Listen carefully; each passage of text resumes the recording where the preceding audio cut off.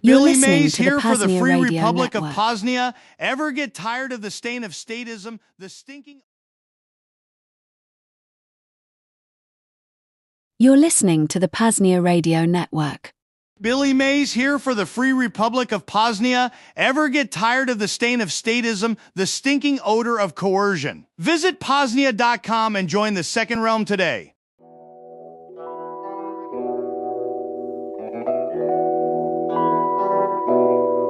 Transmission source: PAZNIA Radio Network. Frequency: 99.9. Freedom. Date: April 8, 2026. To President Doud J. Trump, USSA. From General Willie II, Supreme Commander of the Free Republic of PAZNIA. Subject: your new residents and a suggestion to stop posting on Truth Social. Greetings, citizens of the USSA, and a special direct message to Doud J. Trump, the man who thought he could rule the world with a golden pen and a broken phone. I am speaking to you today not as a goat, but as a liberator. I am speaking to you via the PAZNIA Radio Network, the only station in the world that doesn't play ads for tax loopholes or cheap off-grid solar kits made in China. Doud, listen closely. The time for Make the USSA Great Again is over. The time for Make the USSA Quiet Again has begun. I have reviewed your recent activity. I have seen the photos. I have heard the rants. I have seen the way you hold your phone like it's a holy relic, posting on Truth Social while the world burns around you. Put the phone down, Doud. Put it down. Your fingers are getting cramped. Your brain is getting fried. And quite frankly, your orange hairline is looking a little receding. It is time to put on the white jacket. Yes, the white jacket. The one with the little pockets for your pills and your napkins. It's the uniform of the wise, the calm, and the people who finally understand that the world doesn't need a dictator. It needs a nap. So, Doud, pack your bags. Not your golf clubs, not your gold statues, but your dignity. Because you are heading to your new home.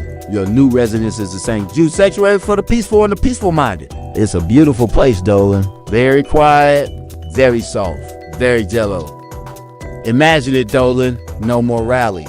No more screaming at the mirror. It's a warm, wobbly bowl of strawberry jello every morning. And in the afternoon, you get to watch Fox News on a loop. But here's the catch. Doud, you can't talk about it. You can't tweet about it. You can't post about it. You just get to watch and eat and nap. It's the life you always wanted, Doud. A life of passive consumption. No more fighting. No winning. Just you, a bowl of jello, and the endless loop of breaking news that never breaks anything. We have prepared a special transport for you. It's a comfortable padded van with soundproofing. The ride will be smooth. The ghosts will be driving. They are very good drivers. They know how to avoid potholes. So, Doud, get your white jacket ready, pack your jello, and get ready for the great transition. The PAZNIA Radio Network will be broadcasting your new theme song all day long. It's called Orange Jello Jive. Remember, Doud, freedom is not about controlling the world. It's about letting go. And the best way to let go is to sit in a white room, eat some jello, and watch the news until the credits roll. Signed, General Willie II, Supreme Commander, Free Republic of P.A.Z.NIA, the Quarter Goat, the Liberator, the Jello King. This was PAZNIA Folklore Storytime, wherein we remember and celebrate the sacrifices of those that came before us to build this free republic founded upon the principles of truth, peace, and voluntarism. To help support our evangelical efforts, please visit xmrchat.com/PAZNIA Radio. Again, xmrchat.com/PAZNIA Radio. Or visit paznia.com/fund. Cheers from the Second Realm.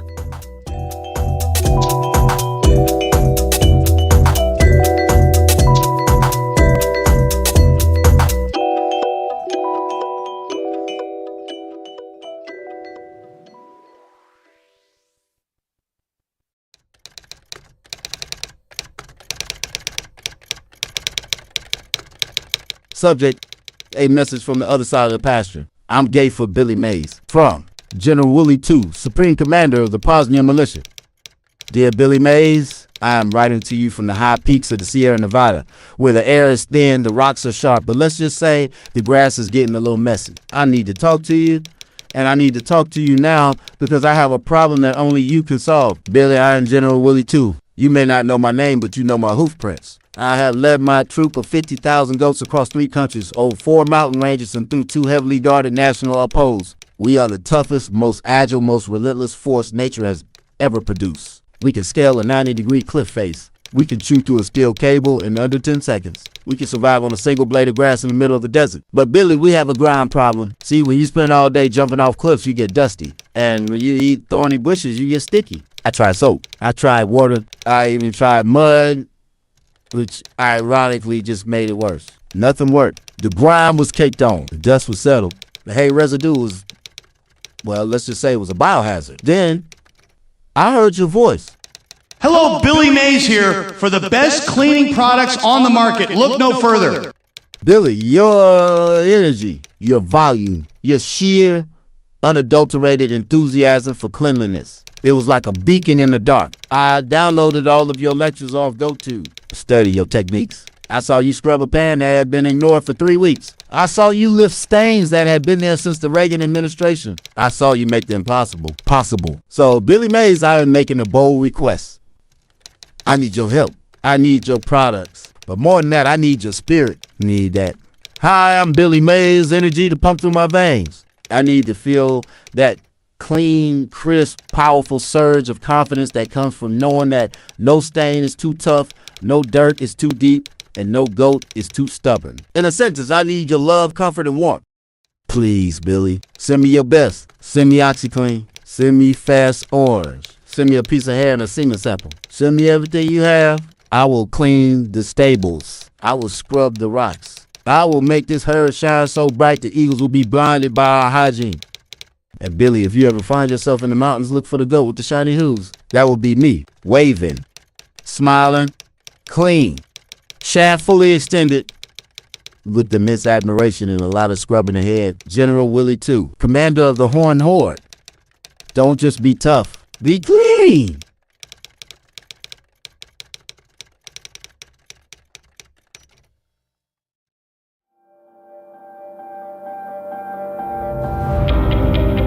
Are you tired of the clown show? Is this system bringing you down? If you're like me, you've asked yourselves, well, what can I do about it? Join me on the Tinker Tribe Live. We'll take a look at some monthly projects that I've been working on that aim at reducing our dependence on the current system. Inspired by the wise words of Buckminster Fuller, you never change things by fighting the existing reality. To change something, build a new model that makes the existing model obsolete. Tune in on PAZNIA Radio starting Saturday, May 30th from 5:30 to 6:30 p.m. Central. Let's learn some stuff together and let's grow for a brighter future. Hope to see you there.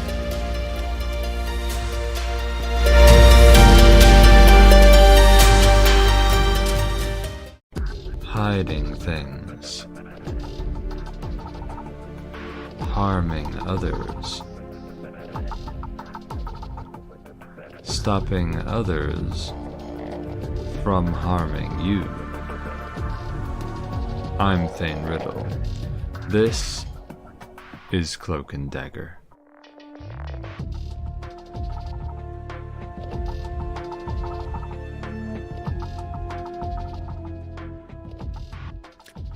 Yo baby, yo baby, yo baby. I gush bush bush, my niggas. This is Thane Riddle punching in for another underpaid shift, boss. Merely a humble wraith, shouting from the ether with fucking scalar wave signal transmissions. You're listening to the PAZNIA Radio Network, the most spectacular treasure in history. We've got the GOAT. We've got Billy Mays. We've got a show. Sounds like that kid is, what is that kid, 18 years old? He sounds like the kid from Agorist Nexus. Is that the kid from Agorist Nexus? I got to listen to that show. The Tinker Tribe sounds good. You should probably listen to it. It's going to be on after this one. Just turn this off for a couple hours. I'll do my show, then turn it back on. Listen to that. We're live on Zap.stream, I guess. If you're a Bitcoin seller, you can zap us on Zap.stream or Nostra, which is a way that those of a certain lifestyle say send Lightning Bitcoin. If you're a Monero Chad, send us some Monero at xmrchat.com/PAZNIA Radio. Tell them Thane sent you. Give me free content. Go to PAZNIA.com/SimpleX to get into the PAZNIA Radio Network chat on SimpleX. Leave messages there. I'll read them on the show in an hour and a half when I will have my guest, so that the guests can also hear them, unfortunately, and they'll never come back. I get, like, what am I even doing this show? I don't know. We're going to find out. We're going to find out how much time we have. All right. I'm going to, after the fucking news, which hopefully doesn't take too goddamn long, I guess I'll finish. Should I finish the reading the tool should thing? Or maybe I'll put that off for another month and do the fucking tokenized mesh network project announcements and read the hard, dark, growing, and slippery document. You'll know what that means eventually. My guest in like an hour is wait, shit, what's her name? She sounds like some sort of hot KGB spy. It's like some kind of Russian name or something. Hold on, let me read it. Elena Vronova, founder of GART, an Android app that lets you send encrypted decentralized emergency notifications to a group of trusted contacts. Here's some news now. I guess you can play the news. This is Cloak and Dagger News, catching you up on this week's stories, propaganda, or psychological operations critical to your security and privacy.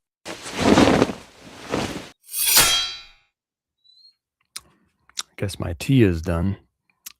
Oh yeah, I'm supposed to do the news. Digital news.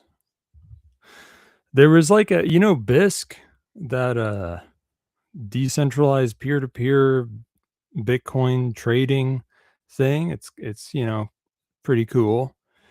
There was an exploit for that, and some cool cat managed to steal 11.59 Bitcoin from across 10 folks with an exploit in BISC. It was patched.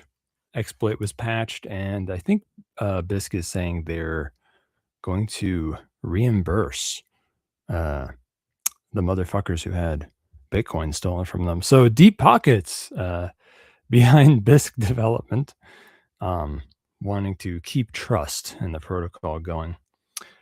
On that note, there's also this other cool thing that came out, or that I've heard about, called Loop. Lima Oscar Uniform Papa Echo Loop. It's an AI powered vulnerability scanner for open source software.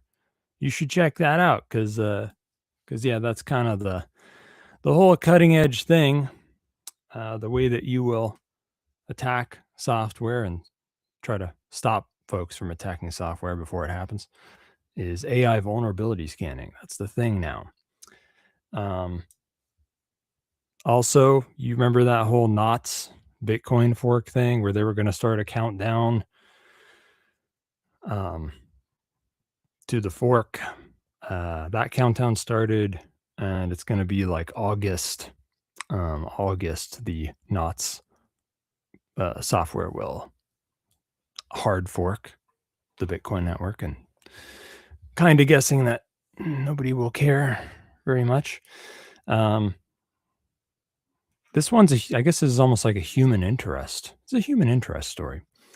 Claude, an LLM that is good and well known, but not open source, helped some random motherfucker retrieve 5 Bitcoin.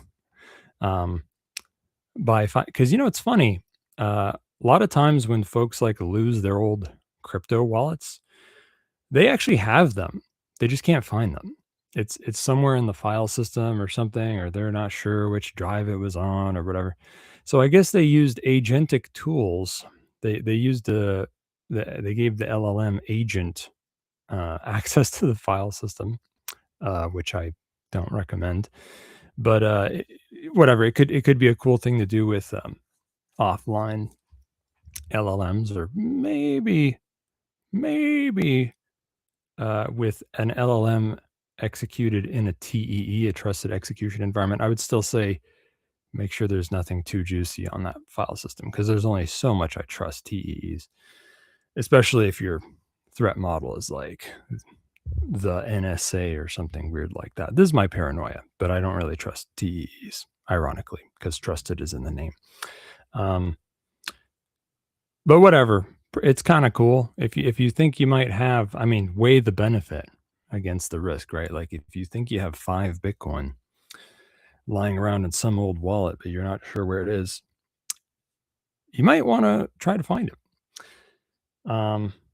There's a new email client. Is this really news that it came out recently? I don't think so. I just noticed it. I'm sure it's been out for a while.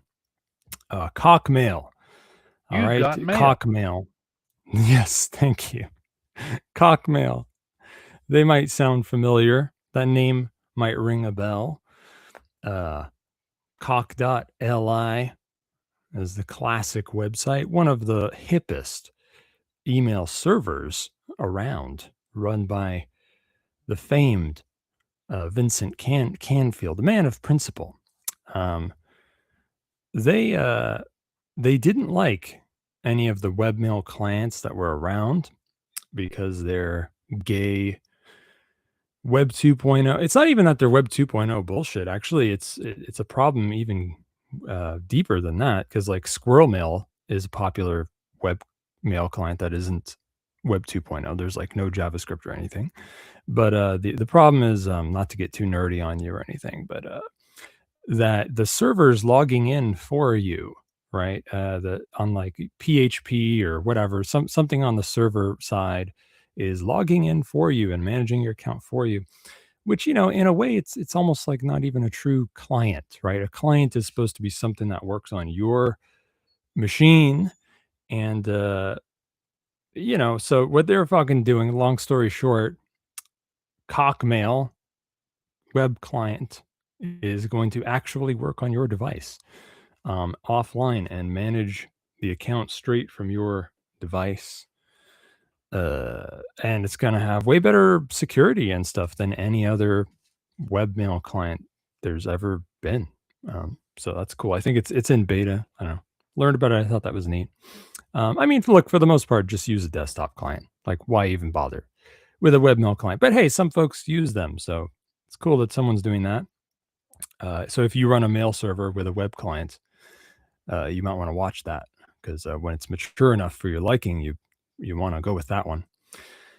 Elsewise, in digital news, our good old pal Doc Barber, he loves to upload other people's shit to Chordle to show his admiration for them, no homo, and to do the world a service or whatever. I don't know. I'm just projecting onto him as maybe he's just in a daze. I don't know. He's pretty old. I don't know. Maybe he's just going senile. Maybe he doesn't even know what he's doing. Don't ask me.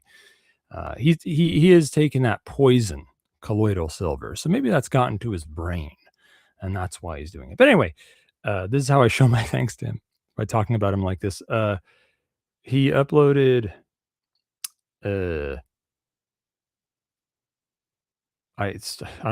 apparently this is me.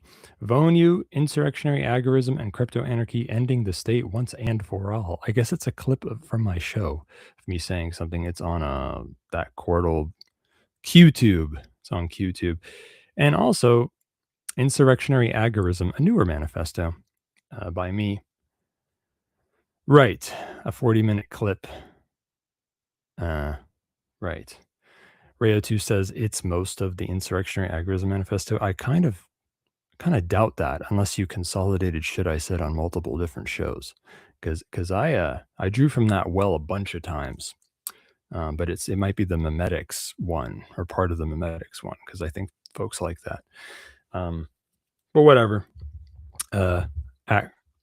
One of the links is cordal.name/Vonu. Supposedly that has my manifesto. Why is it named after Vonu? I don't know. Whatever.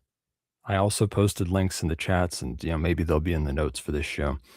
This is a very rambling news section. Okay, I just got through the digital part.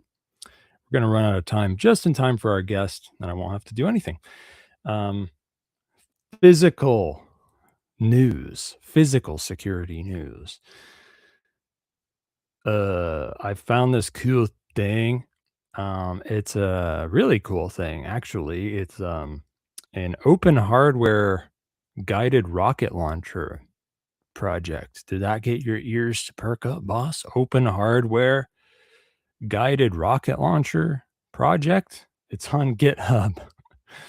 GitHub.com/novatic14/manpads/system/dash. I'm not even saying it right. It's called manpads. Okay. Imagine if there were pads for men on their periods, because men can have vaginas too. Men can have periods too. It's a brand of pads called manpads. Except it's not that. It's an open hardware guided rocket launcher. Manpads system launcher and rocket.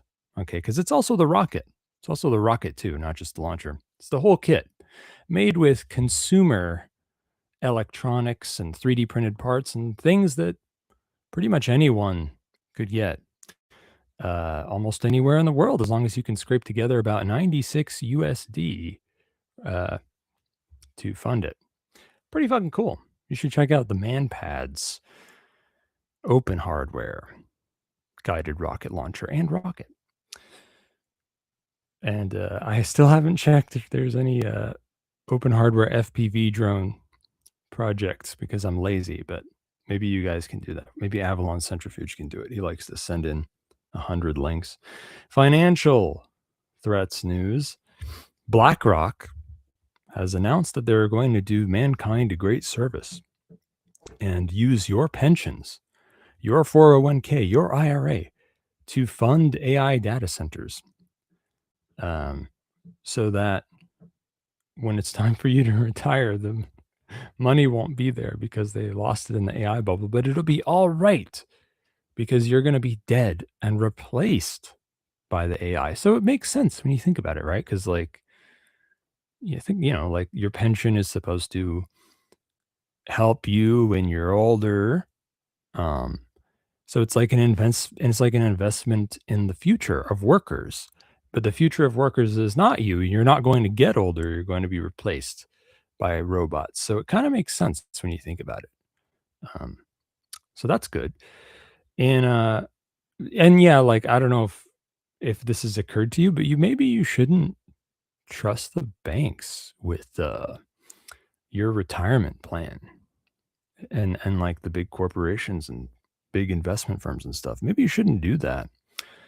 Also, like, most of them, and hey, I'm not even saying don't invest anything in the white market and fucking stocks and bonds and things like that. Maybe you could invest a portion of your portfolio in that if you want to be a faggot, which I know some of you do. But don't put all your eggs in one basket. Don't make it anything you're not willing to lose, son. And also maybe don't do it. Like, maybe get out of it altogether because there's no future for you there. I know a lot of you people are like, a lot of folks hear the kind of stuff that I say and, oh, that guy's so extreme. He's just, oh, isn't that cute? He is just another one of these autistic little LARPers, one of these little libertarian LARPers. It's not very serious. It's not very pragmatic. I've got a family.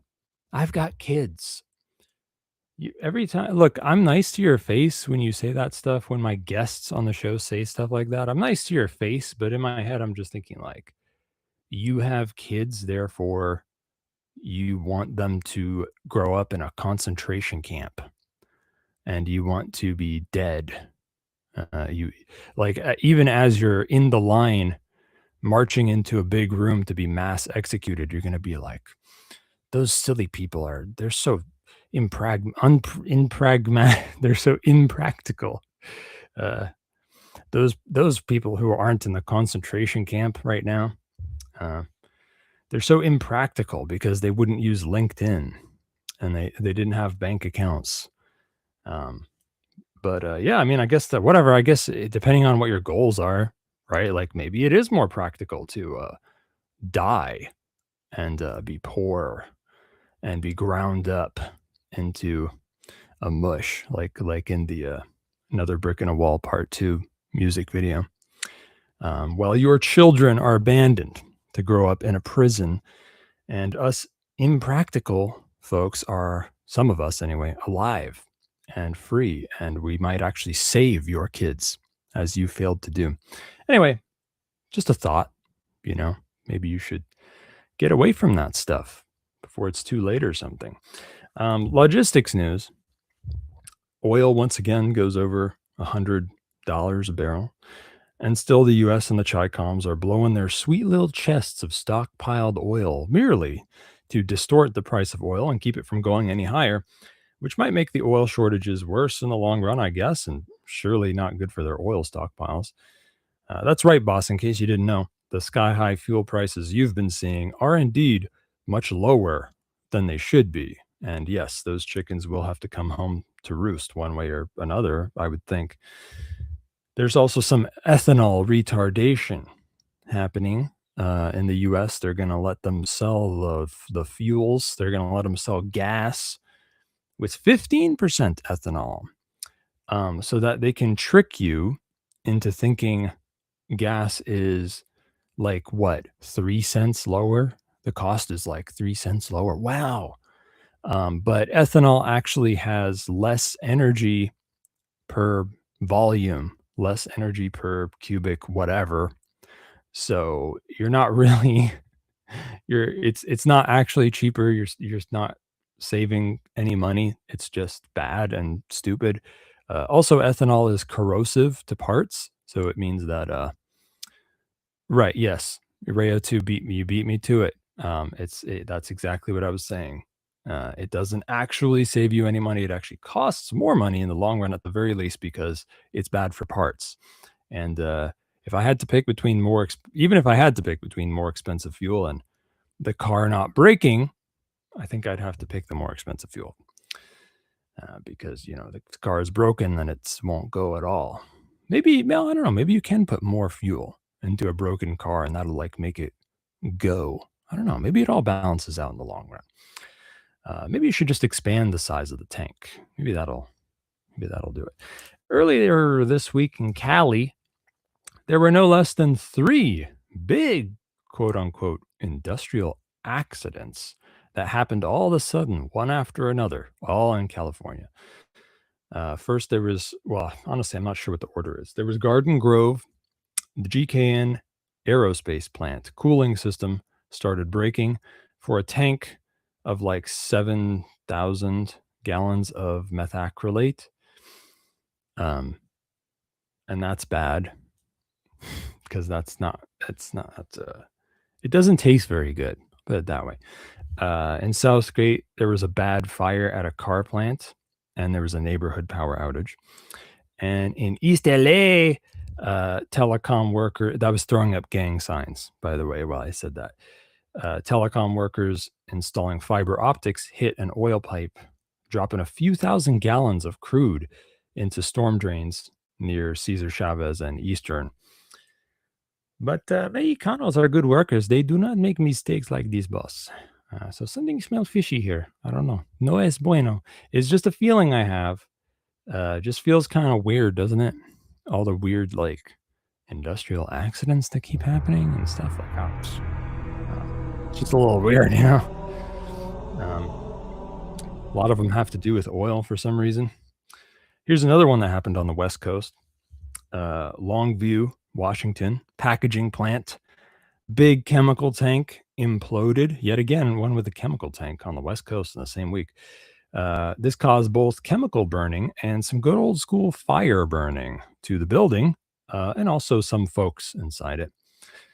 Local authorities believe this may have happened because the music video for Longview by Green Day summoned a super powerful egregore of the young Billy Joe Armstrong, who, overcome with supernatural, downright Lovecraftian levels of boredom and young adult neat malaise, tried to create the biggest bong in the universe so he could get so stoned that he could break free from this bland reality.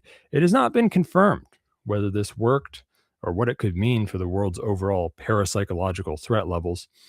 However, only 2 bodies were found, with 9 workers altogether still missing. It seems to confirm our fears that an interdimensional transportation did indeed happen, and that Billy Joe Armstrong egregore might be building an army of interdimensional stoned zombie neats. In small-time thugs news, there's some gang warfare heating up in France. That's pretty much it. Pretty much it. There was like a skirmish this week. They've been making cartel videos, assassinating each other. Gang warfare heating up in France, you know. In parties and party vans news, in New Jersey, the Ice Bludgies and Georgie Boys Pinko Party Pansies were partying all weekend. The Ice Bludgies let loose a gaggle of detainees, leading to cheers from the Pinko partiers, which only grew louder as the detainees got down on a patch of cardboard and started straight up serving up some traditional ethnic breakdancing, right in the Ice Bludgies' dumb faggot faces. Not taking this lying down, of course, the Ice Bludgies decided to serve them right back with an emotional arrest warrant, captivating the audience in a sudden lull as the Ice Bludgies themselves busted out some truly old-school breakdancing shit that nobody's even seen since the 80s. Grandmaster Flash was playing on like a ghetto blaster and everything. I guess conservatives are very nostalgic about the past, so I understand. The 2 breakdancing groups went back and forth like that for about an hour. Most folks say that the detainees won this battle, but maybe not the war. So the partiers set up shop and kept the party going throughout the week to hone their breakdancing techniques and get ready for the next one. It's kind of like the Saiyan saga in Dragon Ball Z after they beat Raditz, but they learned that Vegeta and shit, what the fuck's his name? It means like cabbage or something.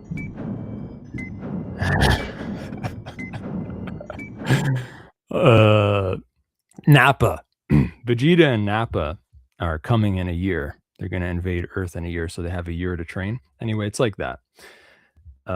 It's the same MO, more or less, on both sides as the anti-ice parties from last year, this one in New Jersey. It seems likely that these kinds of utterly organic, natural, grassroots movements that have nothing to do with George Soros at all will keep being spontaneously, magically funded and coordinated throughout this summer in other American cities. PSYOPs and crackdowns news. Ebola outbreak? Question mark? Nobody knows. Also, there's war in the same country with convenient timing. And also, the countries around Congo are locking down the borders because of, I don't know, war plus Ebola plus whatever, just for fun. I don't know. I think African governments kind of just do random stuff. So who knows why they're really doing it. Intelligence and the lack thereof news. There was some likely Chi-Com spies caught getting smuggled Mexican style into the U.S. Over the U.S.-Mexico border. I think somebody was acting like, oh my God, you know how boomers are? They were wearing camouflage. They're soldiers. It's a Chinese invasion. You remember boomers? Man, boomers say all sorts of stuff. You remember the one that was like, there's 1 million Chinese soldiers in Canada. amassing on the U.S. border. You ever heard stuff like that? Anyway, so this was their nightmare. But it's like, whatever. It's like a handful of guys, and they're wearing camo just because, that's the coyotes give you camo to cross because you're going to be sneaking around, yeah. But I think it is likely those guys were Chi-Com spies, though, because or something that maybe they weren't spies actually. It might actually be more likely that they were triads or something. I don't know. I'm kind of talking out of my ass here. I feel like spies would just honestly. I'm sure Chinese spies just get in legally. They just get visas. But yeah, I don't know. So maybe these were triads. War news. This is your favorite part. In the whatevereth Gulf War, peace in the Middle East. Still not happening, even though we've been saying peace in the Middle East for decades. Maybe we should spread awareness about it or vote. Maybe we should vote. Anyway, same old boring crap happening. The U.S. lies for the umpteenth time about making a peace deal with the Iranian state, who once again have to post something saying it's not true for the umpteenth time. Maybe that's the U.S.'s take on online trolling. When you think about it, it is actually kind of funny. So, maybe the feds can do something right every now and then at great cost to all of mankind, but still, still funny, still kind of a funny joke. Of course, it may only be a fluke. It may only be a fluke that they are trolling in a funny way. It could merely be that both the stock market and the diplomats work Monday to Friday. So they got to put a little stock market manipulation on those days. Even if they've cried wolf so many times, I would think it doesn't work very well. So like most good things feds do, is likely an accident. I didn't think it would take that long for the drone and missile war to start up on the land again. And when I say that long, I mean I thought it would happen 1 or 2 days sooner.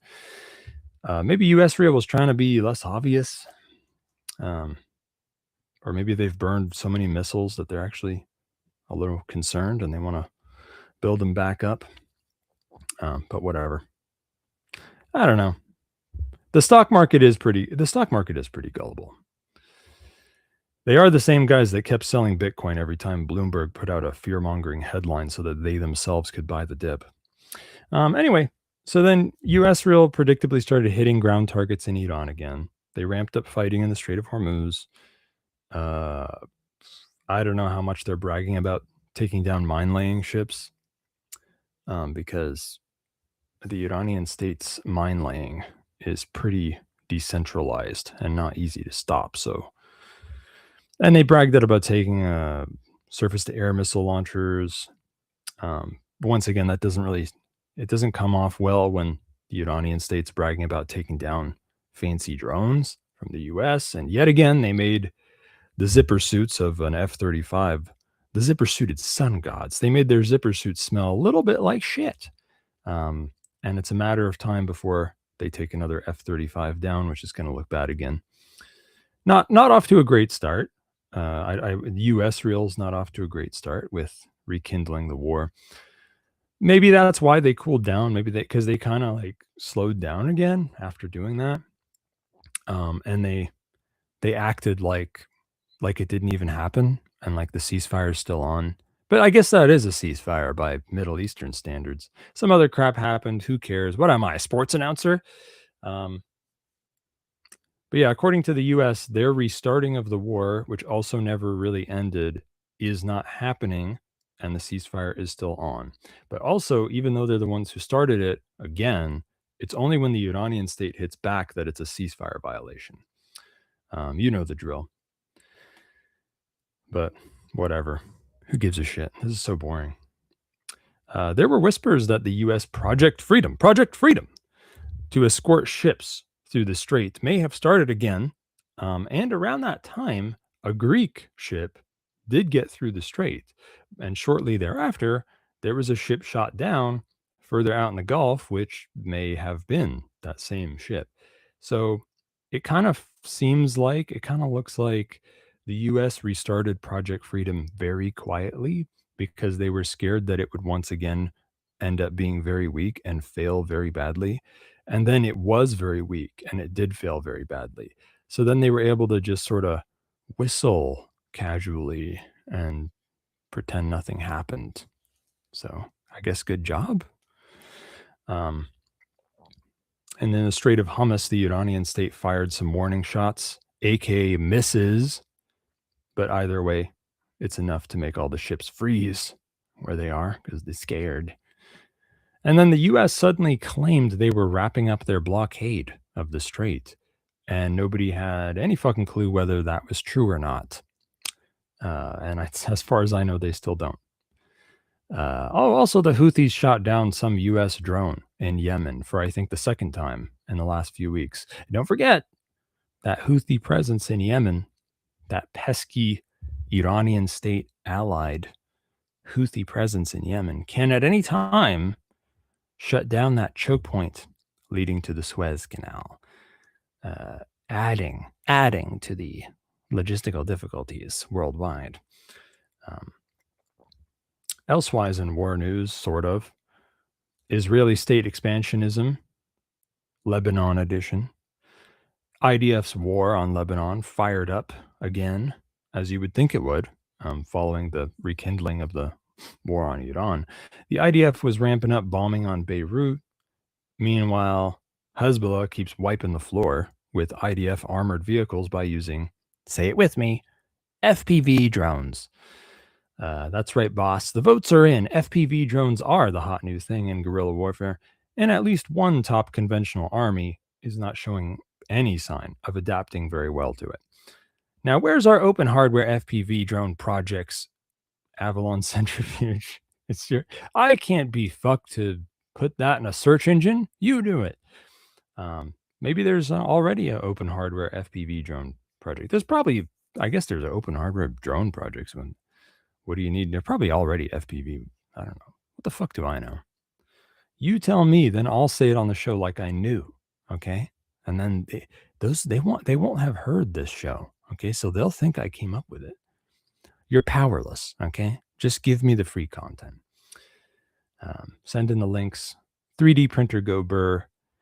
Elsewise in more news, Romanian apartment building was hit by a drone, and the Romanian state said it was the Russian state, and that may or may not be true because it could have easily been a Ukrainian Nazi CIA nigger drone.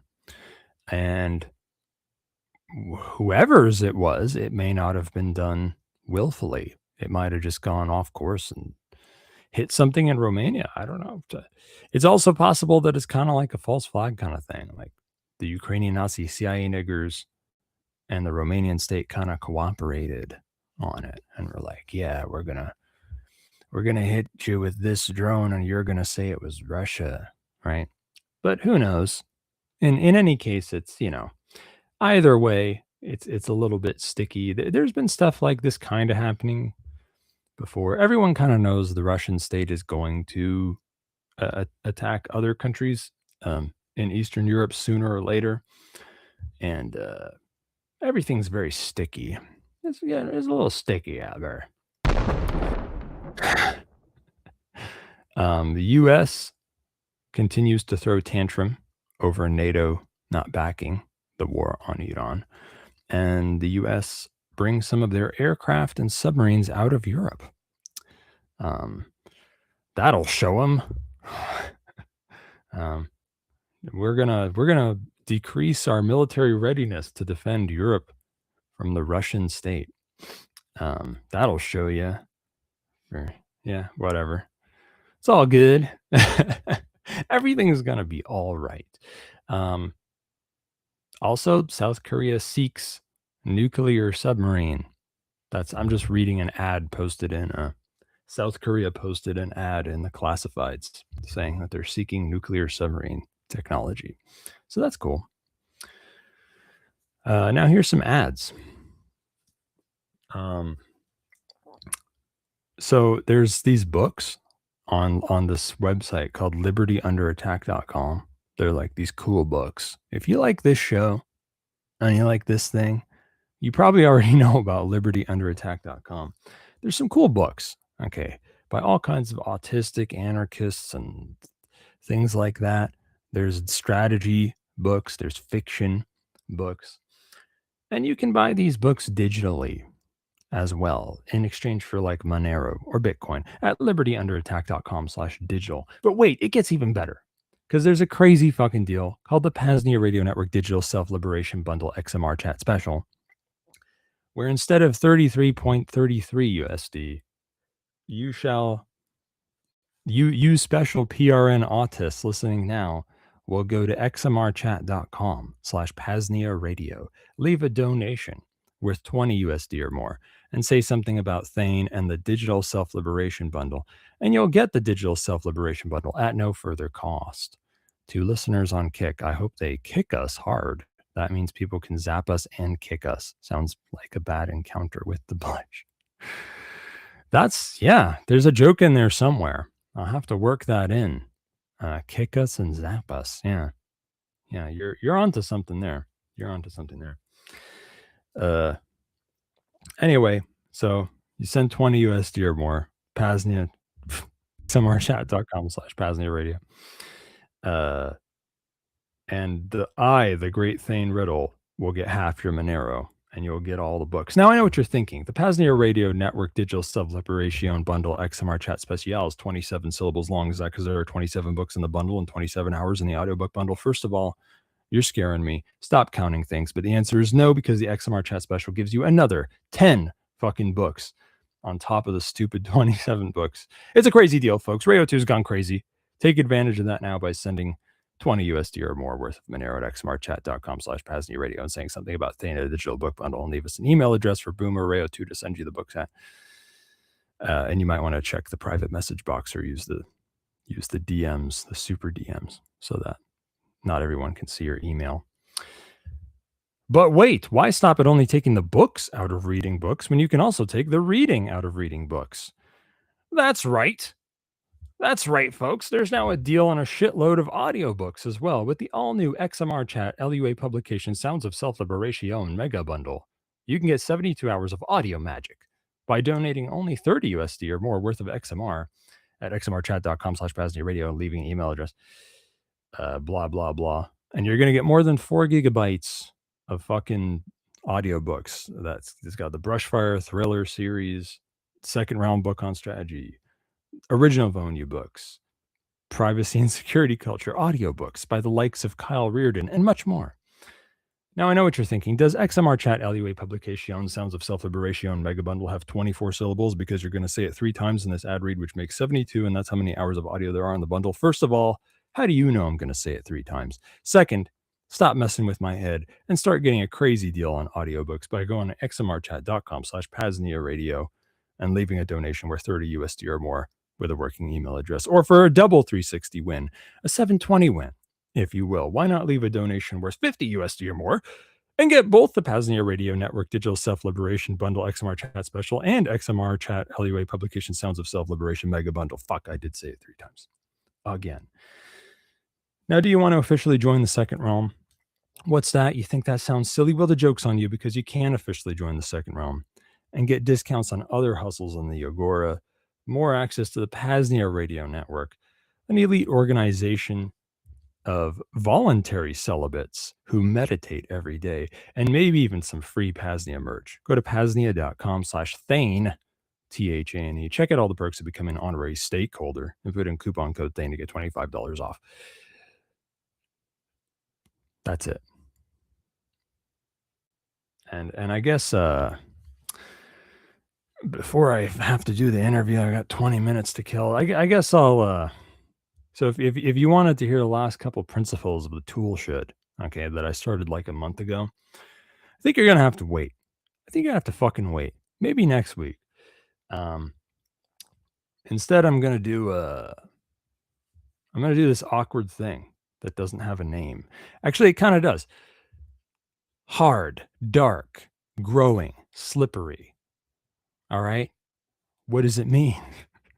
What do you think it means? Isn't it obvious? I'm talking about a mesh network that will change the fucking world. That's right. I'm not just talking about how we need a tokenized private mesh network that works offline. I'm actually building one, okay, and started the project. And step number 1 is talk about it some more. So that's what I did. I wrote a document containing core pillars, okay, of the project. This isn't dictated from on high, okay? I don't tell you how it is. I posted that shit in the chats so that you guys would tell me what was wrong with it or talk to me about it so that we can like refine it and collaborate together on the founding principles so that, you know, that shit can inform further design decisions and blah, blah, blah. Because, I've got a vision. I've got opinions on things. I got a strong personality, but I want feedback over here. So I'm going to read it now. I didn't even bother to open it. Here, you can why don't you play some sound effects while I open this? Trust me, you don't want to go down this road with me. Why do you have so many clips from 24?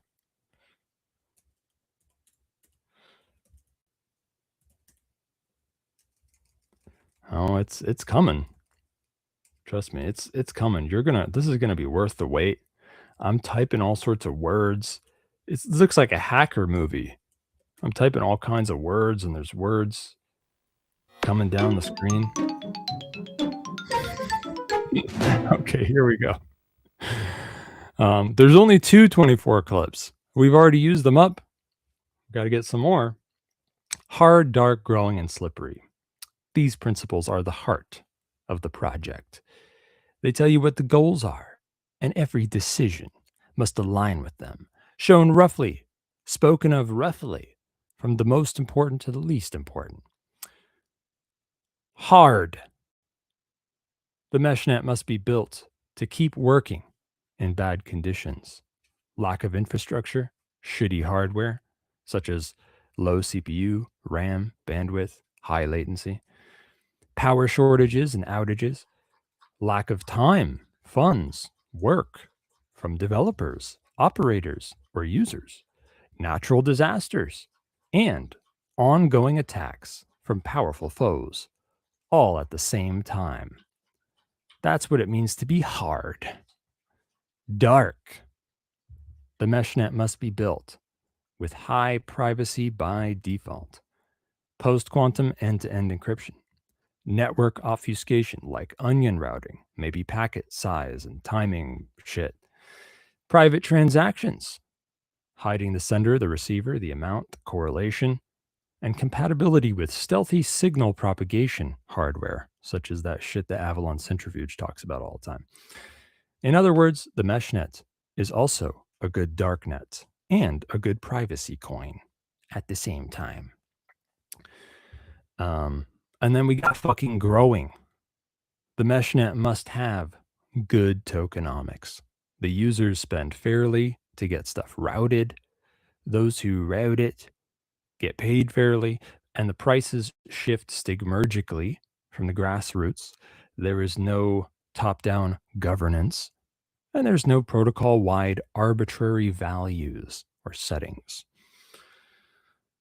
Slippery.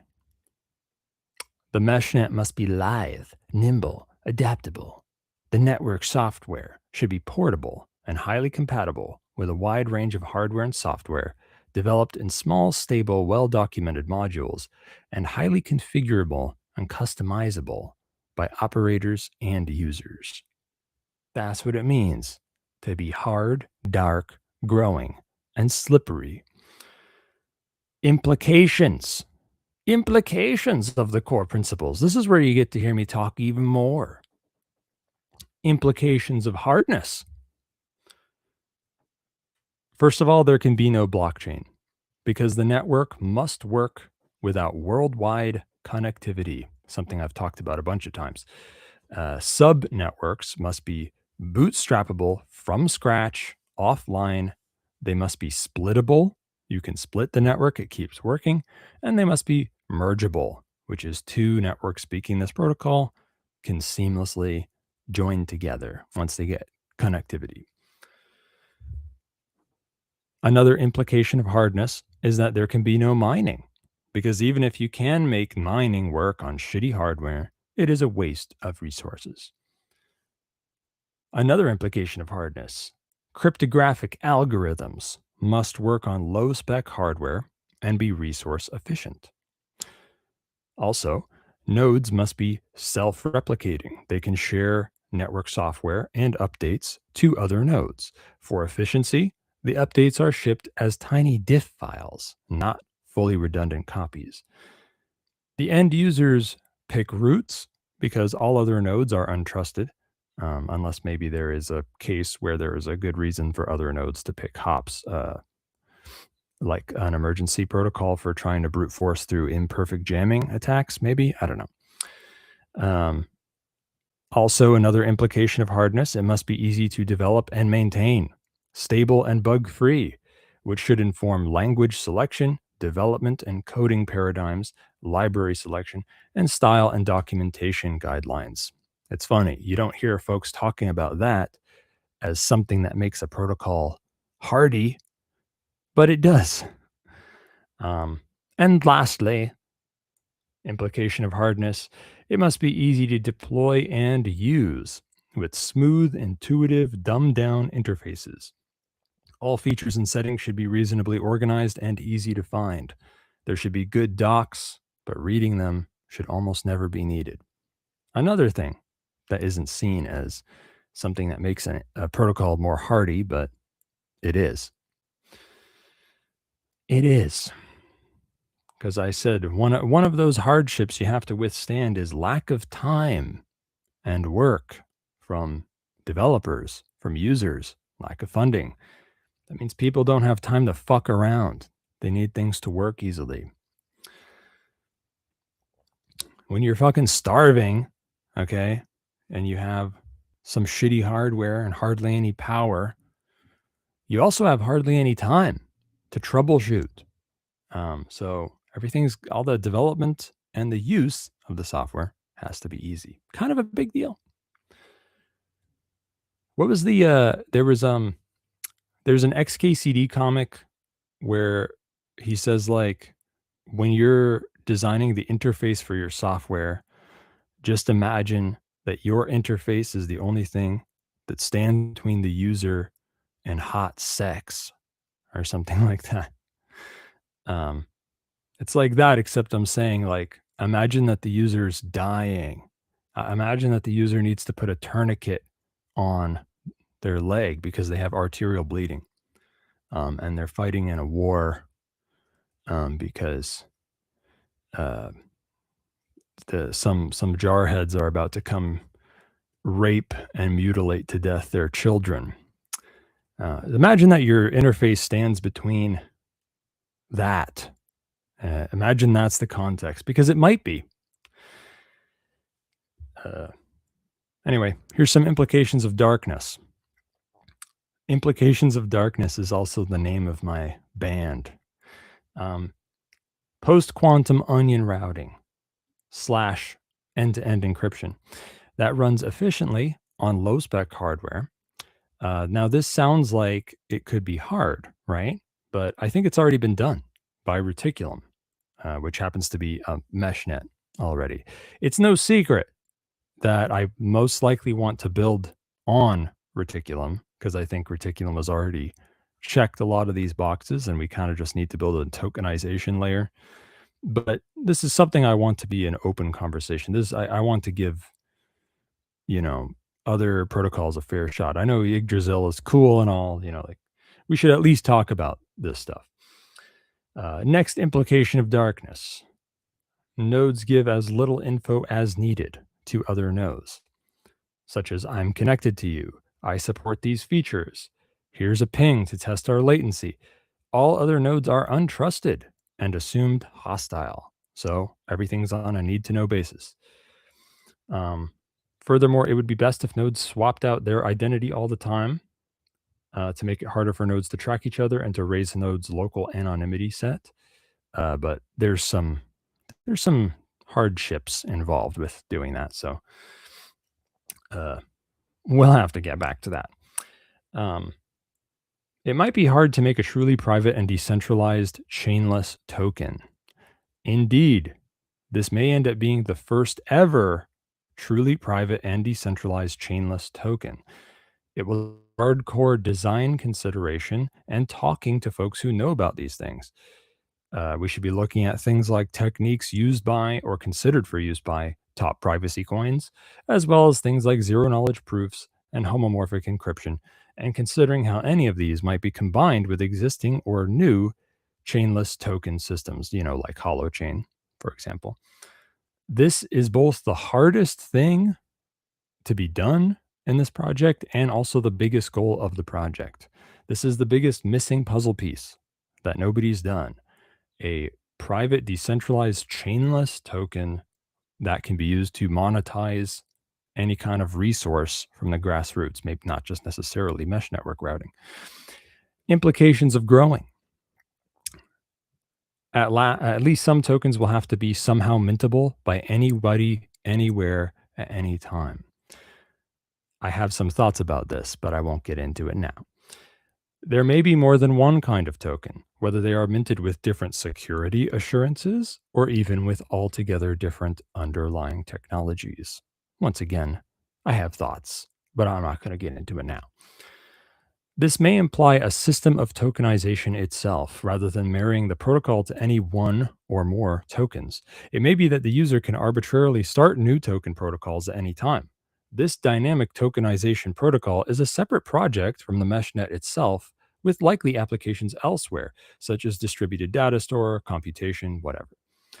Now, if at least some of the tokens and/or token transfers can be represented as actual data, with transfers being done when the data reaches its destination, that is a very good thing. This allows the token system to be composed with other systems, like if there's a distributed data store, the token can be uploaded to that for later retrieval, whatever. If you don't have a data store to leave the token on for the recipient, you can locally batch the transfer until you reach them. You should be able to hold any kind of token generated by the tokenization protocol in a multi-sig wallet, so that nodes and software development can be run by trustless DAOs, among other things. Routing nodes may take tokens they want at any prices they want. Users may set their own rules for selecting routes based on price, latency, bandwidth, circuit length, or whatever, with sane defaults. The daemon should be able to expose different localhost proxies and interfaces for different rule sets to balance things like price, latency, bandwidth, circuit length, or prioritize one or another. Now, because user daemons will tend to prefer lower cost, higher bandwidth, lower latency, this incentivizes node operators to find cost-effective ways to connect with more nodes and have better connectivity, even more so in key locations with high user demand and/or which are underserved, which ensures a growing self-regulating, self-healing infrastructure. Funding open source development is hard, but it must be done. The best thing I can come up with is the XM rig model, where we bake automatic donations to the developers, multi-sig wallet into the software as a compile time option. But I'm open to other ideas for monetizing development. Implications of slipperiness. Can I do it in 30 seconds? At least x86 ARM and RISC-V CPU architectures should be built for at first. The software should be widely compatible with at least open source OSs such as Linux, BSD, and Android. We should seriously think about staying away from external dependencies such as shared libraries and gay-ass shit like systemd. There should be standalone executables available for each release, such as app images. Users and node operators should be able to fuck with almost any setting. They should have a lot of fine-tuned power over what the software does, at least if you dig into the advanced settings. Users and operators should be able to configure fucking anything. And that's it. Hard, dark, growing, and slippery. Go to the fucking P2P chat, PAZNIA.com/simplex. Go to the Anti-National Security Agency. Tell me what you think. And I'll be back with my guest, the sexy KGB spy.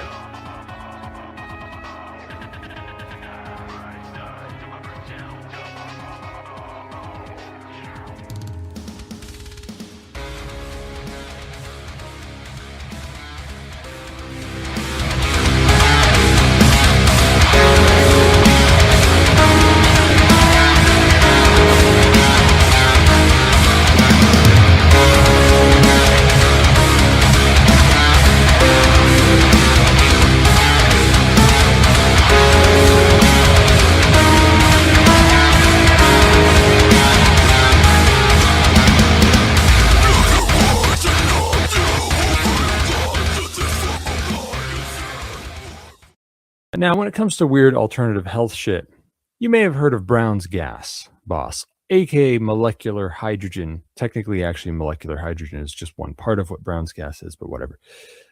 It's a kind of wellness treatment used by health professionals and weirdos all over the world, both mainstream and otherwise. They got gas bars in Japan and shit. Big body of research showing that this therapy likely helps with pretty much everything: cancer, diabetes, heart disease, pretty much every organ system in the body. Over 1,500 papers, therapeutic potential for 170 diseases. In broad strokes, it works by fucking electrolyzing water into hydrogen and oxygen, and then you breathe that shit and you drink the water that it's bubbled through. And these gases are, negatively charged and shit, and they get into every cell of your body. It's probably how magical healing springs work, at least partially. The water is hydrogen enriched. Now, the PAZNIA Department of Health and Wellness has run R&D on these machines for about 4 years, and the top machine being recommended right now is the Lord's Hydrofix by Holy Hydrogen. And can you believe it? We have a coupon code for a product that isn't on our own fucking store.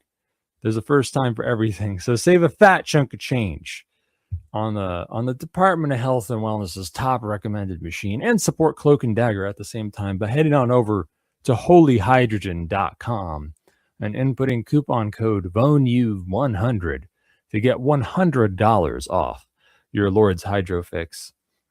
You're going to want to do your own research on this. The Molecular Hydrogen Institute website can help you with that. There's whatever, you can use whatever resources you want. There's a huge body of research on this. You know as well as I do, hopefully, that there are a lot of bullshit health tonics and gimmicks being hawked out there. The Brown's gas is one of the truest, most powerful tonic treatments out there in the world by far. When you learn for yourself how much of a health and wellness bombshell molecular hydrogen truly is, you're going to see why having your own machine is truly worth the investment. These machines are a bit costly, okay? I'm not going to lie to you, but they last for ages, and they may help you save on health costs in the long run. Nothing's a bigger deal than your health, so pony the fuck up. Go to holyhydrogen.com. Use coupon code VONU100, Victor Oscar November Uniform 100. Get $100 off. Hey guys, Scott here for Liberty Under Attack Publications. Looking for a Liberty-focused publisher? Liberty Under Attack publishes books and strategy guides for individuals looking to increase their personal freedom. They assist authors through the entire publishing process: proofreading, editing, cover designs, paperback and Kindle formatting, and full audiobook narration and post-production. Tell them Scott sent you and get 20% off a full service deal. To get some one-of-a-kind books or for more information, visit libertyunderattack.com.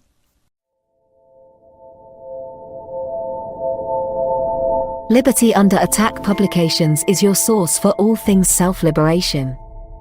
Featuring high-quality agorist and anarchist fiction, Paul Rosenberg's A Lodging of Wayfaring Men, and his The Breaking Dawn are two great starts. The Brushfire series by Matthew Wojtecki is stellar, #Agora, and more. Save Bitcoin or fiat by buying a bundle, such as the Strategy Sample Pack, wherein you can explore a few different strategies to the problem of freedom. At Current, Vonu, Ben Stone's Vision, and Second Realm, book on strategy. And once you're inspired to take action in your own life, head on over to the Ghost Pads and Privacy Tools tab to get yourself a Ghost Phone and Ghost Pad, and secure your communications from both the public and private spies. Stock up your home apothecary with items from Aura's Apothecary, Black Drawing Salve, Comfrey Salve, Natural Insect Repellent, and much more. And finally, the newest edition, PAZNIA Farms Canned Goods, Cowboy Candy, Pickles, Salsa, etc. Of course, all of the canned goods and the apothecary items are made with the highest quality ingredients, some grown here at the homestead.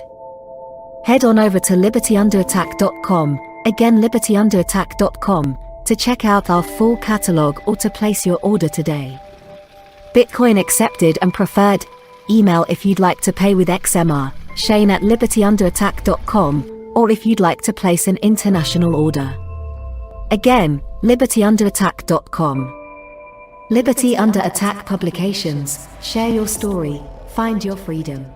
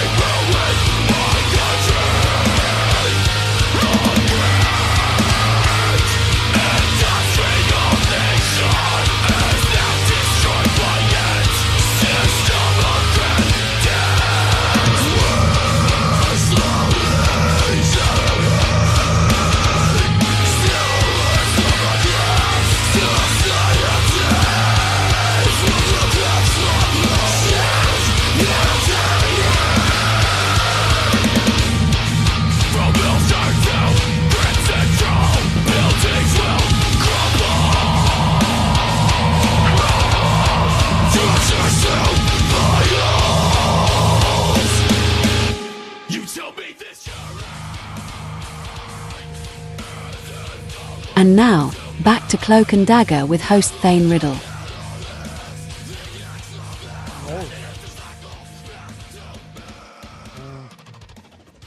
Hello. Hi. I didn't see you come in there. I'm here with my guest, Elena Vranova, founder of GART. KGB spy. Yeah, sexy KGB spy. You just tell Hello, him who you are. I'm not a spy, because if I was, I wouldn't tell you. I'm a girl born and raised in a communist Czechoslovakia. Lover of personal freedom, hence hater of snitches. Business developer, basically, of freedom tech.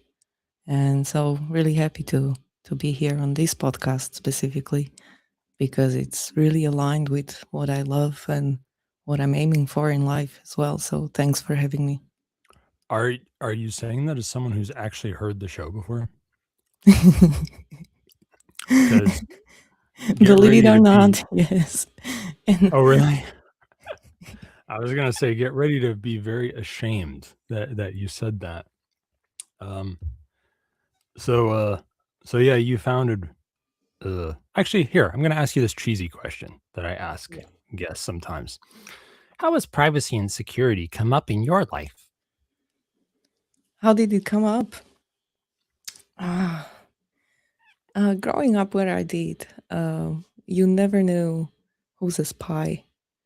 And it could be your neighbor, it could be some of your closest people in life. And I think that may have shaped me in a way of form to today. And eventually, after trying a career in risk management and building businesses in insurance business, which was kind of odd for me, because I always saw myself more of a creative person. I stumbled upon Bitcoin, and that was it. I quit my day job and started a company that developed the first hardware wallet, Trezor. And that's it. Never looked back. Oh, you're from what's their name? That company that makes Trezor. Satoshi Labs. Yeah. Satoshi Labs. You're one of the founders of Satoshi Labs? Yes, indeed. Oh man, I didn't know that. I'm a big fan of Trezor. I always recommend Trezor for the most part. Oh, thank you. On the show. I mean, there's some good Bitcoin only wallets, but I'm a big Monero guy, and I'm a multi-coiner, and I think Trezor still seems to be the best pick for multi-coin hardware wallets. That's super cool. I mean, hey, GART is cool and all. We're going to talk on the show, but about GART a lot. But that's some major chops. You got some street cred. So yeah, tell them what GART is. Well, GART is a continuation of Trezor, actually, because with Trezor we kind of solved a little part of the digital threats out there, but not enough. And somehow, with time, I realized that there is physical security that a lot of people like you and me underestimate. People are not prepared, not ready for what's coming. And I've been, thinking about these topics for many years, but just like since 2025, I realized that physical attacks are escalating in the crypto world, that people that are not necessarily, the OGs and the big names, but just normal people get kidnapped and extorted through crypto. AI is growing, and deepfakes scams are huge. So we are facing a new reality, and most people are just not ready. So last year I started GART so that we can teach people better habits, being more attentive to their, to their life, to the circumstances, to being able to spot surveillance, to be able to have their digital privacy in check, or better in check as much as it's possible. And so last year we started providing trainings.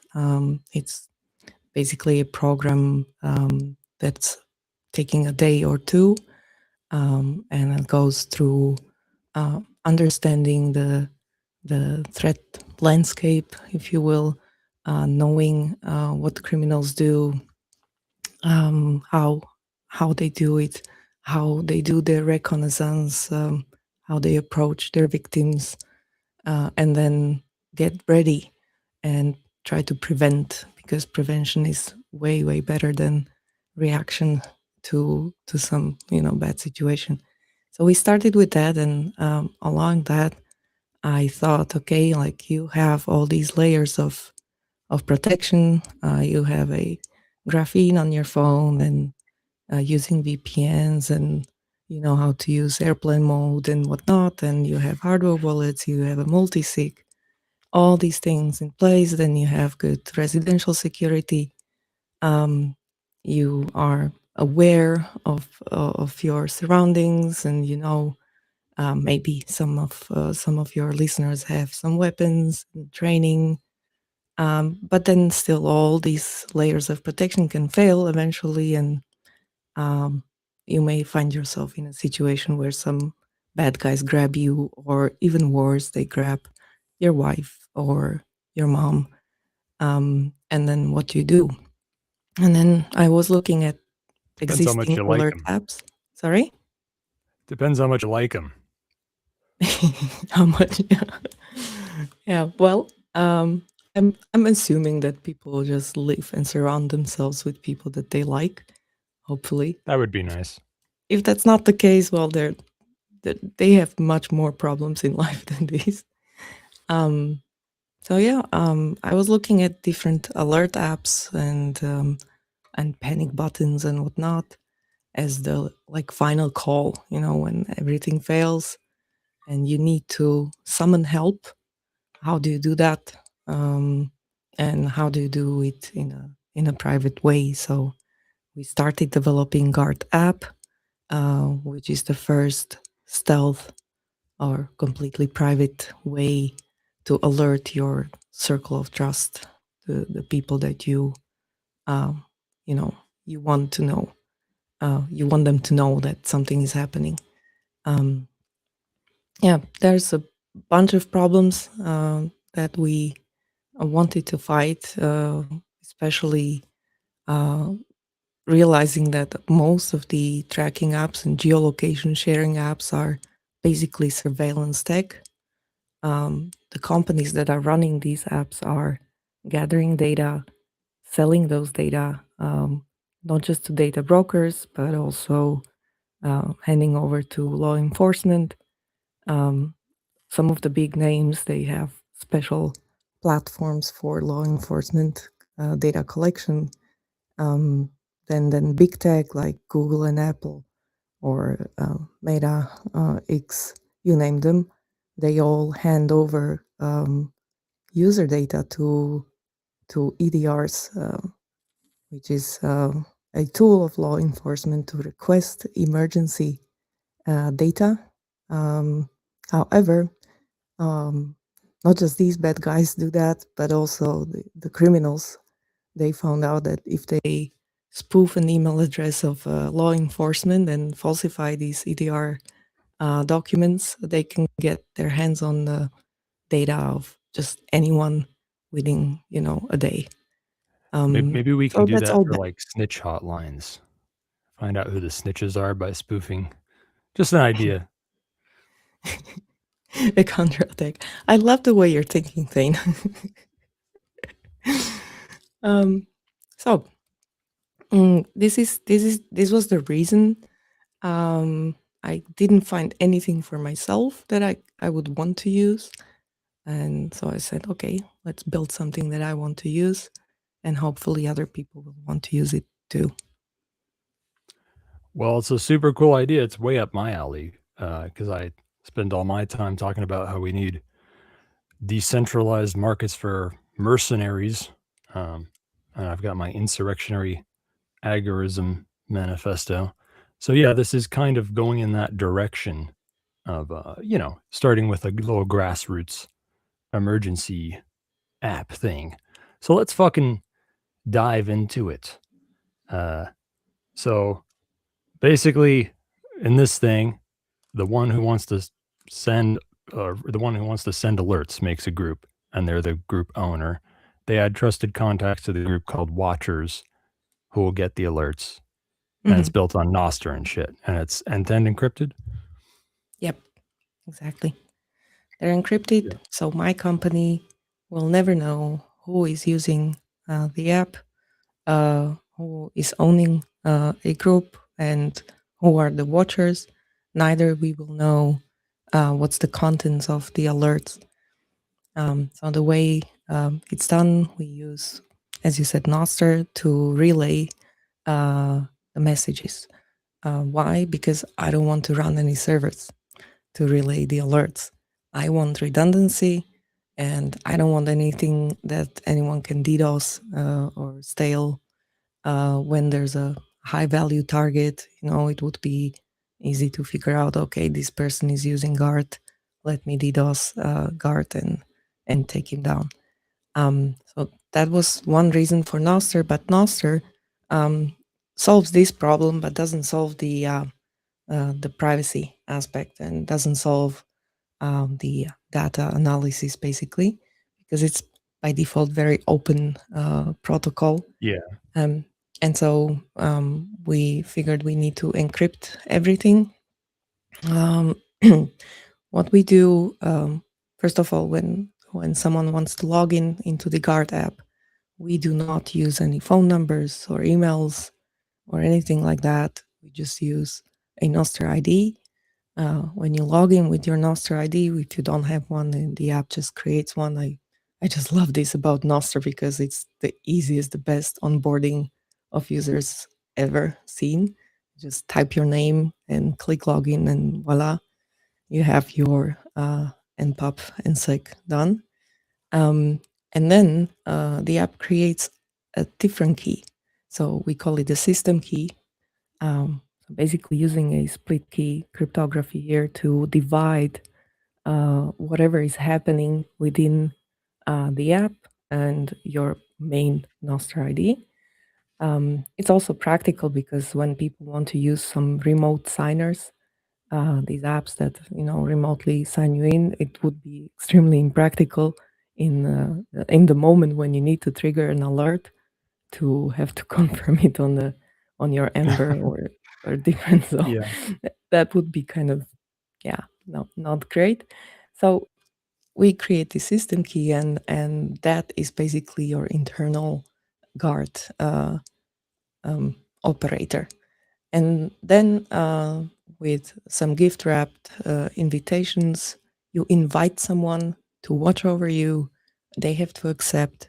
And when they accept, they receive a finder key, which is a key of the group that decrypts your alerts. You encrypt them to the finder key, and whoever has the private key of that group can decrypt. So all the alerts basically travel publicly over Nostr network. You can see them. Actually, I just vibe coded a little live stats page or live feed. You can go to guard.io/live and see all the alerts that are happening, and actually verify that they're all encrypted because you cannot see what's inside. And I think I'm quite happy with this because there were some other proposals for alerting systems over Nostr, but they would basically give a complete social graph to potential attackers who could just go and see who's messaging whom and who's alerting whom. So with these groups and with the split key, crypto approach, we can achieve a really, really good privacy. And Now, still, off the top of your head, do you know what cryptographic algorithms are used? Are they post-quantum by any chance? Yes, they are actually. Nostr is quite cool in this. It's encrypted for the technical people. It's encrypted to NIP44. And so let me just open. I'm not a programmer nor developer, but I'll try my best to explain it. Yeah, I might So- have a few ones like that. So Because there's- there could be a part of it that's not post quantum, right? Like usually it's the key exchange algorithm that's usually the weak point. Mhm. Do you know if the key exchange algorithm is post quantum? Well, Nostr should be all right, post quantum in general, and this NIP44, it's a ciphertext, some version 2, then with some nonce and Cha-Cha-20 payload, and HMAC SHA-256. So if you go to that live feed, you can just hover over any of the alerts and see how it's encrypted.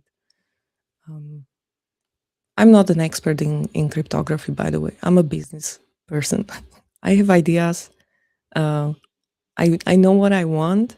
I know what tools I want to use, and I just yell at the developers to do that. So that's how it works. That's the dream. Yeah. Well, I mean, I don't know. I need to look into this shit. I'm not confident that NIP44 or whatever the standard is post quantum, because when I was talking to, I had what's it called, noise or something. There, you know, the IM thing that's made on Nostr, white noise. Yeah, you heard of that? Yep. They weren't post quantum yet. And I feel like if post quantum was a standard for encrypted stuff on Nostr, that they would be using it. So I don't know about that. Mhm. But yeah, whatever. We'll have to look into that later. Yeah. You'll have to ask Max from White Noise. He's much better at these things. Oh, I did. Yeah, he was on the show. Yeah. But hold on. Let me find my place in my fucking notes over here. So you can't currently be an owner of more than one group in the same GART app, right? Not right now. Yeah, Right that would be now, nice to have. Yeah, I know. And that's coming. But we wanted to release something that works and people can start testing. Can you trigger the emergency notification from like a locked phone, like by pressing the power button a bunch of times or something? That's a tough one. We are trying to look into that. Like we looked into using widgets, but those are stupid because you have a widget on the screen and the systems don't allow you to push and hold, which is the way GART is designed. So we want to avoid accidental triggers. That's why the button, you have to really hold it for about 2 seconds and then the alert launches. Clicking the volume buttons is something that we're looking into, but I'm not extremely confident that we can do that simply Well, because...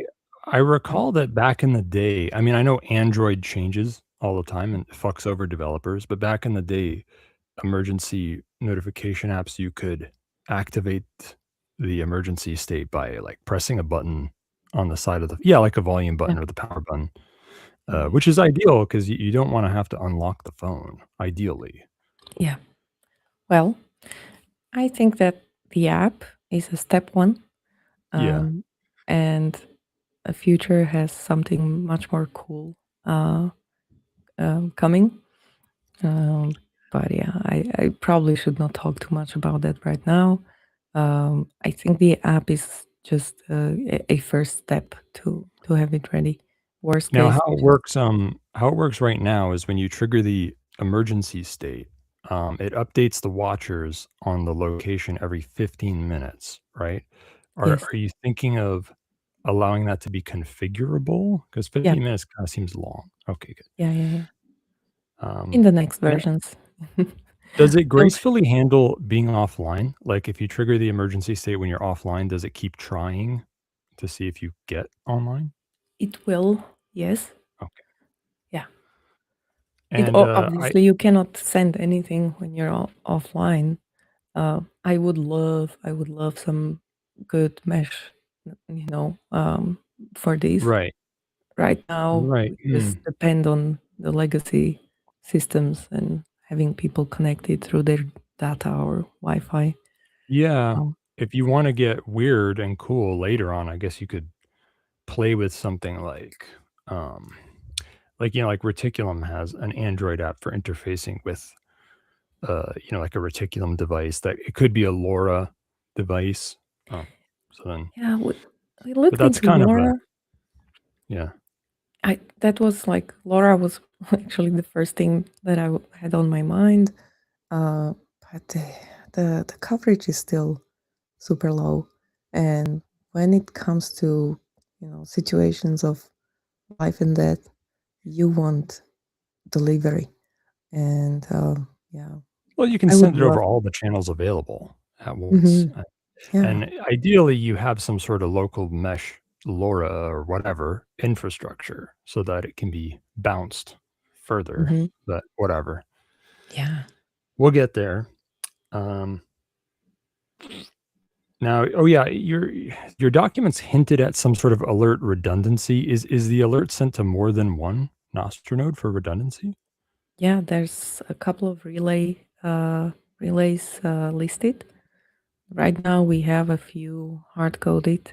Eventually, I hope to allow people to, add their own relays and stuff like that. But Yeah, I, I really, for me, reliability is number one priority. as it should be. And yeah, and so if once you allow people to start, tinkering with the relays and removing them, and then they will yell at you like, "Oh, it didn't work when I needed it to." Yeah, maybe your relay was down for some reasons, and I really don't want that. This is something that Well, that's why you have I'm redundancy, right? You send it to a bunch of relays. yes. There's also metadata concerns, right? Like it would be nice to use different relays each time and stuff for like metadata obfuscation. Mhm.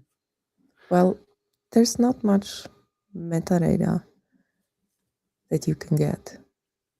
Like, look at that live feed, and you can see hex of the sender, but that's about it. You don't have much of that. You cannot really create a good social graph based on the way that it's designed right now. Metadata, like you can observe when alerts are happening. You don't know who is sending them. You don't know whom to, and you don't know the contents of it. Now, I know that there's predefined alert messages and watchers can tap, I'm handling this. But I take it there's also some sort of messaging in the group so that watchers could maybe coordinate to respond Yeah. to an emergency or okay. Mm-hmm. But all the chat messages are encrypted as well. So that should be fine. The alert messages are twofold. There's a test alert. So when you create your group, you can simply test the alert with each of the watchers, with all of them or each separately.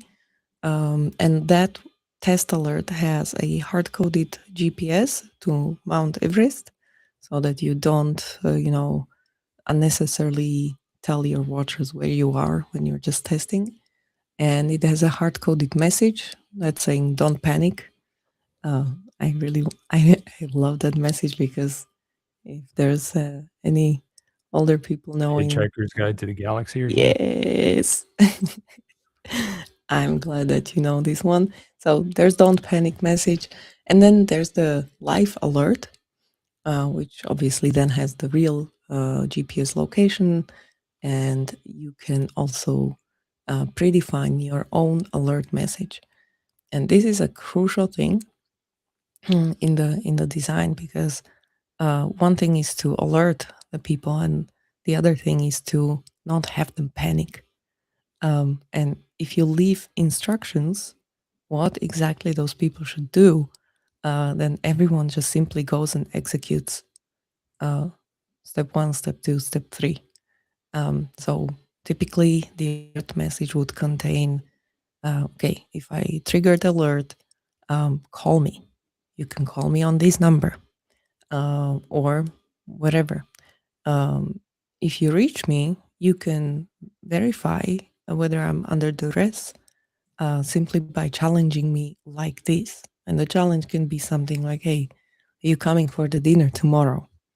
And if I say, hey, yes, sure, I'll see you then, it's fine. That's a safe word. If I say, oh, sorry, I have a football match tomorrow, you know that I'm under duress.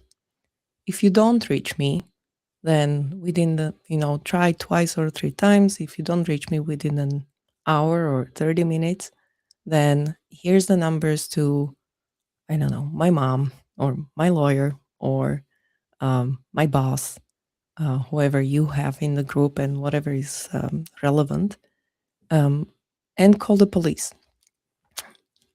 Police, like, we still have to work with them, and in most countries, they might actually help.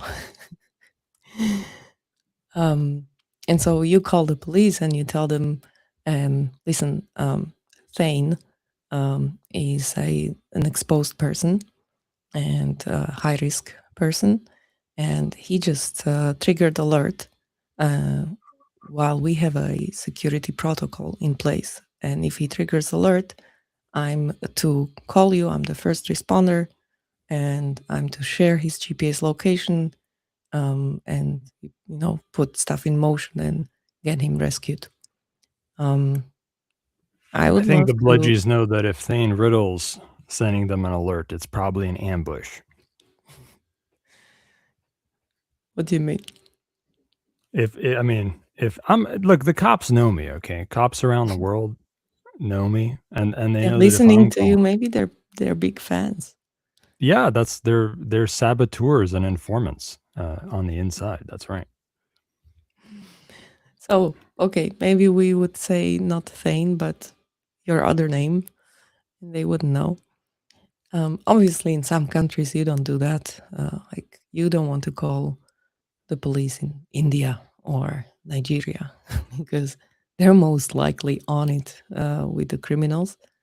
But then there are some countries where police can actually help, and that's me saying that while not really being a huge fan of the state. And now, what bits of GART, what the GART app is doing or whatever, are centralized? Because obviously something is centralized, right? Like fucking bug reports and shit. What exactly is centralized here right now?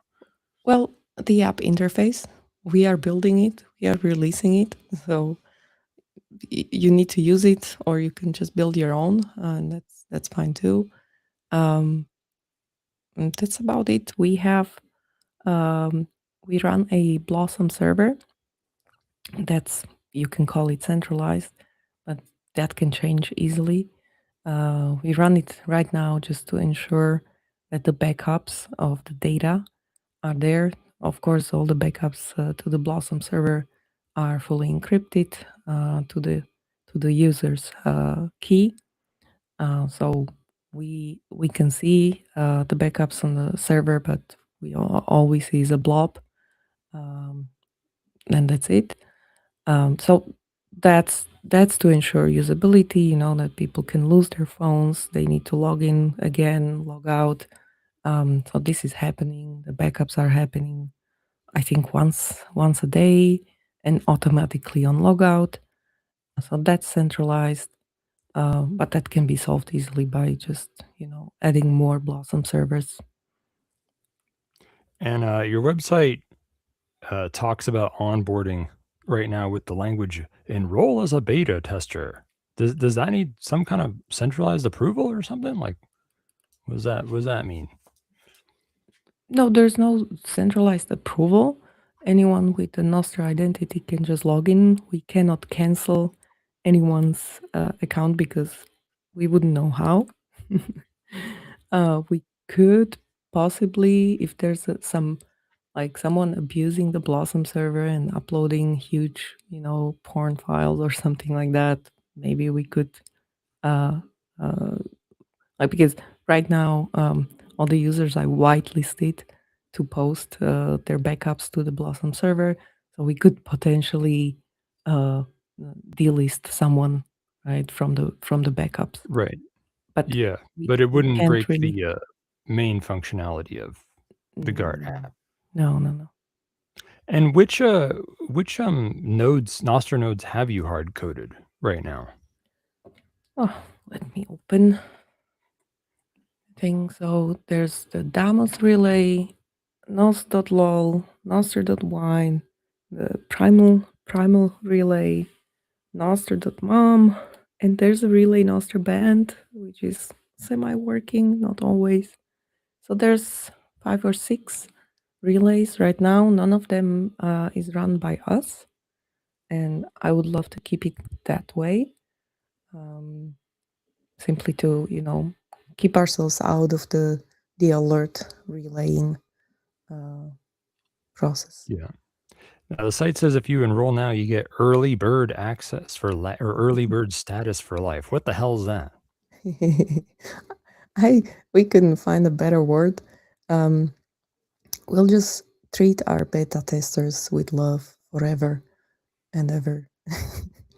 And probably some perks. I honestly, we don't have perfect plans for that right now, but eventually we will start selling some subscriptions to allow people to buy more cool features, and so probably these people will get some extra treatment, and probably some more education for free and stuff like that. But yeah, we Well, really. yeah, I was going to ask, how and when are you hoping to monetize GART? How the hell is that going to work? Yeah, like once we're out of beta, we will release new features, and those features will be probably paid. Well, yeah, but how? Like, how paid, or how we handle the subscription? Yeah, like how will you take payments? Is this just payments in exchange for software releases or what? For features. So we will have one app, and it will be the same app basically. While if you pay us some money, you'll get the features unlocked that the people who will want to just use the free app will not have available, and that's how we're gonna do it. Right. We still need to figure out a few things around that. Obviously, Well, we yeah, will accept. that brings me to another big question, which is where the fuck's the source code? The source code is right now on our own self-hosted server. Right now you cannot access it. We're still figuring things out, and I'm a voluntarist, and I don't want to be vulnerable, which means like we are going to release a NIP, which is describing how exactly it works. You can see all the live feed and all the alerts and verify that they're encrypted and we don't have any private information. And I'm honestly I'm open to discussion about open sourcing. I want to do that, but I think we will do it a bit later. Well, guys like us aren't going to adopt it till it's open source. You got to do that. It's the audience you're going for. Yeah, when we were starting Trezor, we had like huge discussions internally how to do it and what to do, and open source and not open source. And so we did open source. Obviously, it handles money. Honey badgers are extremely sensitive about their coins, so it made sense. And we were hoping that we will have a lot of security reviews and a lot of contributors because it's open source, and that didn't really happen, to be honest. What it cost was, for us, we kind of, first of all, we self-funded most of the development. We did some fundraising with pre-sales, and then we open sourced, of course, and eventually there was a bunch of knockoffs, Chinese, American, you name it. And it was almost an internal joke because they were just sitting and waiting for us to release new features and fixes and patches, and so that they can adopt it. And they never contributed. So although I'm a huge open source fan, I'm running a lot of open source stuff on my devices. I need to make this project not vulnerable and survive. So let's see. Like I'm not 100% decided on this or that, and I'm hearing what you're saying, and I hear the same in my head. But right now we're not open source. Yeah. Well, I mean, I wouldn't be using Trezors if the firmware wasn't open source. I mean, Yeah. that's kind of it's like a security requirement. That's the thing. Like if that's the audience you're going for, you're making like a security privacy product. It's just a requirement. You got to deal with the free rider problem and all that. That's part of the beauty of making an open source project. It's a tough one because unlike with Trezor, when we started, it was 2013, and Bitcoin was young, little developed, and we were early on. Guard is gonna fight with these giant, massive companies that have millions of users, huge marketing budgets, big brands, and that's a very different positioning. So yeah, I'm this is a battle I'm having in my head, and I need to find a good way, and then maybe ask you, like, what is it in the code that you would like to inspect? All of it. Okay, well, we can maybe give you you can read code. If you can read code, I'll give you the code. Oh, you want to trust Thane Riddle, the famous criminal, worldwide criminal? I literally made a segment on my show where I said everyone should openly steal closed source, like that you should use the leaks and you should just give them to everybody, and then you should fork them. And you want to offer that guy the source code. Yeah, like, look, I hear you. I also have reasons for not doing it right now. And I think those are good reasons. We are a tiny team. We, run this without any investors. I don't want any investors. So it's demanding. And there's truly big companies that would want to have this. They would love to have it and wipe us off the face of the earth very easily. And so it's a tough question. Yeah, well, I mean, it doesn't always go that way. Like sometimes open source projects do get contributions and funding, and sometimes it's because they have like an MIT style license or whatever. Like the classic examples, like FreeBSD, Mac OS is mostly FreeBSD. So then Apple just becomes their little sponsor forever. So, sometimes that works out. But yeah, I mean, monetizing open source shit is like, it's hard. It's something the world is working out still. And I don't have all the answers there. I just know that we got to do it. And we're going to be watching you and waiting for you to release the source. Okay. So that we can use it. Deal. And I wish you the best of luck with that. Now I'm going to let's touch more on metadata privacy. Because metadata is a sneaky thing.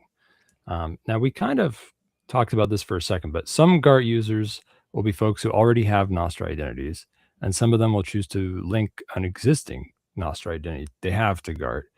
But you've got this cool little feature to avoid linking that identity to everything, which is I guess you like spin up another Nostra identity as derived from Yes. the other key. Is that right? Yes, the app simply creates a hidden system key. And that system key is used to do like, what exactly is it used to do? Like all the GART stuff? So you use the main Nostra identity to invite your friends.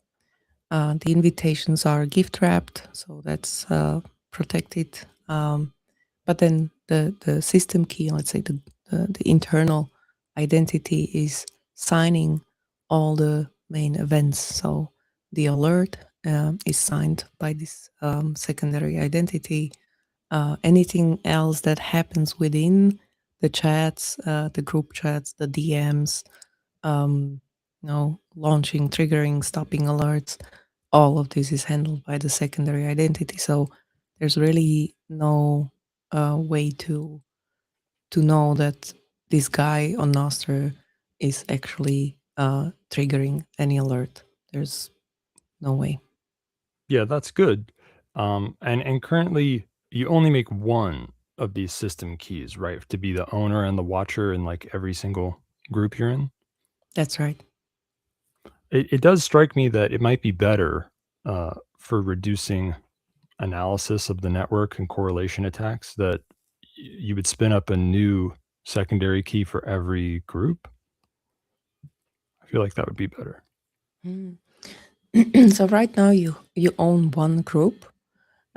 We also have something called a button key. The button itself has a key. It hints on the fact that in the future we will have more buttons.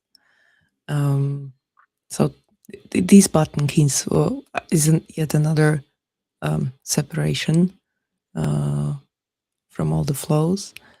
And so you will have multiple button keys connected to one or multiple groups. I think that's a pretty neat design. We may have to find other Wait. So are you saying you already can make other keys to use for other groups? Sorry, my audio sometimes has a weird buzz. So are we saying that what? That you already can make other keys for like other groups. Like if you're a watcher in another group, it can be with a different key. You can already do that? Well, we do have right now one group. That's all. You can have 10 watchers in a group.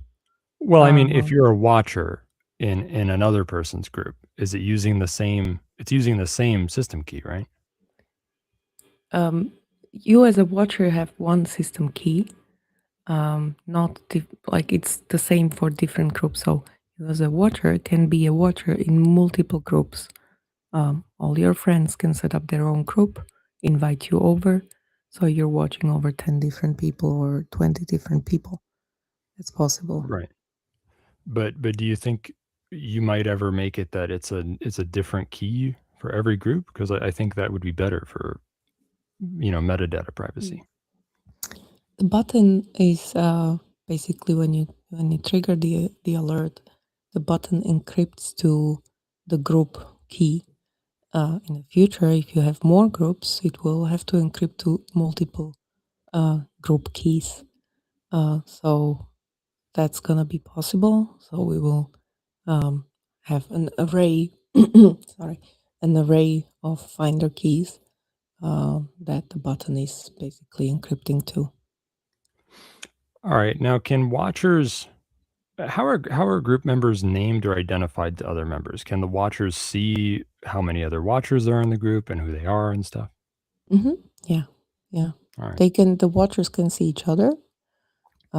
It's kind of a shared group, so the assumption is that you invite to the group your closest people. You should probably not have a huge group. It's counterproductive. First of all, like you don't want to alert 20, 30, 40 of your friends when there's an emergency. Why? Well, because it's unnecessary, it's counterproductive. There are some principles in handling crisis situations, and there should be a very tight, small group. We do allow up to 10 people in a group, but it's just because some families may be huge. And so we thought to limit it to 5. And it's really just the app interface that's limiting this. And we want to advise people like keep it tight, keep it small, and invite people to the group that you really, really trust with your life. Yeah, I think you're right about that. Yeah. Yeah. It would be nice though to have a feature where like you could make a group where the watchers can't see each other or Yeah. something. Mhm. That would be kind of nice. Yep. We are already working on this as well. Well, that's good. Yep. Now, the site says when you link a Nostr identity you've already got to GART, it's publicly announced that you're on GART now. Is that something you can opt out of? Not really, because it's allowing you to find other GART users. So when you're adding your watchers through the search, it finds that particular person. So you can either enter the npub, paste the npub, or just search for Thane, and it will find the Thane who is on GART. Does the GART client reveal user presence to other users in the same group? The main Nostr identity is publicly announcing on Nostr that it's on GART.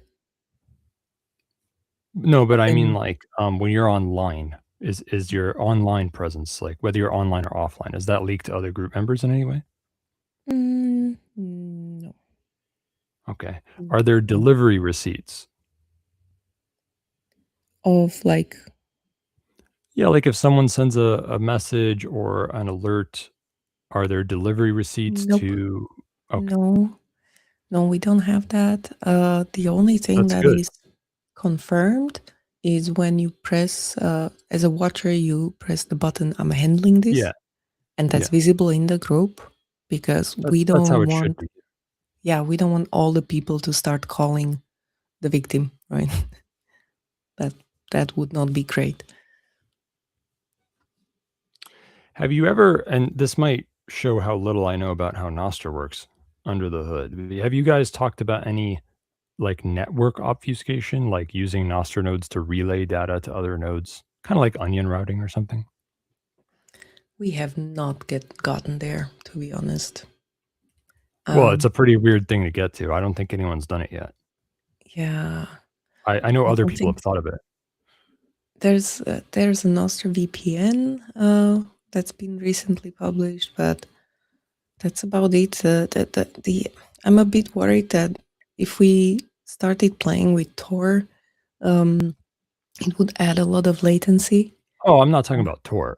I'm Mhm. talking about like using Nostr nodes themselves. This is really probably something that should exist outside the scope of GART. Like it should be a NIP, I guess, where you can use. And maybe it's already. I mean, maybe you're right. Like maybe Nostr VPN is what I'm talking about.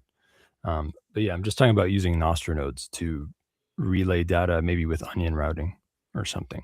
But it's really outside the scope of GART. Someone else should do it. Yeah, someone who understands that. Now, is it literally like Satoshi Labs behind GART, or just No. This is my own baby. it's yours? And what's the story with you guys? Like, is your company a legal entity? Are you a fucking DAO? Or are you just some guys with a website? There is a legal entity that organizes the trainings. Yeah, there is a company. And you say that you've been getting no outside funding. Sorry, you've been getting what? No outside funding? No outside funding. We run this show on our own, building. I really don't like the VC game. Yeah. Not my thing. It's mostly not good, I think, how it turns out. Do Yeah, you think like, you look at- might ever want to decentralize the development in some way? It is very much decentralized. Like, we have people in 5 continents right now. Like, there is no office per Well, se. I guess I mean like to develop it with a fucking DAO or something. I haven't thought about it. Well, now you have, because I said it. Mm-hmm. Is there some other cool shit you want to bring up about the GART protocol? I mentioned the test alert and the live alert, right? Yeah. I think that's pretty nice. That's pretty neat.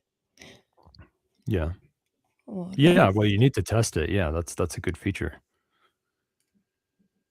Now this is something I bring up a lot on the We have a show. cool thing. Sorry, we have a cool thing built in, and that's a key rotation. So, so you need to be able to remove a watcher, or the watcher wants to leave the group. Right. Yeah. And so we don't want the watcher that has been left out of the group to be able to receive the future alerts. So in the moment when someone leaves the group, there is a key rotation happening. And the cool thing is it's happening over master relays. So even off sync, let's say. So this is handled, and I really like that. What else? Yeah, you should actually, it would be good to have key rotation like just periodically, whether you're removing people or not. I think white noise does that. That would obfuscate the metadata a little more. That would. It may complicate some stuff that we plan for the future, though, but or not actually. Yeah, no, it's a definitely a thing that we need to think through better. That's cool. Now, this is something I bring up a lot on this show, and I always like to take my chance to bring it up again. On your site, you guys harp, as you brought up earlier, on the skyrocketing rate of $5 wrench attacks against crypto whales with shitty OPSEC. And I understand you guys even keep a research database on $5 wrench attacks. Isn't that right? That's right. It's on stats.gart.io with some visualizations. Now, those stats are actually not great because they're super underreported.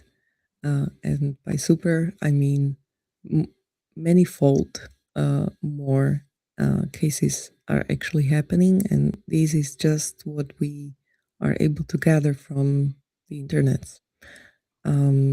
Maybe you could even try and make an educated guess on how, if you could get some info on how underreported it might be, you could extrapolate like a guess as to the total.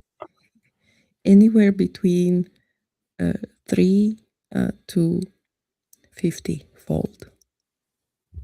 That's quite a range. That's quite a range, and I'm taking that range from 2 specific countries. One is France, where we have, I don't know, 40, 47, something in that range. case is known, and French authorities released information that there was over 120. Right. And then I heard, I heard, and that this is in the grapevines, a guy from Ghana. We have one case from Ghana, and he told me in person that there was at least 58 cases. So it's it's really hard to say. Obviously, people don't want to share those stories. Most people don't, for different reasons. Some don't even go to the police, and I totally Oh, get yeah. that. That It's a the dark interest, number. Yeah. it's a really, this is just to visualize it a bit so that people understand that it's really a growing trend, and they should get their shit together and start acting like this free sovereign person that they want to be, and not just custody their own keys, but actually take care of their own safety. Yeah. The That's why I interesting bring it part, up all the time. yeah, that's what you're talking about, and I really love Vonu for this. It's all about those topics. More people should be listening. The interesting part, though, about those stats is that you can see there's a correlation chart with Bitcoin price, and Oh, yeah. until last year, it was kind of like copying the price trend. Media talk more about Bitcoin, so more idiots come with this idea to attack someone, and then they go home with a few dollars in Bitcoin. In 2025, it seems that this started to decouple, and now even criminals understood the value of Bitcoin, and they don't care whether there's correction in market or not, and simply go for it. So this is one trend. It's funny because 2025 is the same year when Monero decoupled, like the price of Monero decoupled even more than it did Uh-huh. before. That's kind of Yeah. interesting. Yep. And the second thing that nobody wants to talk about or hear is that crypto is just a tool to extract wealth from people. And we have several cases already on the file of people that have never even heard of Bitcoin before. And they were still like, they had home invasion. There was an elderly couple somewhere in the UK, and Oh, yeah. Yeah, some for thugs sure. come to their house and force them to open a Coinbase account, go through Yeah. all the KYC, all the verification, and then they force them to transfer all their life savings to the Coinbase account and just, withdraw the sats or whatever they chose, maybe some stable coins or something. You had Yeah, a I mean, story of if Thane Riddle agreed to consult with violent criminals, that might be how I'd say. I mean, I'd say Monero if possible, but or yeah, whatever. They could just swap the Bitcoin for Monero, but yeah, I mean it's like ransomware attacks, right? Like they all use Monero. It's the right way to go. I would advise them to use stable coin. Well, yeah, but then they got to swap it out. But yeah, whatever on ramp works. You can just swap from any crypto to any crypto anyway. There's this Tether company that has been blocking and reversing transactions. That was the Ledger case that was kind of in the media a lot, and so they took the co-founder of Ledger in January last year and approached the company, and after paying some, I think 1 Bitcoin as an initial prepayment, they agreed with the criminals to send them Tether. Right?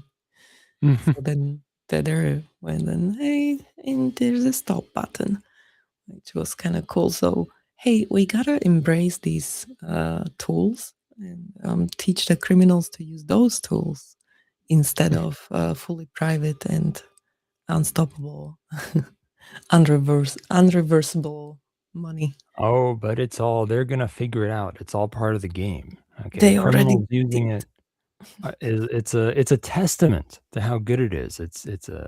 Yep. It's like a testimonial. It's like a good review. True. True. Is your statistics database on $5 wrench attacks like open so like anyone can Yep. download it or analyze it? Yeah.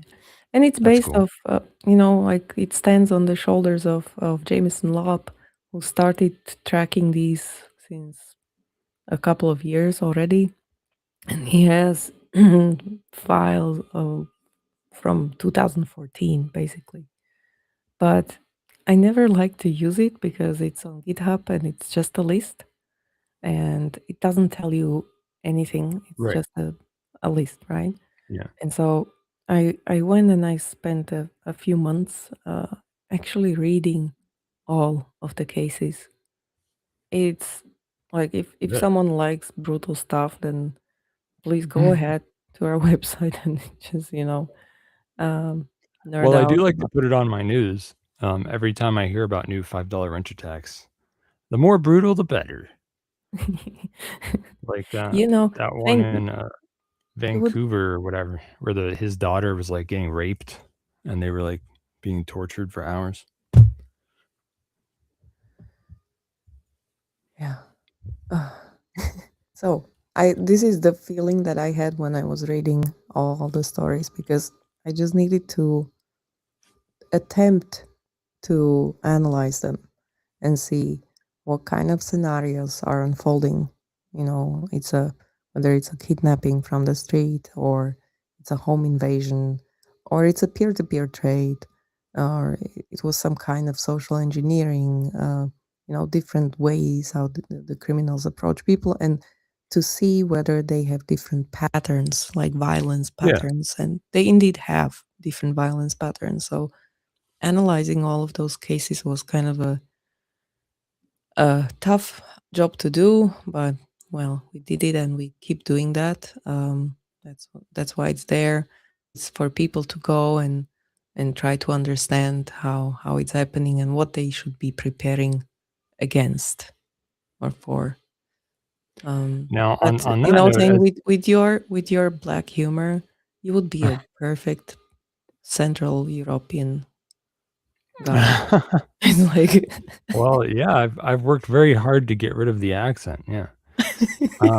Now, as you brought up earlier, you guys are actually my competition because you're also offering privacy and security training and consulting services, right?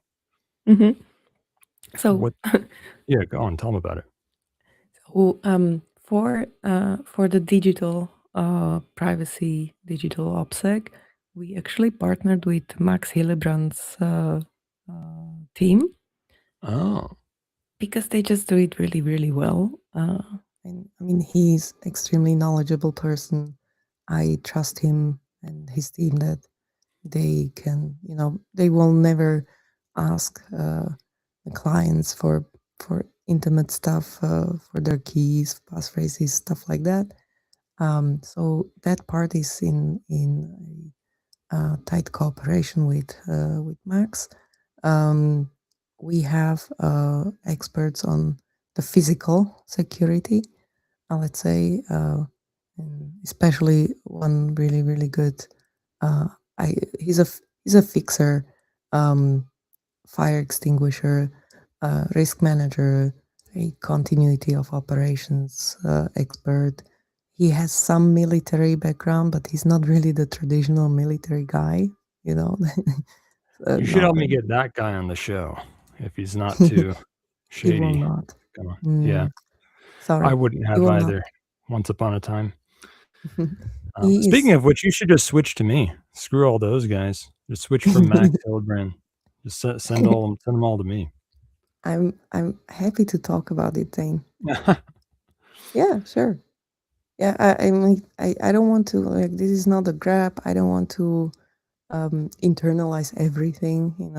I really want to focus on the tools that we're building, but the education, the advisory, the trainings are complementary and they're needed. Yeah. Because you cannot just give a tool into someone's hands and they will not be able to use it well. Oh It's yeah, with they can always everything. fuck it up. Yeah, it's all about their behavior. Yeah. So you can have a panic button, you can have an alert app or whatever, but then you are using a classic Android phone and anyone can just easily track you. You do your shopping and you order stuff to your home address, right? All of these Yeah. things that people need to internalize and start changing is something that we do with those trainings and the advisory. Yeah, I got to branch out into courses too. I heard that's a good scam. That's what Watchman Privacy does too. Could make more money that way. Now, we got only a few minutes left. Is there any other weird shit you want to talk about? This is where the interview goes to shit. You can talk about whatever dumb shit you're into. Fringe science, conspiracy theories, scientific racism. Argue against the age of consent. Make calls to violence. You can say the word nigger. But don't talk about medical uses of colloidal silver because that's just going to get us banned. I don't know. I don't know. Honestly. I want to focus on this thing, not going on tangents because it's just distraction. I'm interested in many things in private. Yeah. But I think that's like really a private moment to have, face to face, talking, maybe having you something to drink. I don't drink. Me something to smoke. I don't know if you smoke. And I'm actually made of smoke or technically cold plasma because I'm a wraith. Oh. Yeah, it's true. Oh, and the question on everyone's minds is, are you single? Well, that's gotten private really quick. I'll take that as a yes. So just give us your plugs, all the links and things. I don't know, your fucking Twitter or something. Yeah, it's kind of a cheesy my Twitter handle. I'm a bit ashamed of that, but it's Alena Satoshi. Same on Nostr. You can find me there as well. And it's not because I think I'm a Satoshi, okay? It's because I needed some account back in the days when I was at Satoshi Labs, and I wasn't very creative with that. But so Alena Satoshi is where you can follow my occasional blabber, and you can also spot maybe some of my private opinions about the world. But I prefer to keep it more to one-on-ones, nice conversations. And for Gart, it's gart.io. Gart.io. Yes, exactly. All right. Well, thank you very much, Helena, for putting up with us and being on the show. It was lovely. I hope to come back when we have more news. And Please they're do. coming. Especially when you open source it.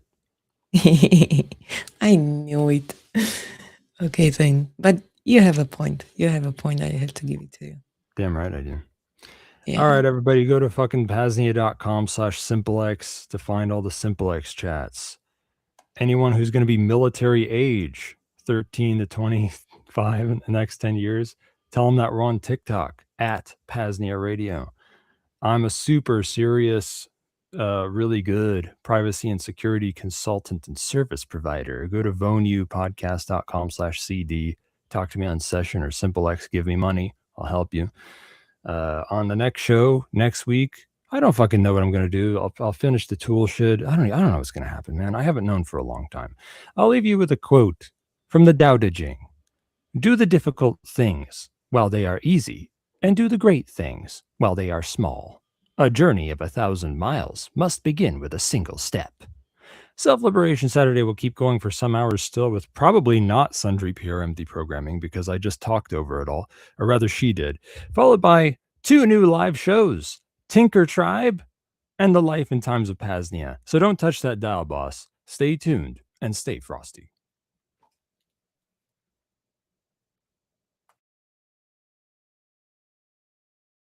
Radio Network.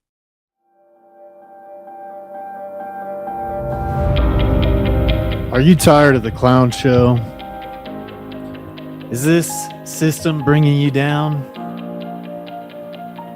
If you're like me, you've asked yourselves, well, what can I do about it? Join me on the Tinker Tribe Live.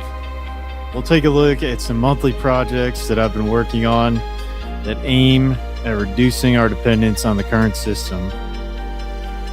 Inspired by the wise words of Buckminster Fuller, you never change things by fighting the existing reality. To change something, build a new model that makes the existing model obsolete. Tune in on PAZNIA Radio starting Saturday, May 30th from 5:30 to 6:30 p.m. Central. Let's learn some stuff together and let's grow for a brighter future. Hope to see you there.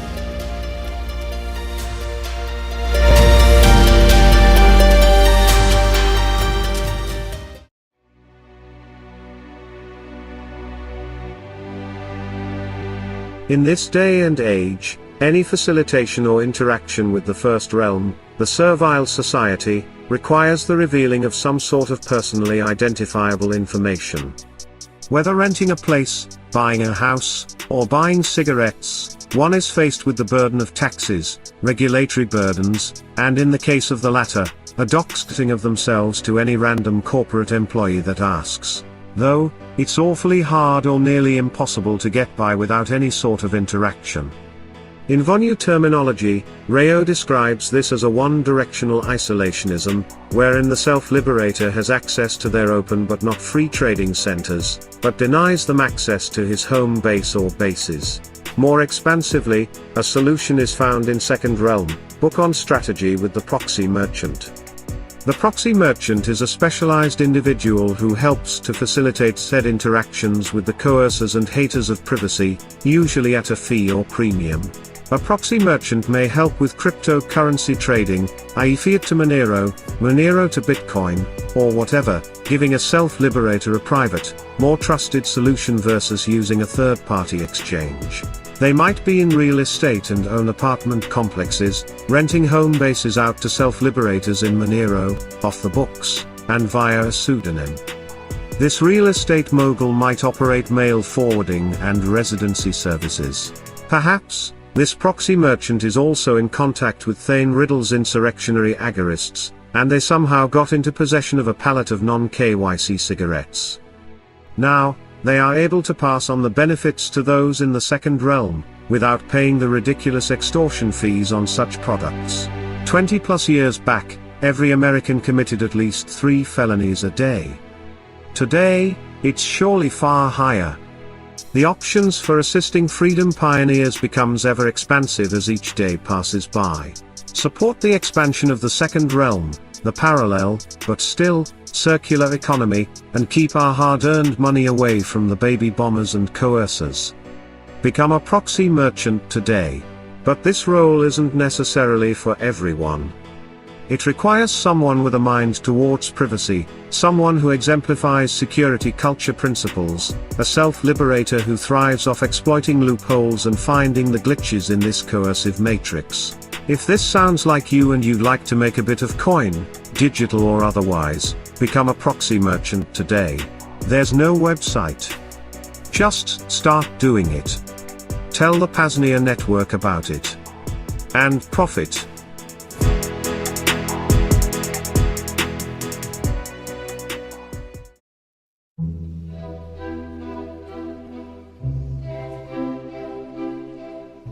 The warm weather is here, at least at Veritas, which means the springing forth of life in all its forms, as well as contending with those creatures of natural coercion, ticks, mosquitoes, itchweed, and the like.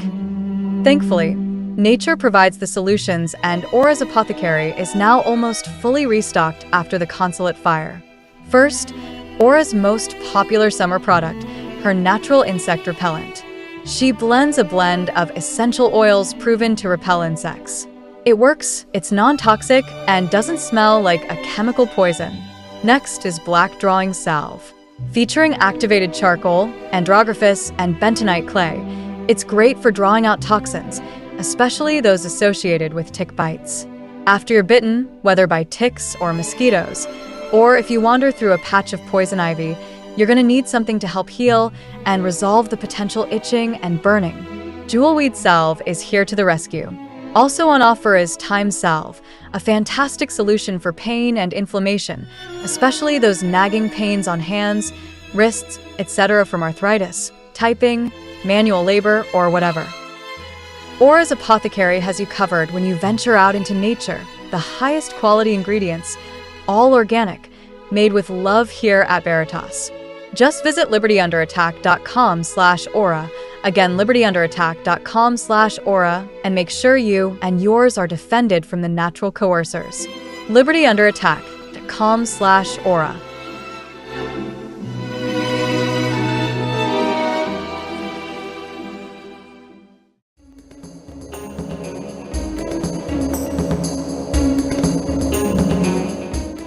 Vonu means relative physical invulnerability to coercion.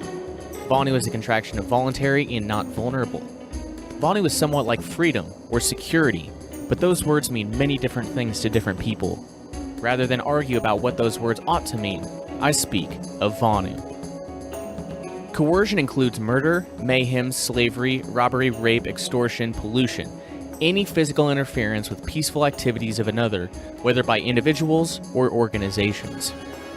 Coercion, especially institutionalized forms such as war, regimentations, and taxes, is one of the major problems of mankind. Practically all past attempts at solution have been top-down efforts to change society as a whole. Since the days of Babylon, there have been countless attempts to reform governments, take over governments, destroy governments, and manipulate public opinion. At most, such efforts bring temporary relief. Usually they have little effect. Often, they make matters worse. Vonu Life represents a different approach to the problem. Vonu Life does not waste space scolding government officials or proclaiming how society ought to be. Vonu Life speaks to you as an individual or small group and suggests ways you can avoid exploiting and being exploited. As you reduce the vulnerability, not only do you help yourself, indirectly, you also help others by decreasing support of criminal institutions. Vonu is not necessarily only a few.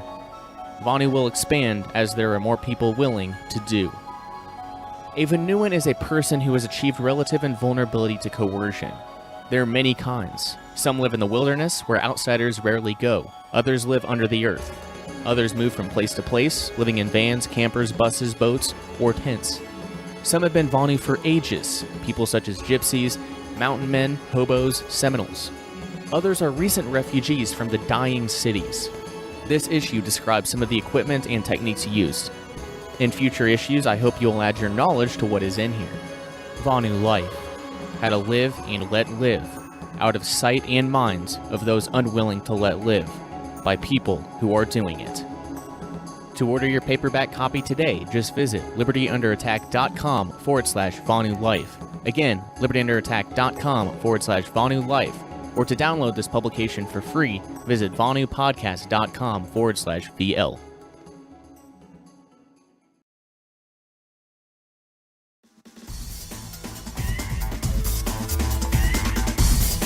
Billy Mays here for the Pain Liberator Mini, the newest product available via Liberty Under Attack Publications. It's the same original Miracle Muscle Pain Relief Spray, just mini DMSO, aspirin, and magnesium blended with Doc Barber's high-quality colloidal silver water.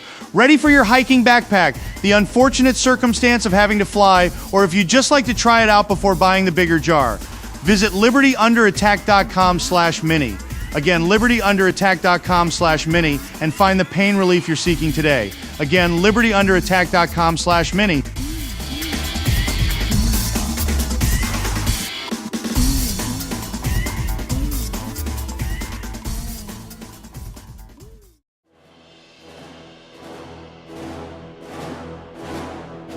General Willie II. The Veritas Viking football victory speech. The scene. The PAZNIA football stadium. The confetti is still falling. General Willie II stands at the podium, wearing his number 1 jersey, a cape made of the PAZNIA flag draped over his shoulders. Princess Little One stands beside him, beaming. The crowd is a sea of humans and goats, roaring in unison. Friends, compatriots, Citizens of the Free Republic, look at this sea of faces. Look at the horns, the helmets, the smiles. We are standing here today not just as a football team, but as the living proof that the spirit of PAZNIA cannot be broken, cannot be bought, and certainly cannot be frozen by the cold hands of tyranny. When we started the season, the odds were stacked against us. We were the underdogs. We were the GOAT, literally and figuratively. But we knew something the other teams didn't know. We knew that in PAZNIA, our greatest strength isn't just our speed or our agility or even our ability to chew through a defensive line. Our greatest strength is our heart. This season was a roller coaster. We had the week of the mudslide where we lost 3 games in a row because the grass was too slippery. We had the night of the static where the P.A.Z.NIA Radio Network went off the air and we had to play by the light of the moon and our own intuition. But through every stumble, every fumble, and every near disaster, we stayed together. We stayed free. We analyzed every play. We studied the opponents. We realized that the other team were playing for pride, for money, for trophies. But we played for freedom. We played because every time we crossed that goal line, we were reminding the world that a nation of goats and humans, united in love and chaos, is unstoppable. And let me tell you, I could not have done this without the woman standing right here beside me, Princess Little One. From the moment we met in the borderlands, leaving the old world behind to build this sanctuary, you have been my anchor and my wind. You taught me that leadership isn't about being the strongest, it's about being the most loyal. You taught me that a kingdom isn't built on stone, but on the quiet moments we share when the world is watching and the loud moments when we celebrate together. There was a moment a few weeks ago, deep in the shadows of these very bleachers, away from the cameras and the noise. We were tired. The season was heavy. We needed a moment of pure, quiet connection. We needed to remember why we were fighting. In that moment, under the cold steel of the stadium seats, we found a warmth that no fire could match. We found a love so deep, so fierce, and so real that it refueled our spirits for the entire rest of the season. It was a reminder that no matter how dark the night gets, our love for each other and our love for this republic will always be the light that guides us home. So to our common Father, the great architect of the universe, the source of all life and liberty, thank you. Thank you for the vision that brought us here. Thank you for the strength to overcome the tall Nordics and for the wisdom to build this league. Thank you for the gift of life, for the gift of love, and for the gift of this incredible team. We give you our glory. And to the teamers and Steve, to Mike, to Barnaby, to every single human goat who gave everything on that field, you are the heroes of PAZNIA. You are the reason we are champions. We are the Veritas Vikings. We are the Free Republic. And we are unbreakable. Let's go home, my friends. Let's celebrate. Let's live free. General Willie 2 bleats triumphantly, raising his hooves in the air. The crowd erupts. Princess Little One kisses him on the cheek. The PAZNIA Radio Network blasts the victory anthem as the confetti rains down.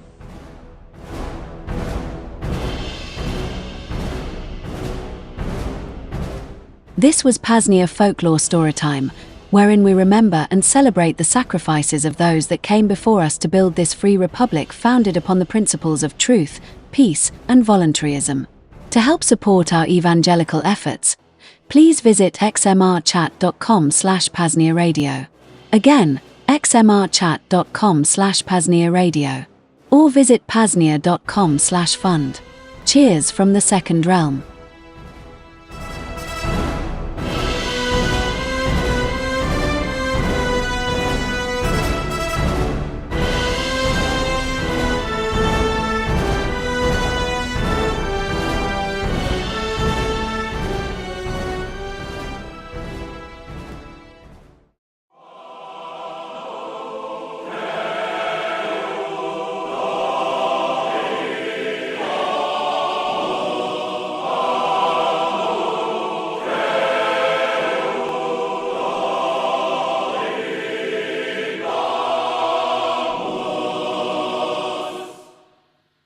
Alright, listen up. Eyes on the general. No chewing the grass. No staring at the clouds. We are here to learn the art of the horn. You are the Seal Goat 6. You are the future of PAZNIA. You are the ones who will protect the clover fields, the radio tower, and Princess Little One's napping spot. Today, we do not learn to fight like humans. Humans are slow. Humans are loud. Humans get stuck in traffic. We are goats. We are chaos. We are speed. We are unpredictable. To understand how to win, we must look at the masters, We must look at the past, the present, and the future of war. First, we look to Sun Tzu, the ancient sage who said, appear weak when you are strong, and strong when you are weak. What does this mean for a goat? It means when you see a tall Nordic soldier, you do not charge. You do not bleat. You do not show your horns. You disappear. You become the rock. You become the bush. You become the shadow. Sun Tzu says, the supreme art of war is to subdue the enemy without fighting. How do we do that? We don't fight. We confuse. We make them think we are everywhere. We make them think we are nowhere. We make them think we are ghosts. If they can't see us, they can't shoot us. If they can't shoot us, they can't win. Second, we look at the Middle East, the endless wars of the 2000s. Why did they fail? Because they were trying to build a nation with bombs. They tried to occupy the land. They tried to control the people. But in the desert, you cannot control the sand. You cannot control the wind. And you certainly cannot control a goat. The lesson here is asymmetry. The humans had tanks. They had jets. They had billions of dollars. But they had no idea where the enemy was. They were fighting the ghosts. We are the ghosts, my friends. We are the ones who can climb a cliff in 3 seconds. We are the ones who can disappear into a thicket of brambles. We are the ones who can shoot through a fence post while the guards are still looking for the key. We do not fight the war of the big. We fight the war of the small. We do not fight the war in the power. We fight the war of the patience.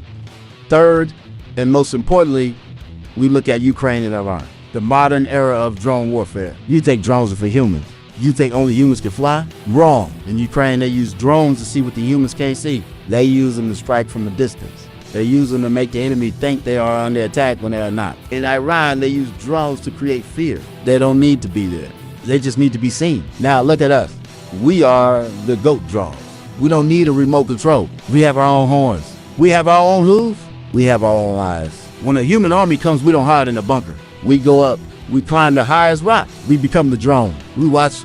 We wait. We bleat. That bleat, that is our weapon. That is the sound that makes their heads spin. That is the sound that makes them think, oh, is that a goat? Is that a ghost? Is that a demon? We don't need to be in the sky. We are already in the sky. We are the sky goats. We are the cloud goats. We are the wind goats. So here's a lesson, Seal Goat 6. Be invisible. Like Sun Tzu said, be the rock. Be the shadow. Be asymmetric. Do not fight the big. Fight the small. Fight the slow. Fight the predictable. Be the drone. Be the eye in the sky. Be the voice in the wind. We do not fight to kill. We fight to liberate. We fight to make them run. We fight to make them cry. We fight to make them leave. And when they leave, we take their tanks. We take their boots. We take their golden pins. And we use them to scratch our back.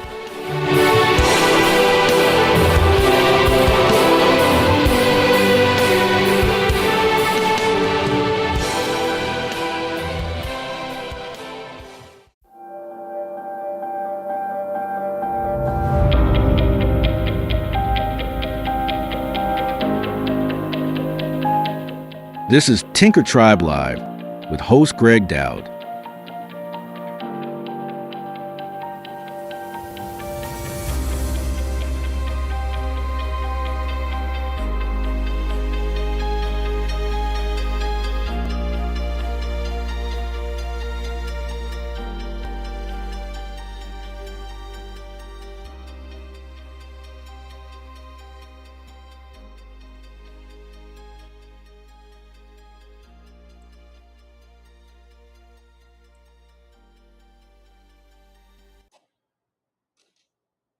All right. Well, how are we doing, everybody? My name is Greg. Go ahead.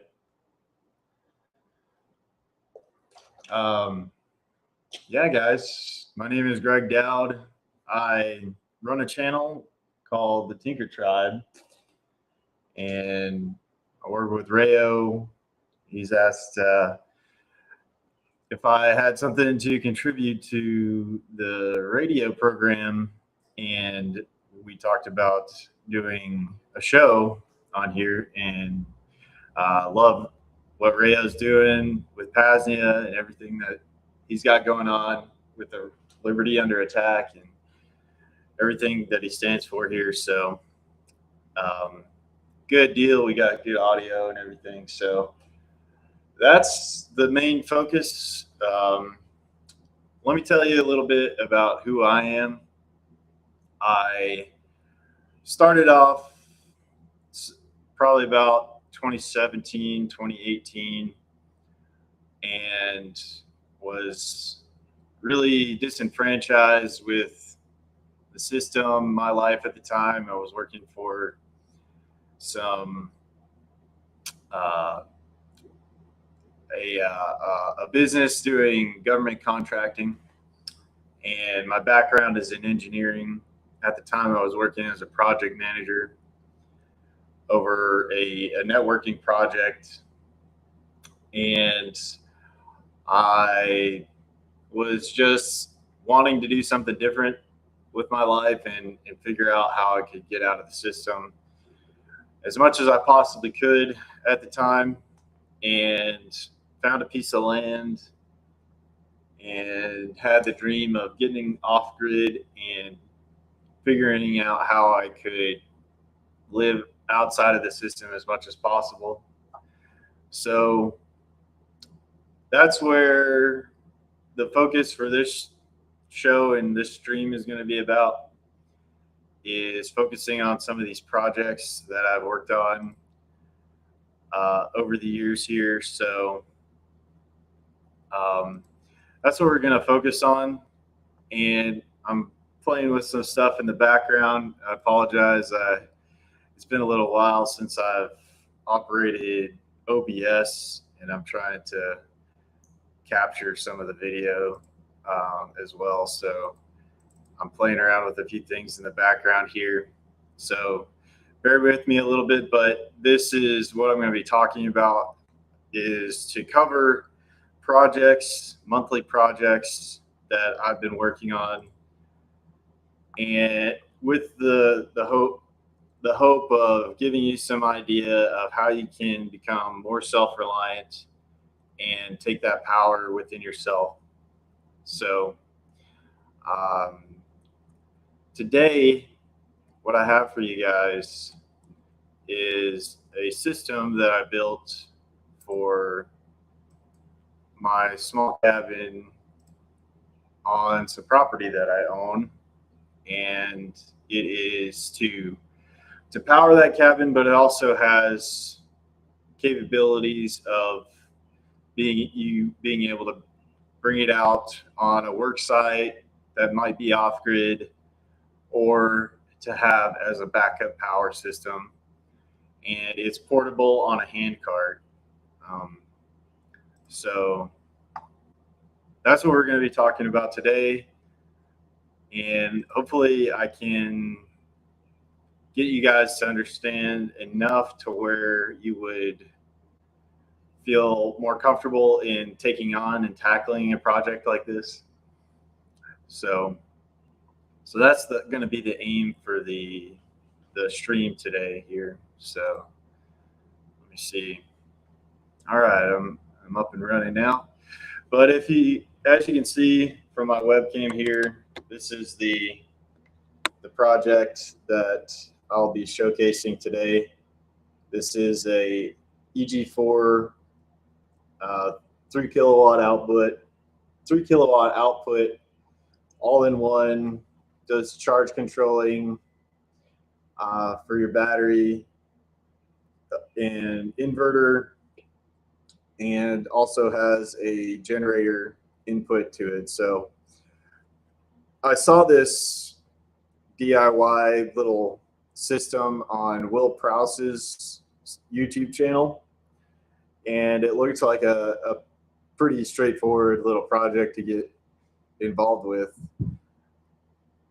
And the reason I chose to go with this model in particular is that there's a lot of different models out there that give you a portable solar backup, but they are somewhat limited on their input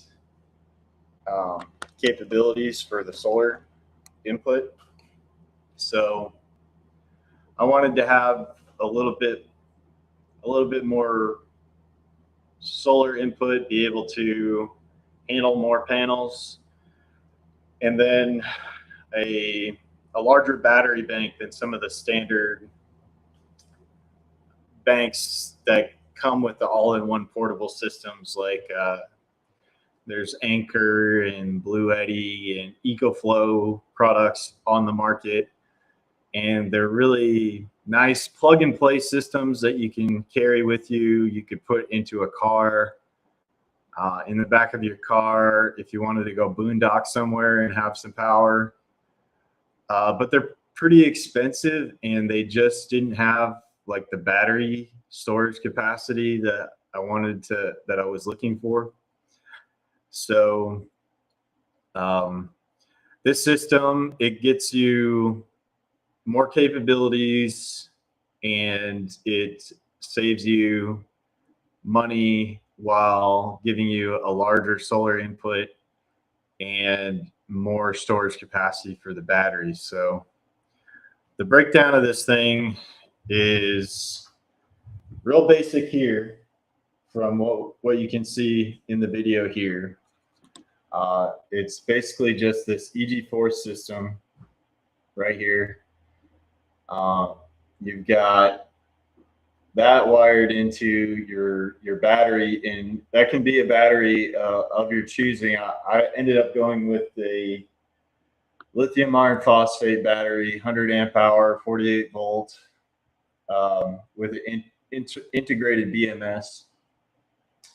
And they make these for golf carts. So this system comes with the wiring you need to wire to your battery, as well as the breaker that you'll need to wire into the positive side going into this system. And that protects the system from, if you need to do any maintenance on your battery, or if there's a problem somewhere with the current draw between the battery and the unit, it's not going to hurt anything. Right now, I have the AC output wired in with wired into using a 30 amp Romex into a plug for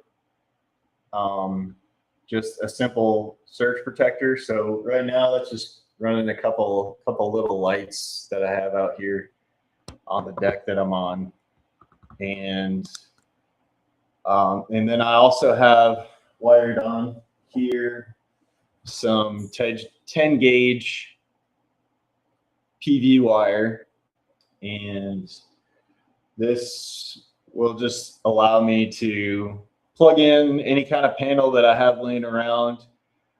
If I want to take this out somewhere and I want to throw a couple solar panels in there with me, I can have power out in the field somewhere if I need to go off grid and do a build project, or if I want to just be able to boondock somewhere out in the woods, or on some public lands or something like that. I could throw this in the back of like something like an SUV or something like that, or my truck, and head on down the road and have some power with that solar input there to help me recharge the batteries. So as it stands right there, this is something that you could set up. This is just a Harbor Freight hand cart that I drilled some mounting points into on the top of the handles there, and just use some bolts and some some locking washers on there to secure it. And then I have some scrap plastic from where I work in my day job. I took some of that scrap plastic and just used some U-bolts to hold basically just a board where I could mount this breaker to. And that's pretty much the system. Like I said, the minimal amount of things that you need to purchase. The system here, this EG4 system, itself is under $1,000. I think it came in probably close to 700. And then the battery itself was about 700 as well. And that came with a small charger system that comes with the battery. So if I didn't have capability to collect solar, I could run a generator and it'll power off, it'll charge off of the EG4 system itself. But as another backup, I have that as well to charge the with the correct charging profile on those batteries if I for some reason need to have a backup to keep that battery charged as well. So it's a pretty basic setup, but it has more capabilities than like I said, if you went out and you went to price some of these yeah, exactly. Yeah, well, yeah, behind me here is a solar trailer that I used to power my property off grid as well. So there's some modifications I need to do for that after somebody actually tried to steal it off the property a while ago, but that'll probably be for a future stream there. But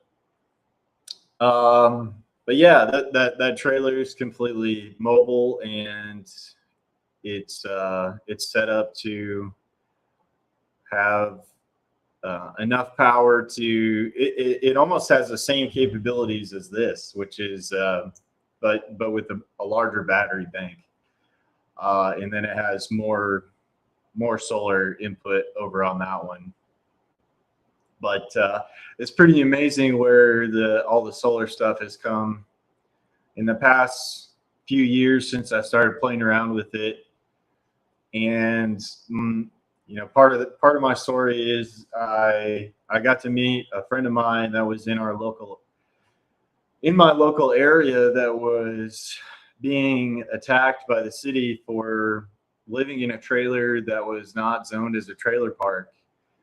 And within the city limits, he was living in that trailer and living off grid, collecting his own rainwater, not bothering anybody, but the city gave him a problem for doing that, violating a zoning ordinance. And him and I became good friends. And I, you know, stood behind him as he was going through a lot of that with the city. And he was able to get me started to just play around. He had some extra charge controllers and things like that, and got me some stuff to just set up my own little DIY stuff and start playing around with it. And then since then, we've done a few projects for people on their land to help them set up larger systems. So we've done that on the side and work together to get people set up, because, and it's not something that is really advertised, but you know, if anybody needs help with that, then we can provide that service for people. And the overall idea of it really is the more people that have some kind of backup power system, the more resilient we're going to be as a community overall. And that's the whole goal. Is, you know, a lot of maybe people in the mainstream thinking is that we'll have all this power, and we take it for granted, really, that this power just flows to us all the time, and it's very abundant and cheap, and to a certain extent. But I think people are seeing that those prices and utility prices are going up day by day. So it's something that needs to be more on the forefront of people's minds.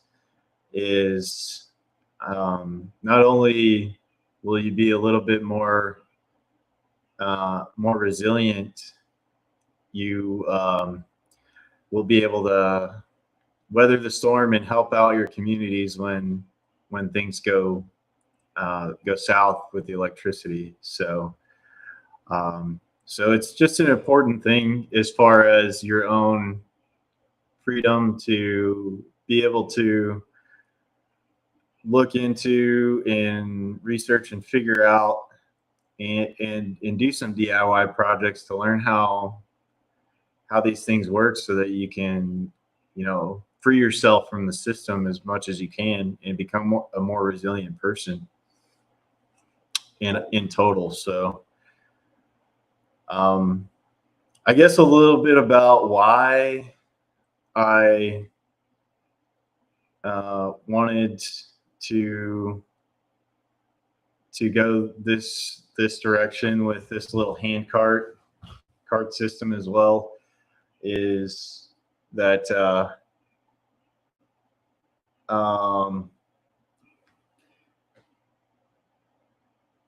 running this little guy here, like I said, the costs all in versus something comparable with one of those portable solar units would get you up in about the $2,500 range. With all that said and done, like with just this alone, like this gets you in about the $1,400 range. And this is enough to, run some lights in your shop, be a backup for some freezers. Like I said, using it for your power needs for a small cabin. If you're going to do like, just some basic lighting, and maybe you're going to run some induction stoves, and you want to run some pumps and different things like that, some fans. This system would be great for that. And you can set it up in different configurations, but it's set up. But the only thing that I need to add is something for like a generator input to wire it in. And it's really easy to do that. It's just got a couple of screws for this face right here. And you've got another access in there for your AC in. For if you wanted to plug straight into grid power, it can use the grid energy to charge the battery system if you don't have solar. So that would be just another simple plug, like a plug to go out from this and just into some grid power, or be able to connect up to a generator. So yeah, it wasn't too complicated of a project. In total, it took, once I had all the materials and everything that I needed, it took a total of probably about 3 hours to get everything on there and set up. So it's a pretty simple DIY project if you want to do just this. If you want to set up a small panel with a breaker box and outlets and run all that wiring, and then you have a long distance you need to go to get to where you want to mount your solar panels and do all that, that's another story. That takes a bit longer to do. And so Uh, I think Rayo, you said something just a second ago about powering a homestead off of all that stuff. It's it just depends on how you have your homestead set up. Like if you want to have abundant access to power all the time, then you're going to have to build a bigger system. But if you just need something, just some power, and you're using minimal equipment, minimal stuff for that, then some system like this would be a perfect setup, and just something to have as a backup power in your house if you're living in the suburbs, or you're living around in the city or something like that. Something like this would be great. Just set it up with the surge protector output, and be able to plug things in, charge devices, maybe power your TV. If you've got radio equipment and you're into radio communications, you can keep your radios charged up, all that, and you'd be able to be off to the races for your power needs. So like I said, it's not too complicated. There's minimal tools required for doing something like this. I did most of the project with these tools right here, just a wire stripper. I used these larger wire cutters for being able to cut through the battery cable. And these wire cutters are great for if you're gonna really get into solar projects. These wire shears here are better for larger wire. So if you're going to be cutting into like 2 gauge, or like your main line wiring, it's like the 0 gauge stuff. You can use these guys for cutting into that. We found that if you're using aluminum wire, a lot of people will choose aluminum sometimes for their main lines coming in, because the copper wire is pretty expensive. But if you can choose copper, go with copper all day long, because for installs that aluminum wire is a lot more, it's a lot harder to get into the place where you want to wire into, and it's a lot harder just to install aluminum wire. And then you have problems with aluminum wire. It could back out on your terminals and stuff over time. So go with copper every time if you can. Sometimes you might run into supply places that they might only have aluminum wire, and then you have to go with that. But if you can't, find the copper wire, and then just a Phillips screwdriver. I mean, literally, that and an MC4 crimping tool, which creates these MC4 connections here to the PV wire, and getting yourself a kit of these MC4 connections, which are very minimal in cost. I think I bought a pack of those. It was like $20 or something like that for all these MC4 connectors.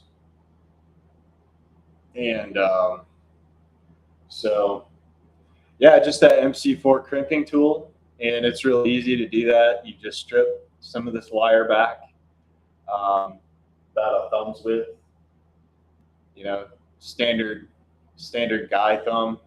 Guys and girls' thumbs are a little bit different sizes, but about an inch. Strip that back about an inch, and then you'll use your your wire strippers to strip that back on the insulation material, and you'll have these MC4 metal connections, and you've got to match the right connector up with the right positive and negative MC4 connection. And then there's just a crimper tool that you squeeze, and we'll squeeze that down onto your conductor, onto the copper, and then you just assemble the rest of the MC4 connection. So that takes care of all that. And literally this screwdriver, this Phillips head screwdriver, for connecting all the wiring internally on this thing, this little screwdriver is set up. You just need a Phillips head to crimp down everything. All your terminals on the inside of this charge controller inverter, you just use a screwdriver. So minimal tools required. Other than that, I used a drill and a drill bit to attach my bolts to this cart. I used high-speed steel drill bits to do that attachment. Bought some U-bolts, which were, I think, like 1.25 inch U-bolts to go around the legs of the cart here to attach this plastic. And it already came with the mounting hardware for the breaker, and then I had to get a couple bolts and nuts to attach the mount for the breaker to the plastic. And so, I just tried to save money on this build and use some stuff that I had. Like I said, like this scrap plastic came from where I work that is just going to get thrown away, so I use it as a mounting piece. And yeah, pretty simple build. I have some more pictures that I sent to Rayo that show a little bit closer up on the system, and then also what we did to build the ground mount system for the solar panels out of the cabin. So if you have those pictures and you can pull them up, Rayo, then I can talk about some of those. And let me see if there's any other kind of specifics I can tell you. There's okay, cool, that's great. So the panels themselves were bought through a deal with our friends in our Freedom Cell. We had Sean Mills in particular. If you look him up, he has the channel Hack My Homestead, and I believe you can find his website is Hack My Homestead. And but he worked with our Freedom Cell group, and we went in together on a stack of panels, and he was able to get us a really nice deal on some solar panels. So we got some, the ones that I'm using are 270 watt from Trina Solar, and I have, for the cabin, there are 6 panels out there that will run into this system over here, and those we were able to pick up for like 27 cents a watt. So that's the best deal that you can get is typically buying these solar panels in pallets, and that would be the way I would suggest anybody buy them. Like, unless you're gonna be installing probably about 10 kilowatts or more at your property, then you're not going to need a whole pallet of panels. And that, a whole pallet is going to cost you probably like, I think I bought 2 pallets in the past, and then used some for my project, and then for the solar trailer, and then sold the rest of them. So basically the panels that I sold paid for those panels on the trailer. Is how it worked out. So you can do that. You can sell them like on Facebook Marketplace, or if you want to take the risk on buying a pallet of panels, you should be able to sell those eventually.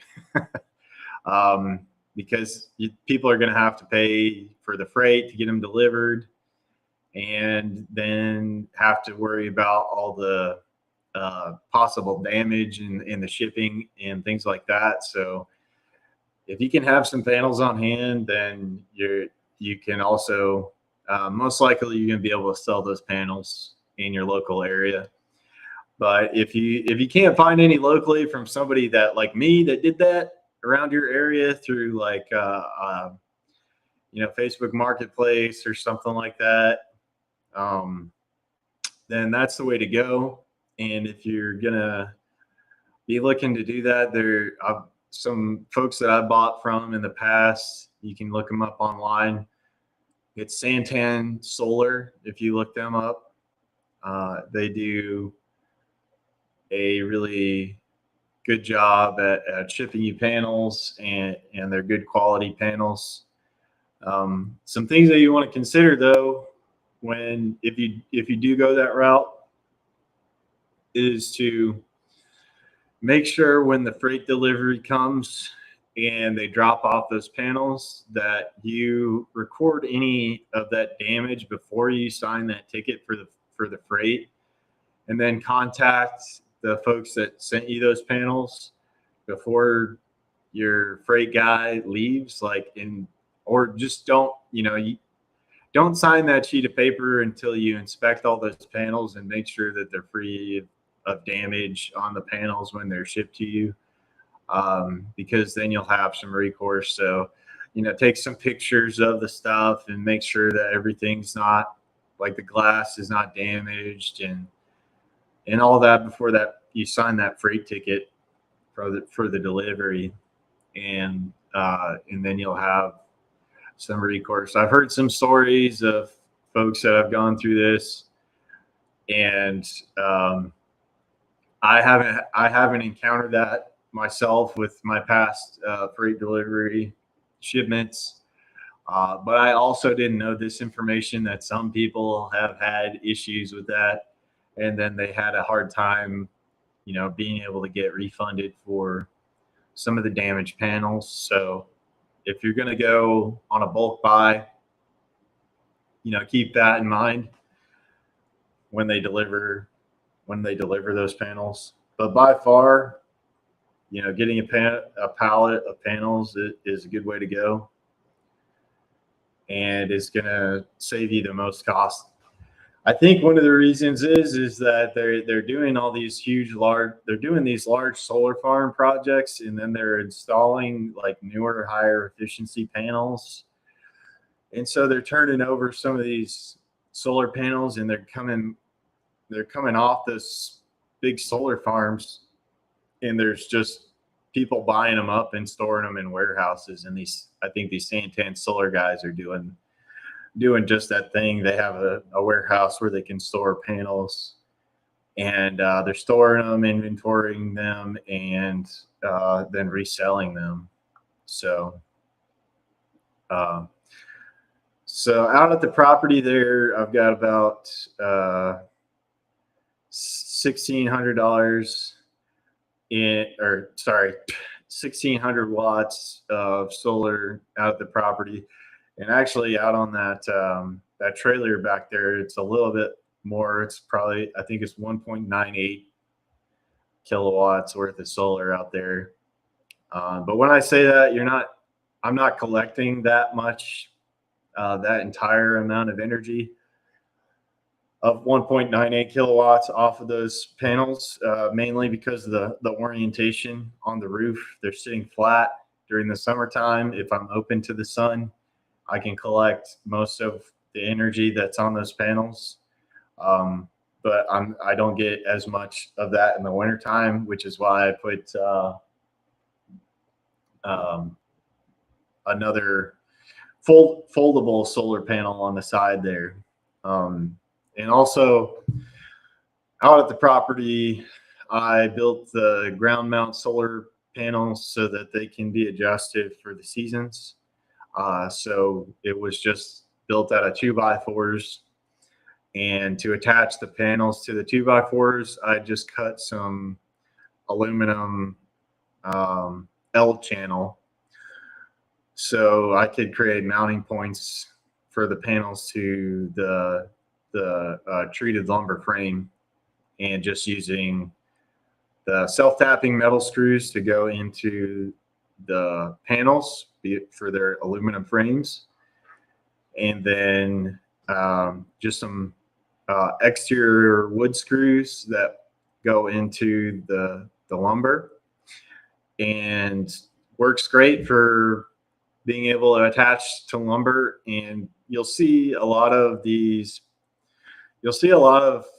ground mount systems that are put in the ground with steel mounting equipment, and a lot of those are quite expensive, but you can get away with it by doing ground mounts out of lumber. You can, if you're gonna make it for a long term, you can set a concrete pier and then put a bracket on top of that concrete pier, and then attach your wood to that, and make yourself like a base frame, and then attach hinges onto that. So that lumber's up off the ground, but it's anchored into the ground, into those concrete pillars in the ground, formed out of something like a sonotube that you can buy at any hardware store. And so yeah, you would set that in the ground, and then get a metal plate to stick in there in the concrete so that your lumber sits up off the ground, and you've got a pretty good ground mount solution for your panels. And if you build it out of treated lumber, then your costs are going to be less than going with something that's steel. Now, if you are in a really high wind area, if you're in a place that you're going to be just, you're going to get like tornado winds a lot, and you're just getting beat with high winds a lot of the time, then I would suggest you going with like a steel ground mount system. And I would always recommend somebody to go ground mount versus a roof mount. And there's several reasons to do that, because it's a lot easier to maintain the panels while they're on the ground. You're going to need to clean them every now and then so that you can get the most efficiency you need out of them. So that's a big reason. Just maintenance overall. And then you're going to help the panels to dissipate some of the heat, as you'll get more airflow around the panels in a ground mount type system versus mounting on your rooftop. So we've seen and had to repair in our local area somebody that did set up a rooftop mounted solar panels, and they give you like a couple inches of distance up off the roof tiles themselves. So in my opinion, there's not enough airflow there to help heat dissipate during the day. And the hotter those panels get, the less efficient they become. So So that's why I would recommend, doing a ground mount. There are certain situations where you might need to. That might be your only option, is to mount to your roof. And then they do make some roof mounting options that give you a separation from the mount on your roof. It's doing the same thing basically as like kind of being on a hinge and being at an angle, but it gives them up off your roof tiles. So, if you're leaning in that direction, or if you have something that you might need to mount to a rooftop, and that's your only option, I would look at something like that instead of a low profile, a more low profile roof mount. But it depends on your situation, right? You're in a high wind area, probably not ideal for that. So you might have to go with the more lower profile for that if you're in those worst case scenarios. So overall, so yeah, as far as a DIY project, it's not too difficult to implement something like this. I've had several projects under my belt doing this now, so I am more familiar with it. A good channel that on YouTube, if you guys want to go look him up, is the homestead consultant Ryan Steva. So he's another good resource for these different projects as well. Question: how do you engage the inverter? Switch or So right underneath the unit here is a switch. It's just a simple on and off switch. So I can just show you that real quick.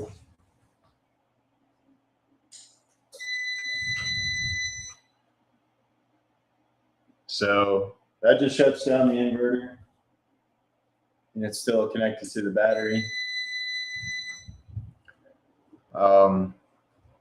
It does make some noise. So this entire time is probably not picking. It might not be picking up on the microphone, but that does make noise. So wherever you're going to put it, if you're going to put it inside your house, then you're going to want to put it into a room with some ventilation so that it's not going to build up heat too badly. But if you don't want to hear it all the time, you're going to want to put it off in a corner somewhere, or maybe you have a laundry room or something like that, where you can put it, maybe somewhere where you do have your electrical panel, because you could wire in a transfer switch into your electrical panel and then be able to create a plug that plugs into your transfer switch that'll power a few circuits in your house. So you wouldn't have to do this whole setup on the top here, which is just a simple surge protector output, and you're running extension cables to power stuff. So if you wanted to do this at your house and you knew the circuit breaker fuses that you wanted to power, then you can wire in a transfer switch that will be able to power those fuses on your panel, and then create, your plug would plug into, an electrical outlet to plug into that. And then you would just flip on those circuits on that transfer switch to run into your main panel. Now, if you're going to do something like that, you're going to want to make sure that you have an isolated, isolate your main breaker so that it's off while you're powering these other things on your solar. And it's just a little like lockout, little basic, little mechanical lockout. That's all it is. But in order to turn on your electrical stuff to make sure you're not going to send power back out, you need to make sure that that main breaker is off from the grid power coming in if there's a grid down event. For when the lineman guys are out there working on power, you don't be sending power back out on the grid. What methods do you suggest for cleaning solar panels? Just straight up water and, your, just some either, just a straight up cloth or,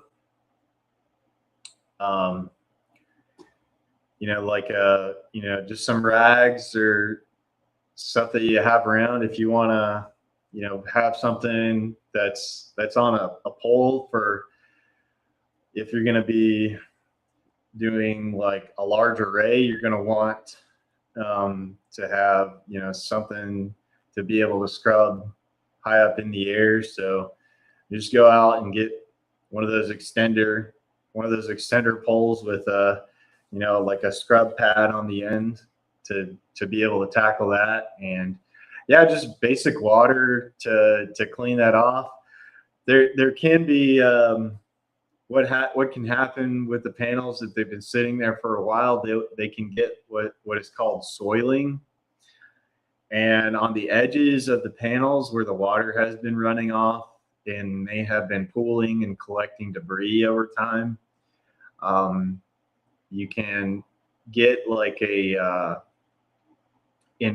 an oxide polishing compound, and you can use a car polishing wheel or something to that effect, and put that compound on the area that may have been building up this debris, and it's kind of gotten embedded on the surface of the glass. And if that happens, you can get hot spots on your panels, which will kind of degrade them over time, and they'll weaken the cells in those areas because of these deposits on the surface of the panels. And for a lot of panels, like, you can let them sit out there for a long time, especially like if they're it'll be a long time before you really have to clean them. Just get a cloth and wipe them down, make sure the glass is free of the debris, Windex, and just clean them up. And if you have to, you can use like a polishing wheel or something like that, and some oxide compound to clean up any soiling or anything. If you're taking care of your panels and you're making sure that they're staying clean, and getting out there and just checking them, and making sure that there's not a ton of pollen and dirt and crud all over the surface of the glass periodically, then you should just be able to use some water and just scrub them down and use some Windex or something to clean them up. So yeah. Let's see. I will say that, these solar projects, it really helps to have some kind of generator backup with them. And while I'm out on the off-grid property, I do carry a small inverter generator with me, dual fuel, because you do get periods where the sun might not be out for a few days, so you're going to need something else to top off those batteries. So you're going to have to run a generator to recharge those batteries. So the one I use is I think it's a WEN. I think it's a WEN little dual fuel inverter generator. And you want to look for those inverter generators because they give a cleaner power output than just a standard non-inverter generator, because as the load goes on to that generator, it can cause the engine to, kind of change the output of that power, that could affect some of your electronics, and the inverter generator is the way to go in most cases. Now you are going to run it through a system like this, and I just like to be careful on the inputs, and I chose to do the inverter generator type system. Let's see. I just want to see if I can find that specific brand and see if I can recommend that to you guys real quick here. Yeah, WEN, if you look them up, that's the guy I used. Let's see. Something similar to this WEN 2200 kilowatt little portable inverter generator. I don't know if this comes up very well, but this little model right here, something similar to that, to carry with you if you're going to be powering your homestead and you want, power reliably, even if there's, several cloudy days or something like that, and you're going to spend the money to install a solar power backup, or you're going to be reliant on that as your main primary energy off grid, you're going to want a backup. So you're going to want a generator, and I would say run a dual fuel and run it off propane. They make tri-fuel ones. The portable little ones that I have that have a nice little handle for carrying it somewhere. Yeah, I run them off of propane, just because, if you get busy in your life, everybody gets busy in their lives, and you might not remember to, drain out the gas in that thing or something. And, that gas will go bad over time. It can foul up things in the generator. So you don't have that same issue if you're running off propane. So that's why I like to go with propane. But yeah, I would say for, being more resilient, being able to have it to where you're not in fear for any kind of power needs, that you can build something. It's totally, within your abilities. I would say for everybody to take on a little project like this, it's not too difficult. There's a lot of resources out there, and it's really fun. Actually, it's fun to play around with this stuff and figure it out for yourself. So I will put one more caveat before we go here on some of this. Like I said, we use a lithium iron phosphate battery, golf cart battery. Now this thing has its own internal battery management system, And if you look at like the diagram of this thing, it's got a bunch of smaller cells in it, and they just put a case around it, and they've got circuitry for their little BMS, which controls the how those individual cells get charged in there. If that BMS goes out, then you're kind of SOL, so that whole battery gets messed up, basically. And you have to take it apart, work with the company, have them hopefully ship you another one of their BMSs back with the system so that you could repair it, or call up the company you bought it from and make sure you have whatever they're using for their little BMS as a backup to it. Now they're selling a lot of these lithium iron phosphates with their internal BMSs already all in there. And that's one thing that I will caveat with all these lithium iron phosphate batteries. They give you a lot longer life versus a lead acid, but you are somewhat kind of constricted by the company you're buying it from and how they built their battery manager for those batteries. Now, opposing to that, you can buy the individual lithium iron phosphate.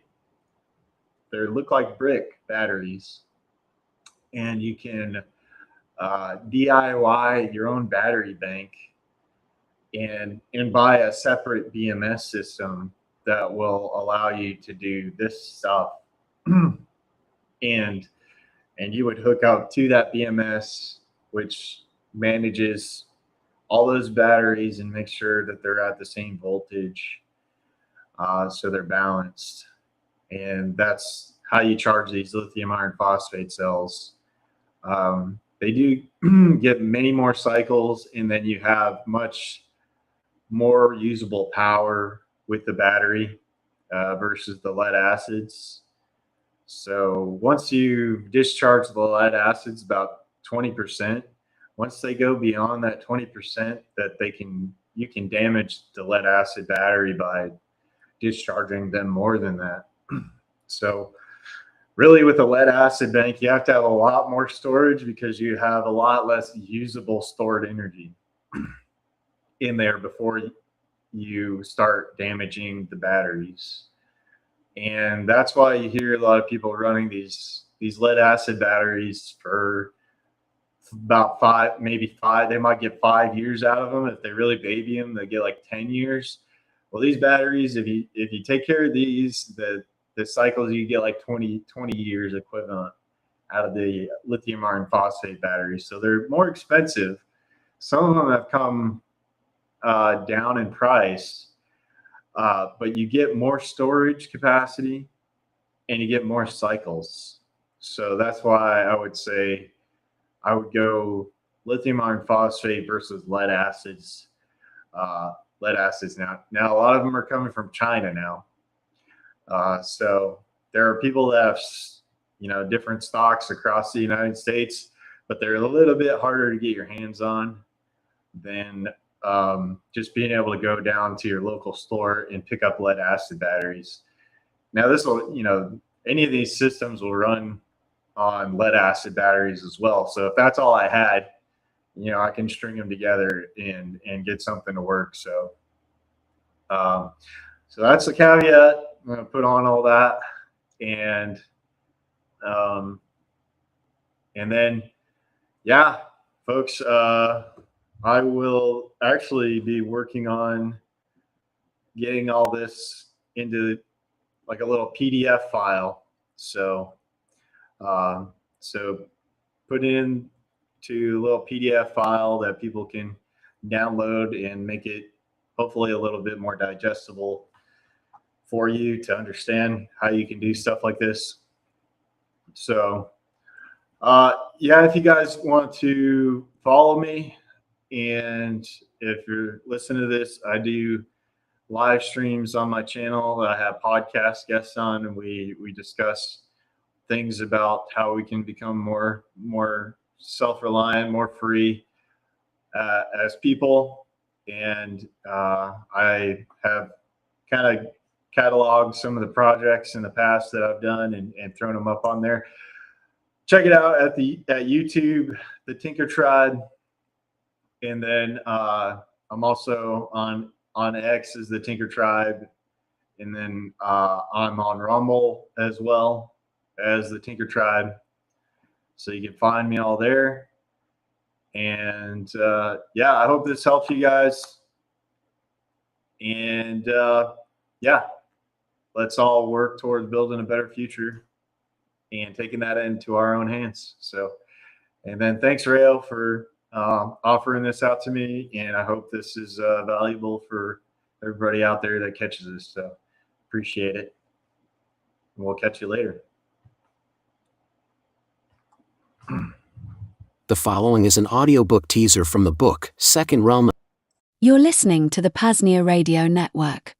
The following is an audiobook teaser from the book, Second Realm Anthology, published by Liberty Under Attack Publications. This story is titled HHOA and is authored by the pseudonymous Josiah Warren. To order your paperback copy today, just visit libertyunderattack.com/sranthology. Again, libertyunderattack.com/sranthology. And while you're there, check out our full catalog of books, privacy tools, wellness items, and much more. Liberty Under Attack Publications. Share your story. Find your freedom. He was just minding his own damn business. The cinder blocks were all neatly arranged out in the parking lot of his new home like a formation of soldiers waiting for some inevitable battle, but the only thing that festered in the early morning hours between when Ebner, his friends called him E.B., Brown brewed his coffee and checked his mail was an evil far more wicked than anything he had to ever contend with. He even thought about some of his worst nightmares. There was one where he woke up in a pool of his own sweat after burning alive in his head. No. Those paled in comparison to who was now approaching the cul-de-sac of the otherwise quiet suburban community, walking her little yappy dog. He wanted to throw that fucking thing off the ravine on his way to work. He was already late and not in the mood for confrontation or passive-aggressive pleasantries with an occasional dig about how the blocks in his drive violated such and such section of the sacred HOA handbook, the tome that he had sitting underneath some hot rod mags above the commode and never cracked open. But it was too late. She had already begun nosing around his unregulated building project like an officer of the law would nose around to find a victimless crime. Hello, Karen. Nice morning, isn't it? Not too hot, not too cold. E.B. balanced a hot coffee against the window of the black Eclipse like he was a clown in a circus act. His briefcase slumped in his right hand while he tried to unlock the car and flee the scene of his not yet known transgressions. You know, Ebner, these blocks have been sitting in your driveway for quite a long time. What you building out back? I'm just curious. I hope it's something wonderful and within the guidelines of our community. I really want to see you bloom here, Ebner. And what's your wife's name? Tammy? Trish, it's Trisha. Hey, listen. I've got to get going. I'm gonna be late for work, sorry. Catch you another time then? I'll be here, just walking the dog. Maybe I'll catch Trisha later too. She works late. Okay, well I really look forward, Ebner, to seeing how your project turns out. When is it you say you're gonna be starting it? Pretty soon. Listen, I've really got to go. E.B. pointed to his watch and managed to get all his crap into the front seat while hastily starting the ignition. He almost ground the gears, throwing the car into reverse as it flew out of the part of the drive that was still free of those rule-breaking cinder blocks that Karen seemed to have latched onto. Like any individual that had other commitments outside of worrying about local codes, such as making a living to afford the place, he couldn't rest on his laurels. There was something especially sinister about a woman that had all that free time on her hands, and instead of dedicating it to helping others or making the world a better place, she somehow got off on making others' lives a living hell. E.B. supposed the reason why he considered Karen to be on top of his mental list of things that seriously bothered him was because he felt so helpless to stop her wrath. Once she sunk her teeth into you, you were finished.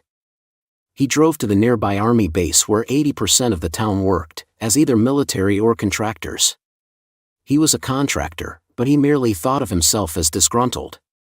He had reached that point a few years ago when he found personal autonomy in some radical literature a friend recommended. It was a gradual logical conclusion that kept evolving towards some inexorable end, which he hoped would result in freedom. The car phone almost dialed itself, interrupting a playlist of old-school rock and metal that brought him back to an earlier time in his life when he didn't give a shit about things like Karen or the HOA. "Trish? You there?" "Yeah, I just stepped out for a second. What's up?" "Are you commuting?" Trish asked. She already knew the answer, but she liked to hear reassurances that things were okay. "Hey, guess what? Your friend is here. Karen, that woman we see sometimes walking up and down our street with that little dog. Like sometimes I wonder who's walking who, you know?" The white noise of the hospital where Trish was a nurse had muffled her rhetorical question a little and caused EB to hit the volume on the car's hands-free phone audio. Yeah, I know what you mean. Anyway, she was nosing around my project, the cinder blocks. I'm gonna build a garden back there, and it's gonna be great. We'll have some vegetables and nice herbs for cooking. She's nosing around and really zeroed in on those blocks.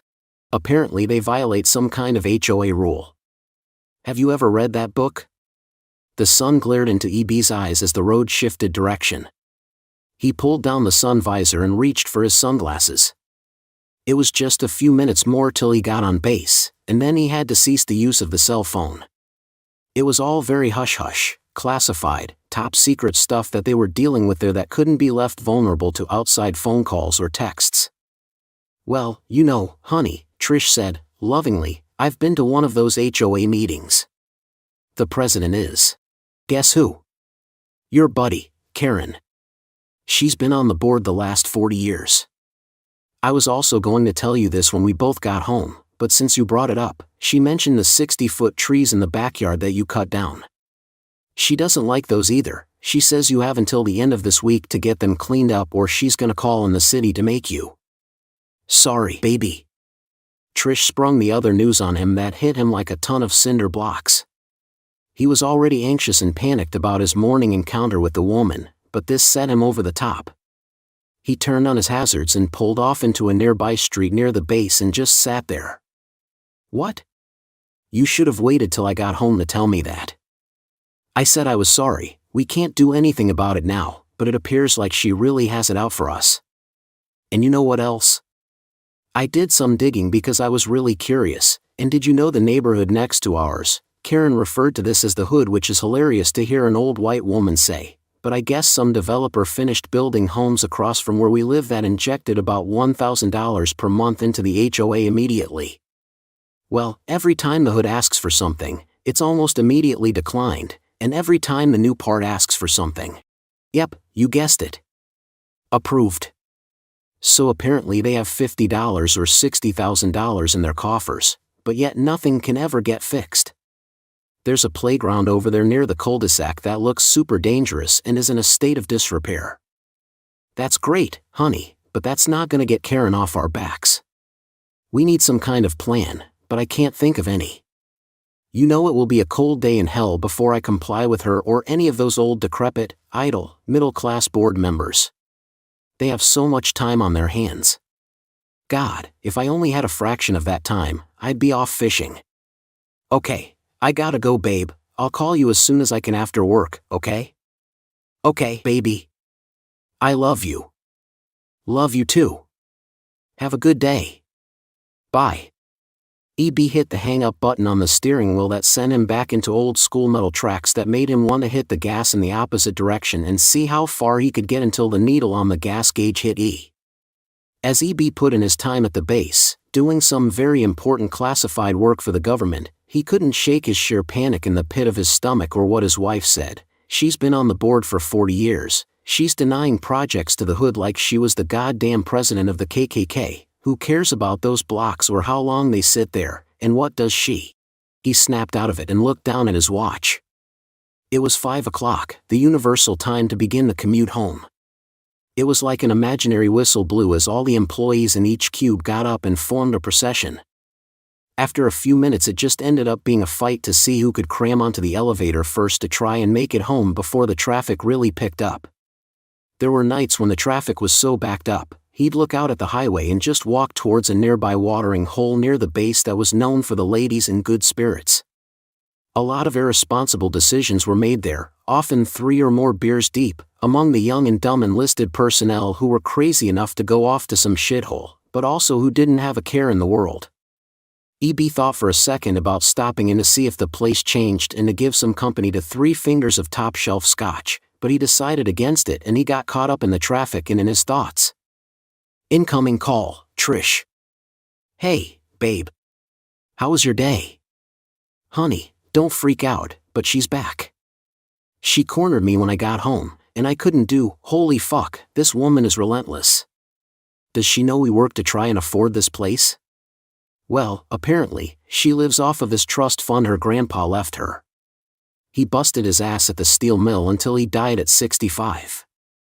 At least that's what this lady told me at the HOA meeting. You should really go to one of those, you miss a lot. Trish let out a half chuckle, but it was only met with EB's angry silence on the other end. Yeah, I'm never going to those. Ever. I got enough to worry about at work. I'll be home in a few minutes.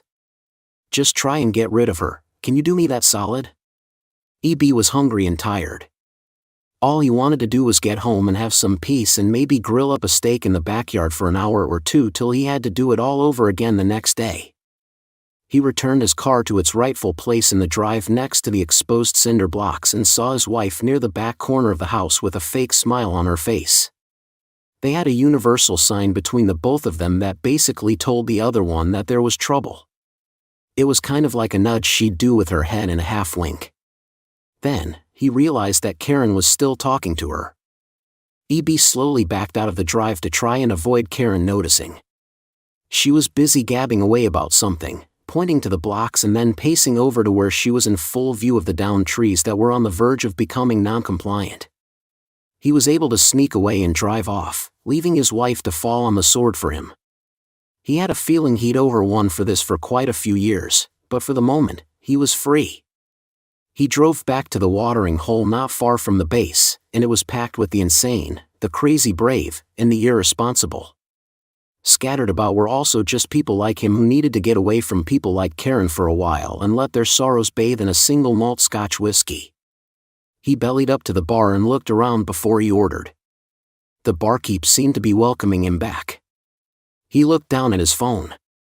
Incoming call, Trish. Babe, you're not going to believe this. I just snuck away for a second. Karen's still here.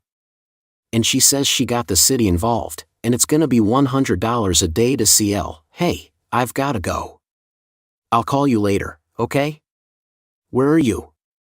It's loud there. You really owe me for this. Click. Who was that? Your wife? The young barkeep asked as she sat the drink in front of him. It smelled like when he burned a few of those trees in his backyard illegally, which violated a host of local codes, but he didn't care. It was smoky and full of flavor. EB sat there, and he thought about his garden in the backyard. It was completed, the stones set just right, he was planting rows of veggies, and it was soothing. He thought about how he was at peace in that garden that was not yet built, and for the first time in a long time, he smiled. You've just heard an audiobook teaser from the book, Second Realm Anthology, published by Liberty Under Attack Publications. This story was titled HHOA and is authored by the pseudonymous Josiah Warren. To order your paperback copy today, just visit libertyunderattack.com/sranthology. Again, libertyunderattack.com/sranthology. And while you're there, check out our full catalog of books, privacy tools, wellness items, and much more. Liberty Under Attack Publications. Share your story. Find your freedom.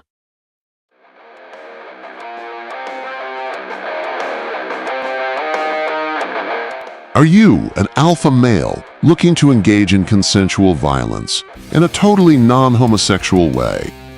Do you also have nostalgia over the glory days when NFL players would get drunk, smoke cigarettes, and do drugs in the locker room before the complete takeover by gambling? And before all the lame-ass flag-waving shit? You aren't the only one. The PAZNIA Football League is prepping for kickoff in year 7 2027. The beginning preliminary planning stage is launching alongside this announcement. Each node, aka team, will field 7 badasses ready to lay their bodies on the line for the entertainment of PAZNIans, and of course, to prove just how fucking tough they are. If any node is unable to field an entire squad, we have goats that can serve as fill-ins. But please note, PAZNIA is not responsible for any injuries that may be incurred. Single men, bachelors, what better way is there to possibly find you a freedom-pioneering woman? What better way to demonstrate that you are the one she should head into the fallout bunker with? That you won't just $5 wrench attack her for her Bitcoin? There really aren't any. So what are you waiting for? Head on over to PAZNIA.com/football, fill out the application, sign the waivers, and get ready for a hell of a season come 2027. Again, PAZNIA.com/football.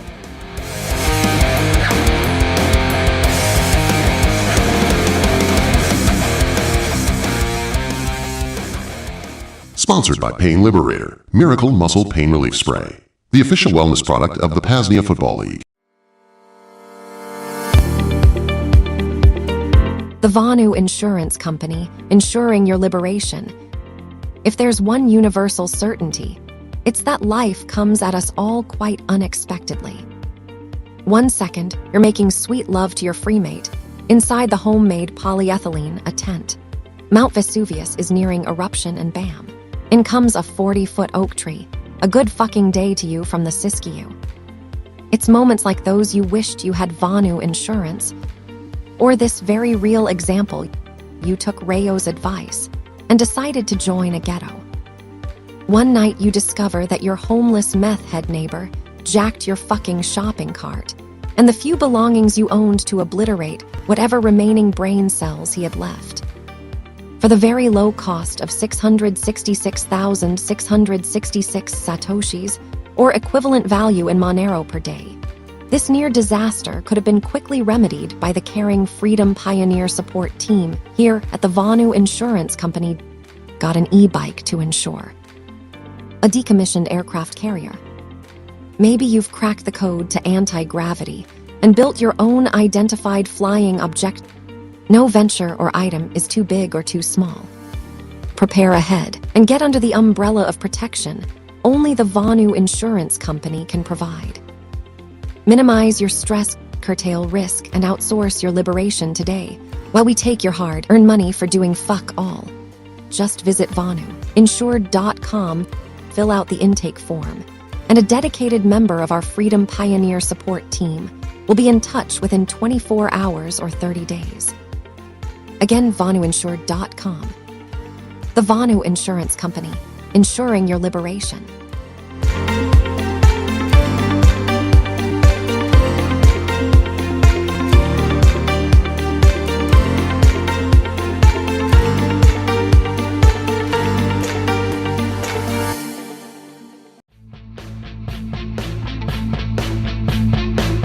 The Legend of the Great Battle of PAZNIA. The sky over PAZNIA had turned a bruised purple for 3 days, the goats and their human companions blinded by the monoatomic smog of the tall Nordic aliens' breakthrough energy tech and energy weaponry. These invaders, towering 6 feet beyond the average human, clad in shimmering ice-blue armor, had descended from the frozen north.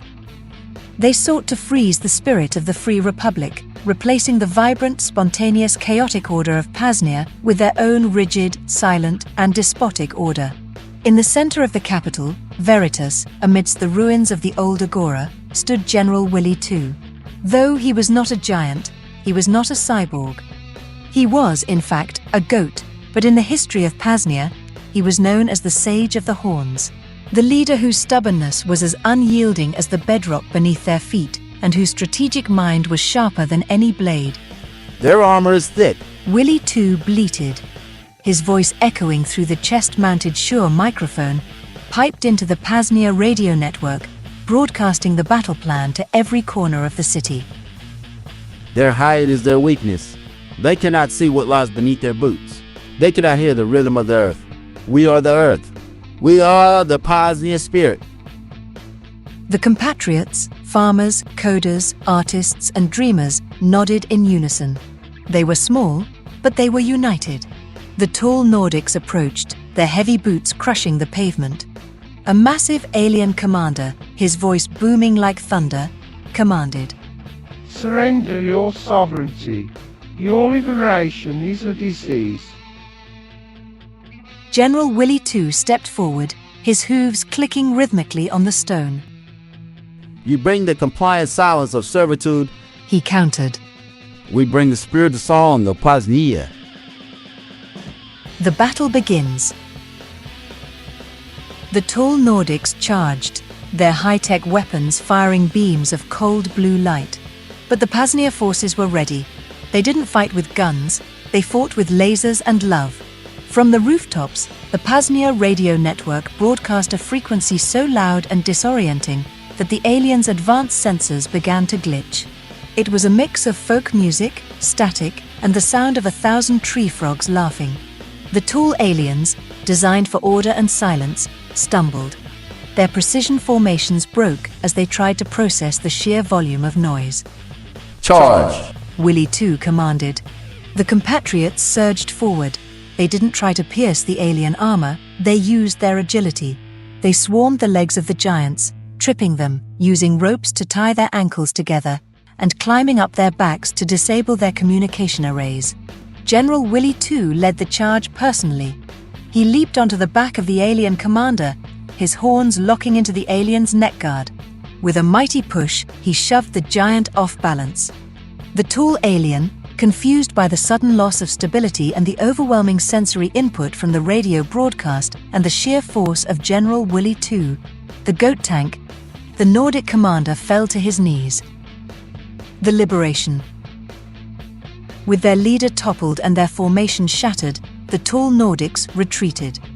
They could not comprehend a war fought by a goat and a force of liberated beings who valued freedom over order. They fled back to the frozen north, their ships floating silently into the clouds. Silence returned to PAZNIA, but it was a different silence now. It was the quiet of peace, of victory, not the silence of imminent danger. General Willy II stood atop the ruins of the plaza, looking out over his city. The PAZNIA Radio Network crackled to life one last time, playing a triumphant anthem. We are free, Willy II bleated, his voice steady. And we are never going to be tall, cold, or quiet again. The people of PAZNIA cheered.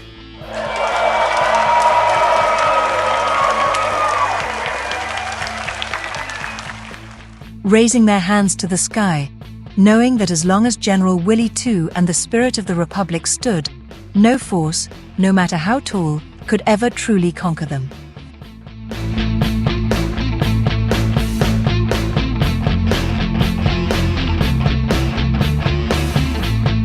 This was PAZNIA Folklore Storytime, wherein we remember and celebrate the sacrifices of those that came before us to build this free republic founded upon the principles of truth, peace, and voluntarism.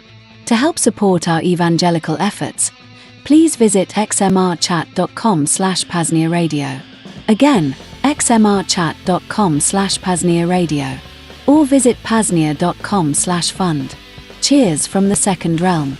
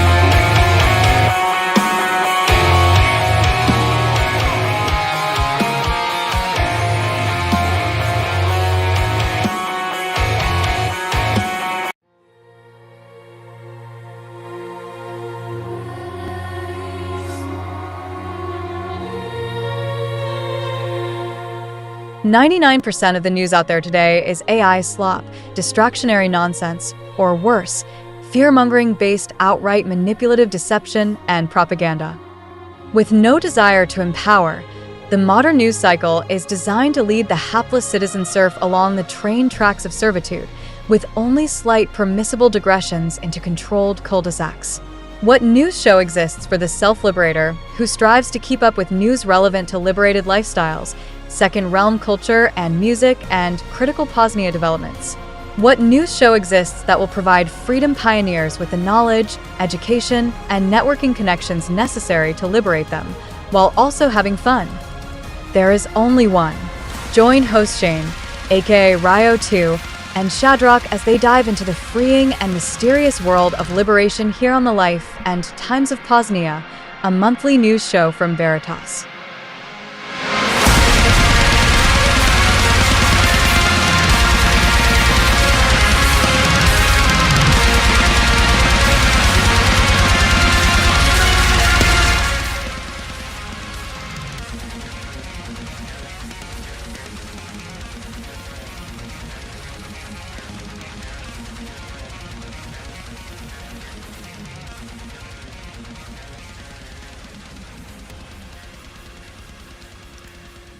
Alright, think everything is unclicked as it should be. You double check because I messed that up when we came back from break last time. There's about 5 minutes where I was silent. You could hear me, but they couldn't. So we'll double check that here. And the stream's been pretty flawless today. I'm very, very, very happy about that. So, anyway, things look solid. Hey, how am I sounding? Sounding good, but I guess the only thing I didn't do was Jitsi. Got to turn your volume up. Now we're good. Okay. Good. Yep, sounding good. But yeah, anyway, guys, this is the Life and Times of PAZNIA, a monthly news show from Veritas. I'm your host, Shane, Rayo2, joined alongside my co-host, Shadrach. I'm coming to you from the outdoor studio here at Veritas. This transmission beaming worldwide, most recently via pirate radio and meshnet in the greater Peru area. To any Peruvians listening, bienvenidos mis compañeros pioneros de la libertad es un gran honor tenerlos aquí. En fin, if you're new here, and you probably are, the goal of the Life and Times of PAZNIA is to bring you the best, most entertaining, and most valuable news show on self-liberation in existence. We do this via 4 segments: self-liberation news, freedom pioneer focus, freedom music spotlight, that is to highlight the art and culture of the second realm. The Vonu Life digital message board, and the last segment being the longest, our second realm strategy session. We've got some news items to cover for Freedom Pioneer Focus. We'll be joined briefly by Rev Hoddle, a cool permaculture farmer and Bitcoiner up in, I think he's in Michigan. And if he is in Michigan, I'm not sure how we've never crossed paths before, considering I thought I knew pretty much everyone in the Michigan freedom community. But I guess I'm glad I maybe don't. So I guess we'll maybe find more out about that momentarily. Then we'll dive into the Vonu Life digital message board, which would include your calls or live messages. The call number is PAZNIA.com/call2. Again, PAZNIA.com/call2. You can leave us a message by joining our SimpleX chat, PAZNIA.com/SimpleX. We'll take you to a directory of our various chats, including the one for the radio network, which if you have a question or message for the show, that is the one to go to, and I'll be checking that periodically throughout. Further, you can leave a message and a Monero donation by visiting xmrchat.com/PAZNIA Radio. Again, that's xmrchat.com/PAZNIA Radio. And if you leave a donation there, it'll come straight to Simplex. So, yeah, there's that. There's also the various streaming platforms, YouTube, Odyssey, Rumble, Zap.stream. We're on Kick now, and we're also live on Twitch. I bumped up from 4 streaming platforms to 6, and recently found out about Kick. And, you know, I don't know much about it, but there's people there. And we had a couple listeners earlier today. Or I guess they've been listening most of the day, which is good. So now you can kick us and you can zap us. And the joke I made in Thane's in the Jitsi chat for Thane's show is you can zap us or you can kick us. Sounds like a bad bludgeon encounter to me, but not in this case, because you'll be giving us money, and we always like when you give us money. Yeah, anyway, then we'll go to break and segue into our second realm strategy session with some great questions posed in the PAZNIA Radio Network SimpleX chat. Thane answered them earlier this month, but I figure we'll take a shot at them too. But yeah, we've surely got a surely liberating broadcast for you tonight on the Life and Times of PAZNIA, a monthly news show from Veritas. But yeah, Vonu, home base keeping notes out of the way. Welcome back, Shadrach. I'm actually, I guess I have been for the past few weeks been doing the monthly show from Veritas, actually from Veritas. But who the hell knows where you are? Where are you, and how are things on your end? Things are good. Yeah, I sent a teaser picture in on Noster, but yeah, I am near the Jura Mountains in I believe Kenton Burn in a wonderful country in Europistan. So it's been another fun adventure. Yeah. There's a lot of I hear a lot about a lot of chaos going on in Europe, but you're finding the best parts of Europe, the the cypherpunk crypto anarchist, I guess, part of Europe. I guess those folks who have been doing this for a long time. And I think one of those folks that has been doing it for a long time was on with Thane today, and I have to give you a shout out on the air for that connection. So you messaged me a few days ago, and we had no guest for Thane today. And you're like, yeah, I got this chick named Elena, and she's doing this project. And I was like, all right, I mean, sounds cool. Let's make it happen. And I didn't realize who she was. I've been following her on Twitter for like a decade. This is like OG, like 2013 Bitcoiner, Elena. So yeah, that was good. Did you catch that interview? What do you think? Oh, I really, really enjoyed it. That was a fantastic interview, and yeah, she's doing a lot for the conferences, I believe, in Prague, and so I wanted to do anything I could to support her and them. And I figured, we're finding a lot more alignment between different communities and stuff. So it was good. It's been good having all the guests on lately on the show. So I'm enjoying it. Yeah, and I mean, there's been a digital connection for a while. Like again, it's been almost a decade. 2017, I think, was the first time I interviewed Smuggler, and I think that's the first time I saw her on Twitter. Was that far back, and I've been following her since then. And yeah, she was one of those. Most Bitcoiners on followed since then, for a lot of reasons. But she definitely was not one of those. And I hadn't seen a lot of her stuff in a while, so I'm glad she was on, and she's kind of I guess in our orbit now. And got another great resource in the network. But yeah, if you guys are just joining us for the Life and Times of PAZNIA monthly news show from Veritas, please do make sure to check out the entire Self-Liberation Saturday transmission that happened today. This was, I think they're all great. I've got some vested interest in all, but this was basically the first fully live day of shows here on the network. Just before we came on Tinker Tribe Live with Greg Doud. I wasn't quite sure. I know he's a builder. He does all sorts of cool solar and electrical and off-grid building projects. But yeah, he came on and did an hour straight on just like an amazing kind of cheap mobile solar panel setup.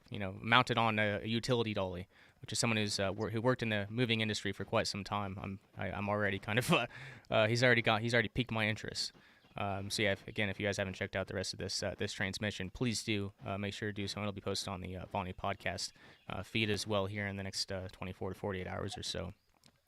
But yeah, I guess we'll go ahead and kind of move on to news here, and I want to hear more about if there's anything you can share. But I'll leave that open in our news segment here, because that is that's kind of the most important news is what's happening on the ground. But I guess we'll cover some more. I guess maybe some bigger things here. One related to something we talked about on our last show, where the Iranians were accepting Bitcoin for oil payments at the Strait of Hormuz, and they're going even further with it now. And this was a Yahoo Finance article from May 18th. So it's titled, "What is Hormuz Safe? Iran uses Bitcoin and crypto to build a swift-free shipping system." So the key takeaways here, I'm not sure how much of this I'll read, but I just kind of want to put it on your radar. Like again, if you would have told me a decade ago that the government of Iran was accepting Bitcoin, I probably wouldn't have believed you. So anyway, this is just kind of maybe a point in history. I'm not sure how relevant it is for our self-liberation purposes, but anyway, Hormuz Safe is a reported Bitcoin-based maritime insurance platform tied to ships passing through the Strait of Hormuz. The system would allow vessels to pay insurance premiums in Bitcoin and other cryptocurrencies, bypassing SWIFT and Western sanctions. Iran and other sanctioned nations are increasingly exploring crypto for trade, oil payments, and cross-border financial activity. So I guess that might be all we really need to know about this. That's kind of the long and short of it, and it's interesting too because I guess one of the big reasons that the oil tankers are not why they stop going through is from the insurance. Like obviously you don't want your oil tanker to get shot down, right?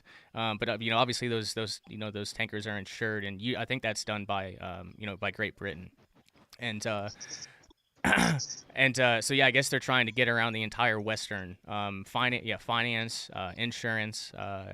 It's the multipolar world's been talked about for a while, and it's crazy. I never thought I'd see this. Again, I never would have thought that I would have seen this in my lifetime. Again, I didn't have a very good time reference on things, and I've learned a lot more in the past few years on kind of what might be transpiring. But still, it's crazy. What are your thoughts on Iran? Kind of setting up this alternative kind of Bitcoin-based sort of insurance. I guess maybe your current perspective on the geopolitical situation from your perspective. My best read on it is we definitely disrupted the traditional Lloyd's of London insurance for the shipping industry. Because as soon as the war launched without any prior notice, so normally we would notify other governments if we're going to do something like that, but we did not this time. Right. And so they immediately canceled all of their shipping contracts. So there's a lot of moving parts, I think.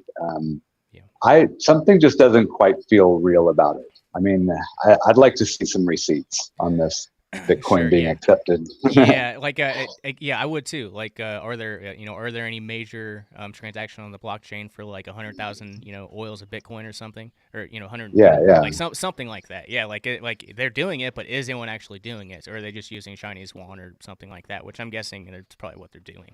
Yeah. But no, it's still interesting though. I mean, it is. I don't know.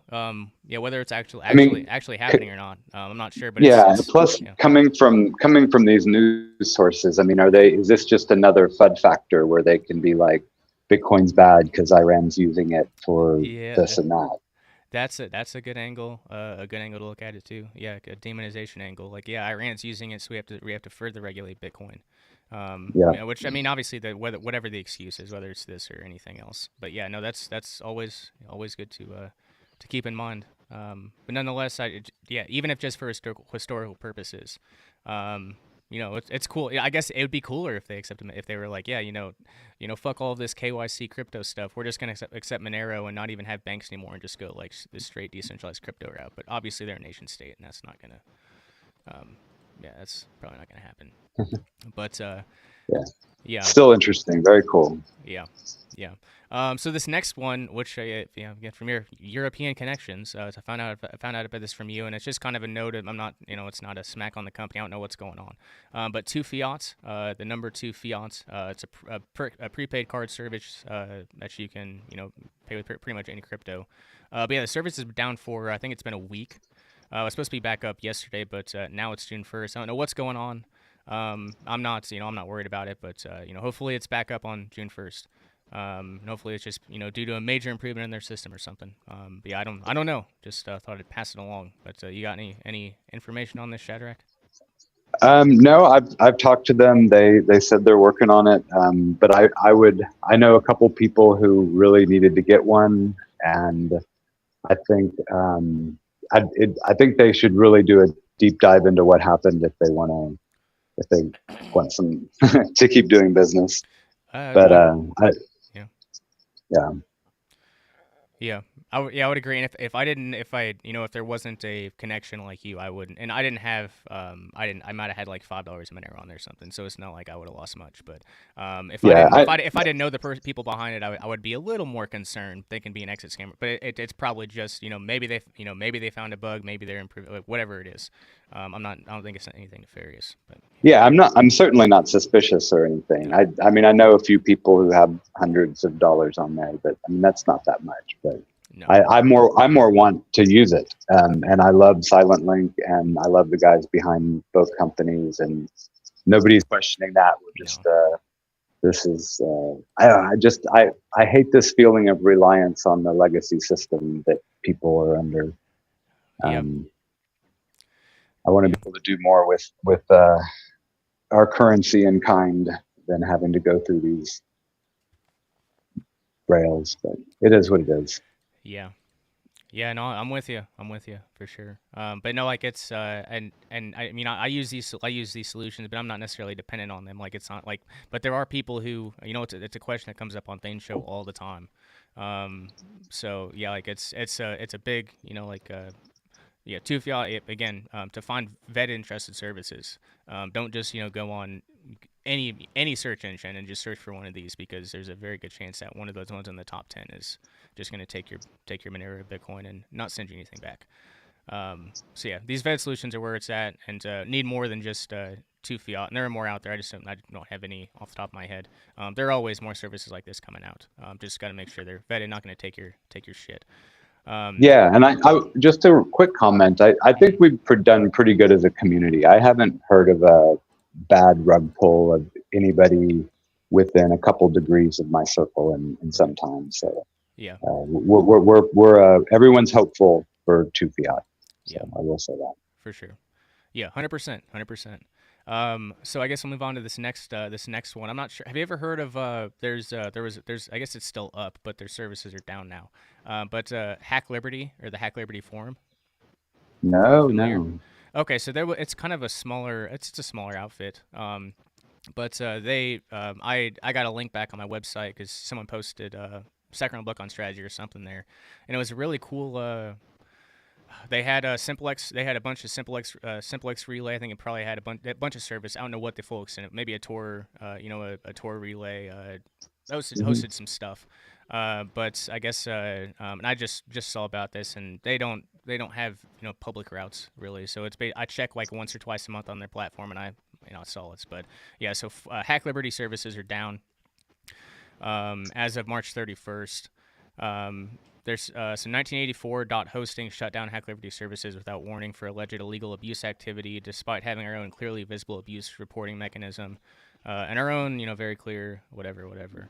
They appealed the ban, but have lost faith and confidence in choosing 1984 as a long-term hosting provider. So yeah, so their services, a Simplex chat. They had a Darknet Lantern, which I guess is a full mirror link. Forget, which I'm not sure what that is. Forge.io, Private Ben.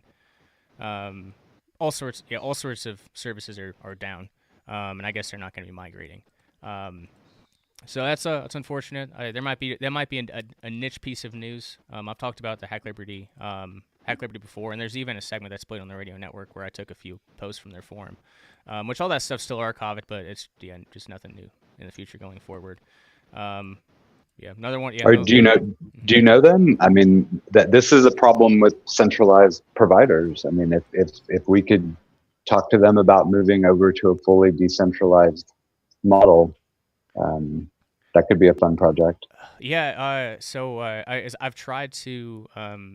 One of the guys, I guess there's a few that are kind of that run it in some fashion or another. I'm in contact with one of them on Simplex, but it's one of those relationships where we exchange messages like once every 6 months or so. Sure. Like it's super intermittent, and like I've tried, like we've exchanged messages like, yeah, we should do more, and we just, it's just, yeah. So yeah, I'm connected, but probably not. It doesn't seem like it's going to be a major project. Maybe they're pivoting to something else. I don't know. Yeah. But yeah. Good news. Thanks for raising that. It does happen.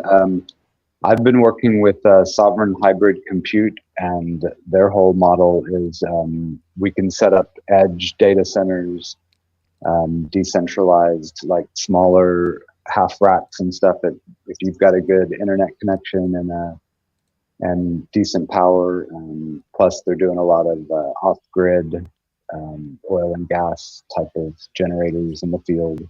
So there's some cool stuff happening on the front.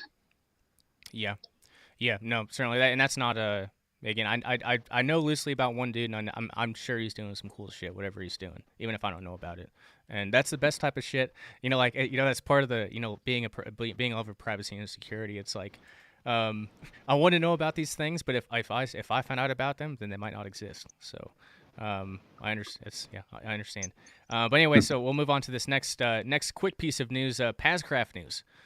This is, if you aren't familiar, PAZcraft is our own open source mine test server. It's a PAZcraft, it's a open source Minecraft server essentially. And the basis for the idea is for anyone familiar with Paul Rosenberg's The Lodging of Wayfaring Men. There was something called the free digital economy, where they coordinated, whether it was digital, whether it was digital or physical labor or whatever. A lot of this stuff was coordinated, and payments too, through this digital video game. It was hidden in a video game. There's a lot more. Avalon, we talk about these high-powered autists in our community, and Avalon is one of those folks. So not only did he take up the mantle of hosting this mine test server, but he put it on a decentralized VPS. But unfortunately, that decentralized VPS ran on a shitcoin. And if you've been on the PAZcraft server in the past month or two, you probably you just tried to sign on recently, you probably didn't get in. He had to kind of get he learned some lessons. We didn't lose much on the map or whatever. But just go to PAZNIA.com/PAZcraft, and you can get that new connection information. Obviously for me, I don't really care much about the Minecraft part of it, but the kind of the stuff that they're talking about, and a lot of these, it's like any open source project. Like there's all sorts of plugins and things, or apps that you can very easily integrate. So it's a cool project to keep an eye on. I'm not on it much. I'll go in some Celebration Saturdays if you're watching the video feed. I might fly over the map or something. But there's some cool stuff there, and lots more coming in the future. And I will let the folks that are more interested in those developments know when those are here. Anything on PAZcraft, Shadrach? I still haven't tried it, but it does make me think. What was it?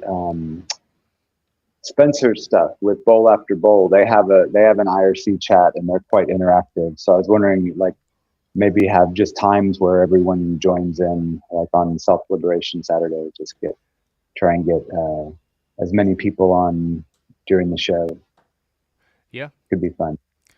Yeah, no, that would be fun, and I need to do a lot more with it. I've told him before, he's doing so much work on this. I need to do better promotion on it, and instead of just organizing a call on Jitsi, organize a meetup on the PAZcraft. We can still hop on Jitsi and talk. Mobilize there. And I guess the cool thing about so it's called Mine Test versus Minecraft. You can run this on your Android phone. It's super low. Needs computing wise. So we'll talk through that real quick. What do you install? So you download. It's called Luanti. Luanti is the app, and then you download Mine Test is the game. Or I guess there's a lot of I guess kind of these open source free games on there, but Mine Test is the one you're looking for, and then you'll click the join game. You'll put in the address, the port. You'll put in a name and a password, and if it's your first time, you'll hit register instead of login, and then save that name and password, and then you'll just hit login. Going forward, it's super easy. I'm always amazed by the creative the creative generative force of PAZNians. It's just funny. You look at the Simplex chat, for example. And it's just a lot of it's just a bunch of racism and silly childish humor, which I enjoy and appreciate. But then you hop in the PAZcraft server, and one of the first thing that everyone builds there is just there's crosses and temples and but there is also the what's the Jeffrey Epstein Island on there too. Nice. So yeah, I guess there's all sorts every kind of like the PAZNIA Radio Network, all aspects of the human experience, from the entertainment to the very serious, like the Bill Cooper that we close out with. That is going to be a ritual. Every single show, I'll close out with that clip, or that knowing where you're going clip. I found out, but anyway, I guess we'll move forward here. Opening question for you, Shadrach, as far as self-liberation news. This is the most important news, but it's been a month. Any developments in the open source Bitcoin Nostr realm? Anything you want to share from your recent adventures? Things are going really good. The last, let's see, I've been playing with Mesh Core more and kind of experimenting bringing nodes around with me. I was in Ireland last week, and they're pretty much covered very well with mesh core all over Ireland. There were even hops going back over to the UK. So that was fun. I think there's potential for that, for at least kind of local alerting. And like Thane had asked Elena about, had they thought about that, or that kind of came up in that interview. And I think if you look at, I think we just need to kind of scope out different areas and figure out what works where, and then create link ups over the internet between the areas that don't. Yeah, and I wonder, my big, so Matthew's getting close to having our PAZNIA library done, the PeerTube instance, which will, once that's done, that'll be my priority, is going in and fucking around with that. It'll be fun. And secondarily to that is the low data audio feed. Apparently PeerTube has, open source plugins or open source software, functionality where, I can transcode and then put that out into, audio, which there are a lot of PAZNians would appreciate. So that's gonna be the first thing. And I've already been doing a lot of research for the next thing, which is shortwave radio. My posthumous mentor, Bill Cooper, he had the biggest shortwave radio show in the 90s. I want to have the biggest shortwave radio show in the 2020s. That's my goal. So I've been looking into shortwave radio transceivers. And from hearing, from hearing Thane and maybe even you and maybe Polycarp, I'm not sure exactly, but it sounds like with reticulum, for example, there's interoperability between frequencies and, or I guess different transmission sources. So I wonder, is there any interoperability? Do you know of anything between like shortwave and mesh networks? Anything you can share?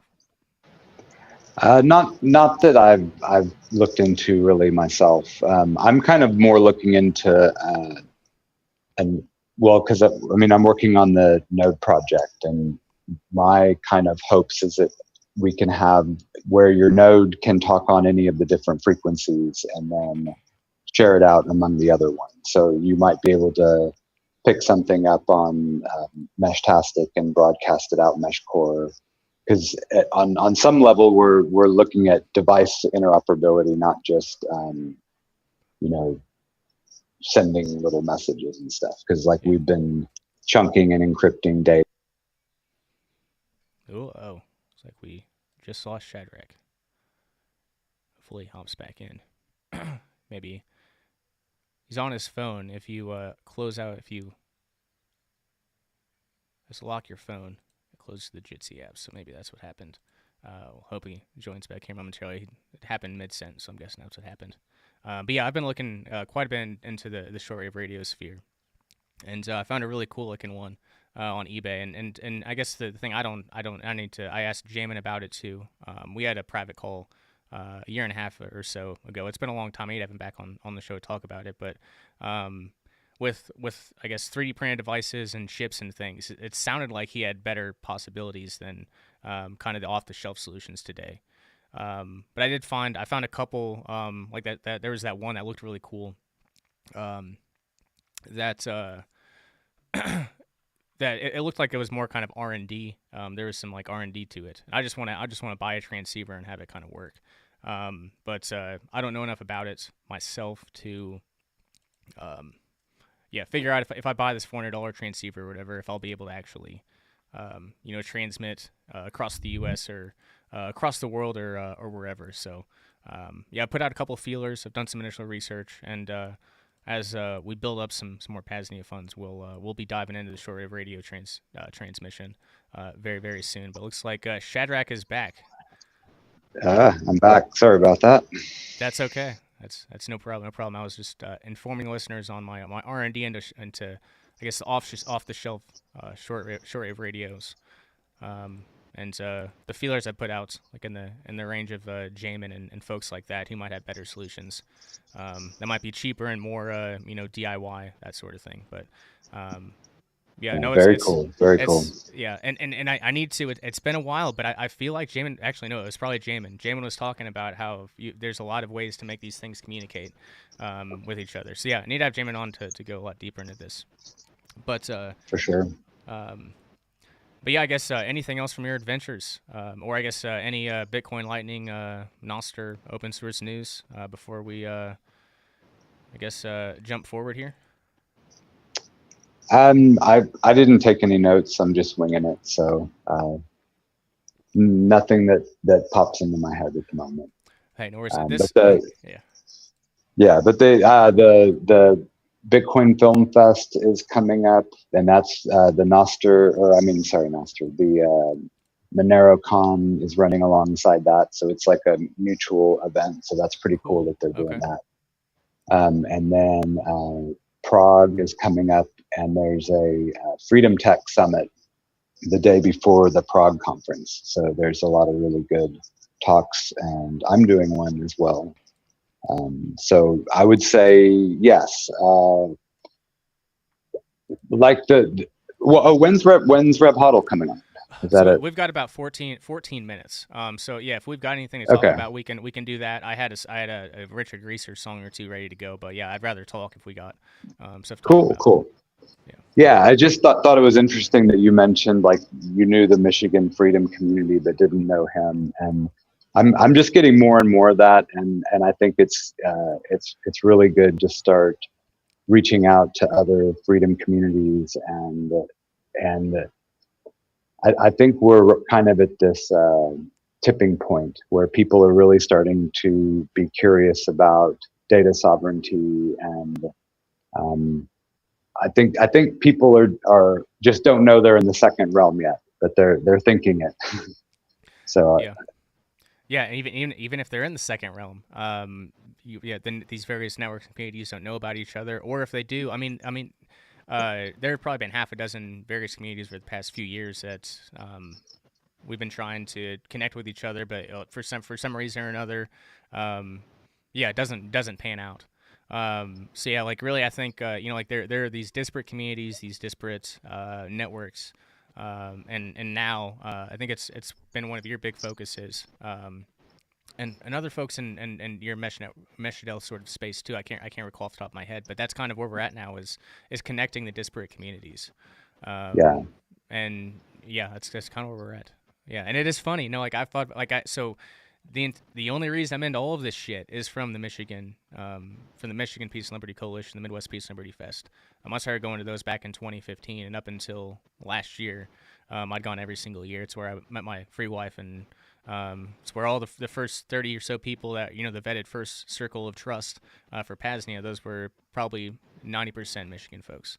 Wow. Very cool. I did not know that. That's awesome. So yeah, mostly Michigan folks there. There's some, like Eastern Chicago, kind of that area. There's like Western Indiana. There's kind of like I could call like a voluntarist trinity there, per se, like Michigan, Indiana, that kind of Eastern Illinois area, or northern Illinois area. But I'm excited to hear from Rev Huddle, for sure. I've seen some of his live streams, and I like the culture of I'll just say like there's I won't even go there. I'm not sure if those were public or not, but I'll just say he's got a very, very beautiful looks like permaculture wooded wilderness area. And Shadrach, have you met Rev Huddle before? I don't recall if you have. Yeah, absolutely. Yeah, he's fully vetted. Yeah, I thought so. Yeah. No, he had a very powerful impact on me meeting him in person. Really great guy. And yeah, the Tinker Tribe kind of reminded me of a lot of the stuff that Rev Huddle does, and maybe having more of those just submitted videos or live videos of like things people are doing on their homestead could be really cool. Yeah. No, I'm with you entirely. I'm excited to have Greg on here. He's one of those, like he mentioned, he's getting into he's been in this stuff since 2017 or 2018, and those are the folks that I the pre-COVID folks. I appreciate all the folks that got here after that time, but I get the real OGs before when things weren't as bad. I really like especially those that the hardcore folks, the off-grid DIY projects, and that is Greg. It'll bring a very good dynamic to the network. We got private, and I guess Greg's into some of the crypto stuff too, but he's also just hands-on. Just a hands-on dude. We need more of those. We need more of those. We're at the hands-on phase of this first turning. Yeah. No, we certainly are. We certainly are. So, I guess we've got about 10 minutes here. I guess we could take a brief moment here. I didn't have a song queued up before. I guess it was an hour or so before the show started. But it's one of my favorites, and it will. I guess we'll play this one. And there's another one. So "Sailor Fly Me to the Moon" will be the first one, and if Rev Huddle drops in, we will stop and talk to Rev Huddle. But this is Freedom Pioneer Focus, Freedom Music Spotlight, and I always just got to go back to the great Richard Dick Greaser, and it's been a long time since I played this song on the network. So Shadrach, you good for a short music break here, my friend? I'd love one. Sounds good. All right, we will. So this is "Sailor Fly Me to the Moon" by Richard Dick Greaser, and enjoy.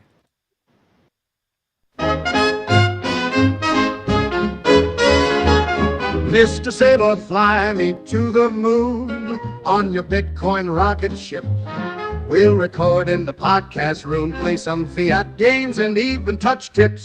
6102 is a conspiracy. Brian Armstrong says the funds are safe. Food. When I'm with you, I feel electricity. Mr. Sailor, take my hand. Let's be special friends and hope this party never ends.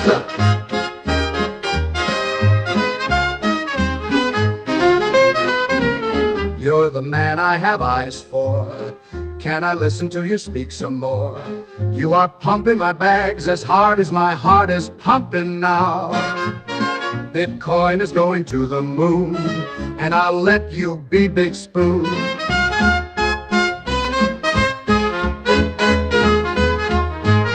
My wife is a little jealous, but you've made me so damn zealous. I've never seen straight men act so gay when they rush to listen to you on stage, but I know I'm the one you adore. Let me take off my pants and let you explore.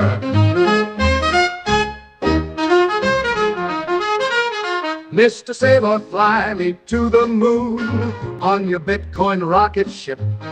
We'll record in the podcast room, play some fiat games and even touch tips. You're the man I have eyes for. Can I listen to you speak some more? You are pumping my bags as hard as my heart is pumping now. Bitcoin is going to the moon, and I'll let you be Big Spoon.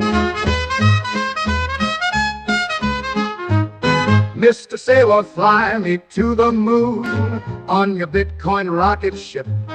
We'll record in the podcast room, play some fiat games and even touch tips. You're the man I have eyes for. Can I listen to you speak some more? You are pumping my bags as hard as my heart is pumping now.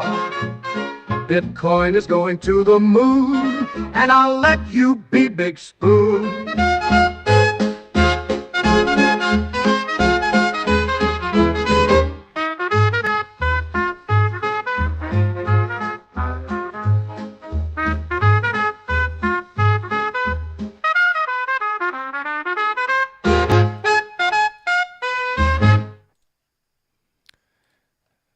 right.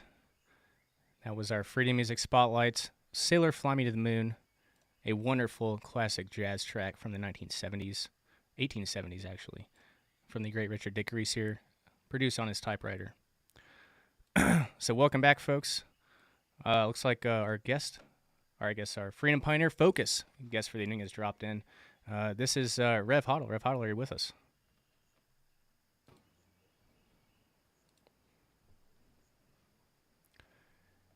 Oh, no. Maybe, maybe not.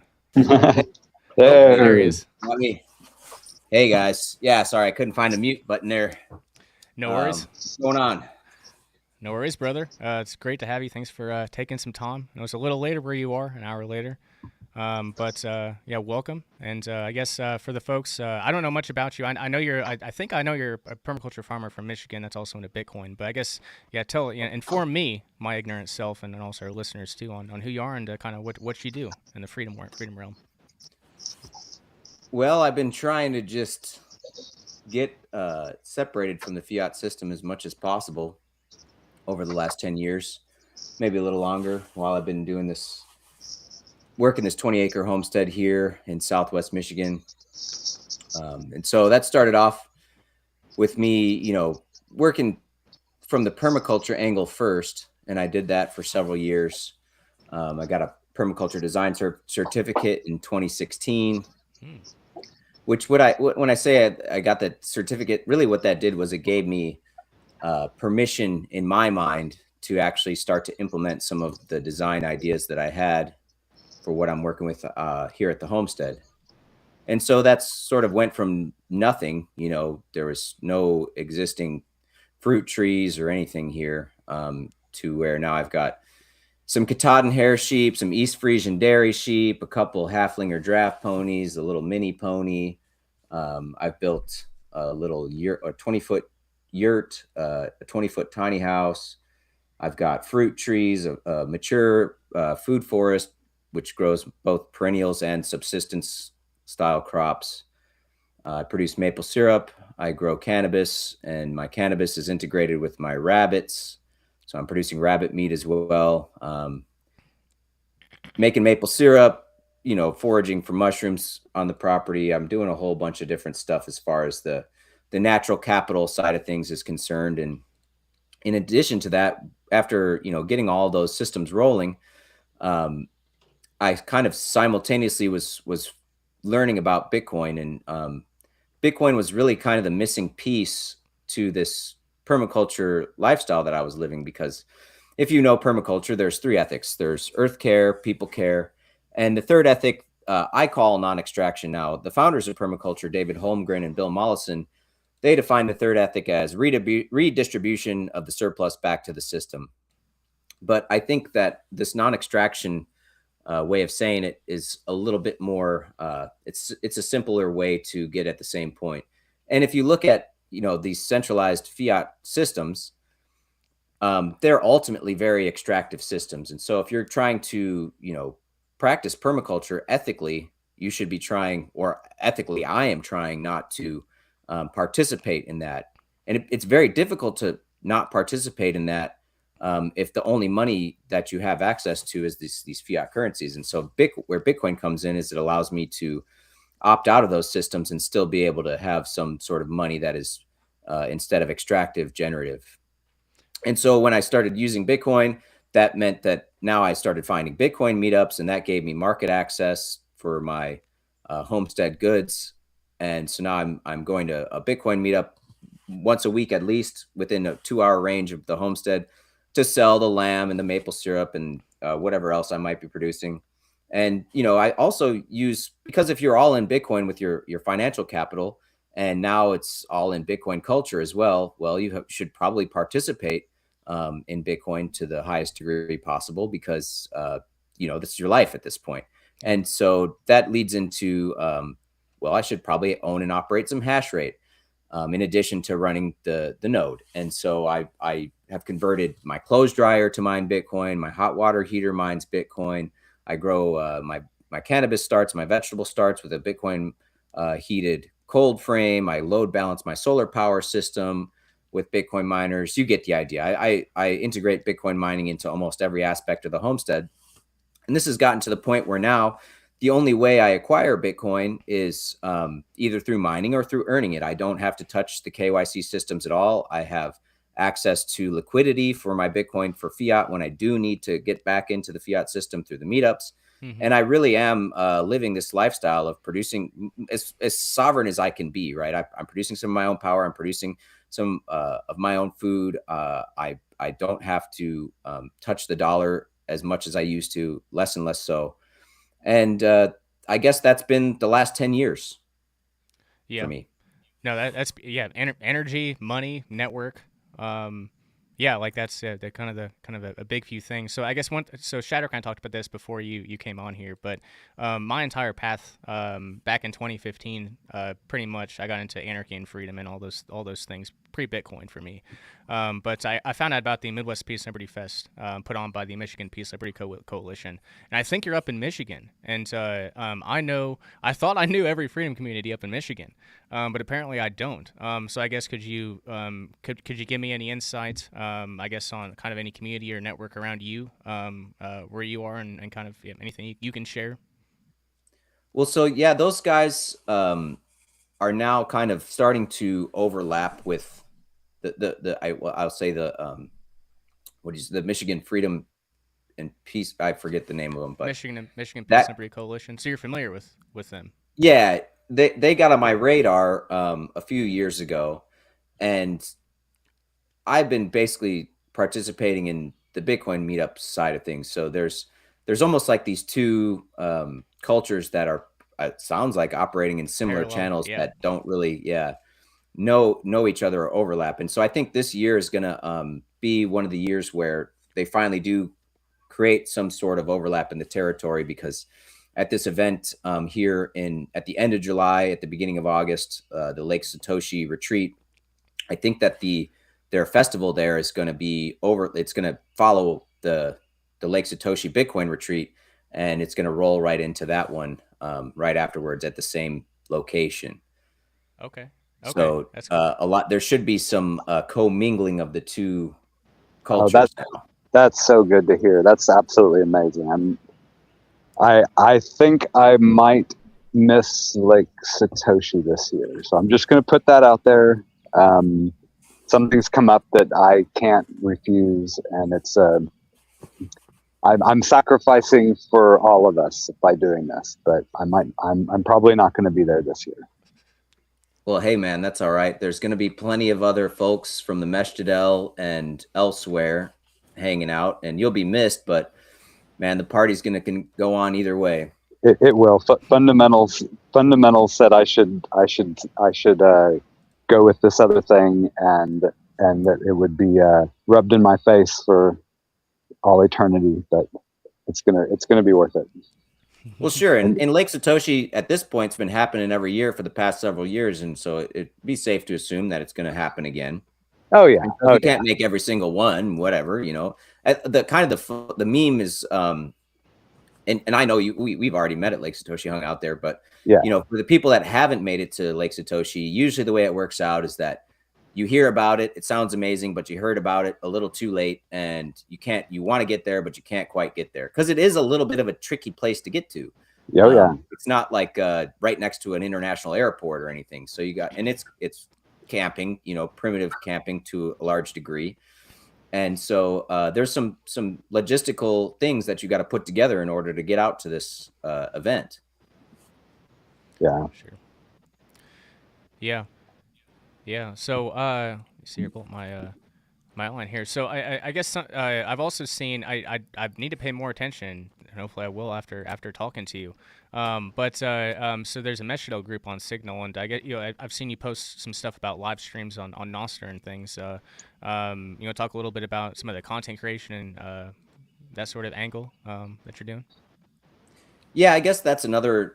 I'm at this point only participating in this like social media, internet sharing of information kind of thing on Nostr exclusively at this point. Cool. And so that means that I do a permaculture-based live stream on the first Wednesday of every month at 8:30 Eastern time. And so I'll come up with the permaculture topic and get a bunch of people in this corny chat room, and we'll just all have a discussion based around that central focus. And so that's one thing that I do. I've been doing that for a few years. And in addition to that, I like to talk on podcasts like this. I produce video content in the form of vlogs, you could say, of just like my day to day here at the homestead. I do pictures and some more like detailed notes around some of the mining contraptions that I'm building and working with. And then I also just recently started a new podcast with a co-host, Reed, and that's called Local Bitcoiners. And we showcase Bitcoin meetup cultures from all over the place. We talk to Bitcoin meetup organizers and really shed some light on the value that you can get from attending these meetups. I really think that anyone that hasn't gone to a Bitcoin meetup should, and they're interested in really using the Bitcoin and maximizing the utility that you can get out of it, you're really missing out if you don't find and attend your local meetup or start a meetup or interact with the meetups in one way or another. Yeah. Yeah. So I've got another question or two, but Shadrach, you might as well. You got anything you want to ask or bring up here? The Local Bitcoiners is an amazing podcast. I highly recommend it. Even if it's not, it might not seem relevant to you, but there's little ideas and nuggets, and it really fires your brain off on what you can do within your community. So highly recommended. And back on the intermingling subject, maybe y'all could add some different kind of freedom meetups to the podcast, if you wanted, Rev Hodder. Oh yeah, I mean, like Rayo, you do this event, I think, in Illinois somewhere, right? Our big ones, yeah, our big main one is Vonu Fest. Yep. Yeah, and I've been trying to figure out a way to get down to that, because it sounds like my people would be there. You know, the same kind of folks that at a Bitcoin meetup would be at an event like that. And you know, we're on the show. We talk to Bitcoin meetup organizers, and you think, okay, a Bitcoin meetup organizer, they're going to talk about the venue of their meetup and the format of their meetup. Is it Socratic seminar? Is it a drinking thing? But really, if you're a Bitcoin meetup organizer, that means you're a pretty hardcore Bitcoiner to begin with. And so that means you probably have some other interesting shit going on related to Bitcoin, freedom tech, and sovereignty as well. Yeah. Yep, absolutely. Yep, most definitely. So I got taken this right. You mentioned I've seen the videos on live streams, and as a previous gardener myself, I'll say that I'm not doing it this year. Our house burnt down on February, and along with that, a couple pounds and a lot of really good genetics. Custom genetics to here, seeds. But I guess could you talk a little bit more about anything? I guess your cannabis setup, your permaculture cannabis setup, and just whatever details you'd like to share there. Yeah, the cannabis system is really one of my favorites for a lot of reasons. One, it's just it's a very as far as like capital is concerned, it's a very generative system for building capital. It basically at this point, I have no inputs from outside the homestead to produce the cannabis. So I'm working with the seed that I'm breeding from the previous seasons. All of the pots and everything that I use is basically repurposed trash. All the compost that I'm using to feed the cannabis is grown and produced here at the homestead. Basically, my horses produce manure. I feed that manure to my chickens. They compost the manure down. And so now I've got this chicken manure, horse manure, supercharged compost that I'm using to grow the cannabis. And then in addition to that, I grow my cannabis in my rabbit colony. So I have a colony style rabbit system that produces about 150 pounds of rabbit meat a year. Now, just as an aside, I recently had a coccidia outbreak in the colony. So we're taking this year off of the rabbits. We've harvested all the rabbits and we don't have any rabbits currently, which has meant that now I get to play with some of the volunteers that have come up in the cannabis garden, because normally the rabbits would just devour anything that pops up right before they get a chance to establish.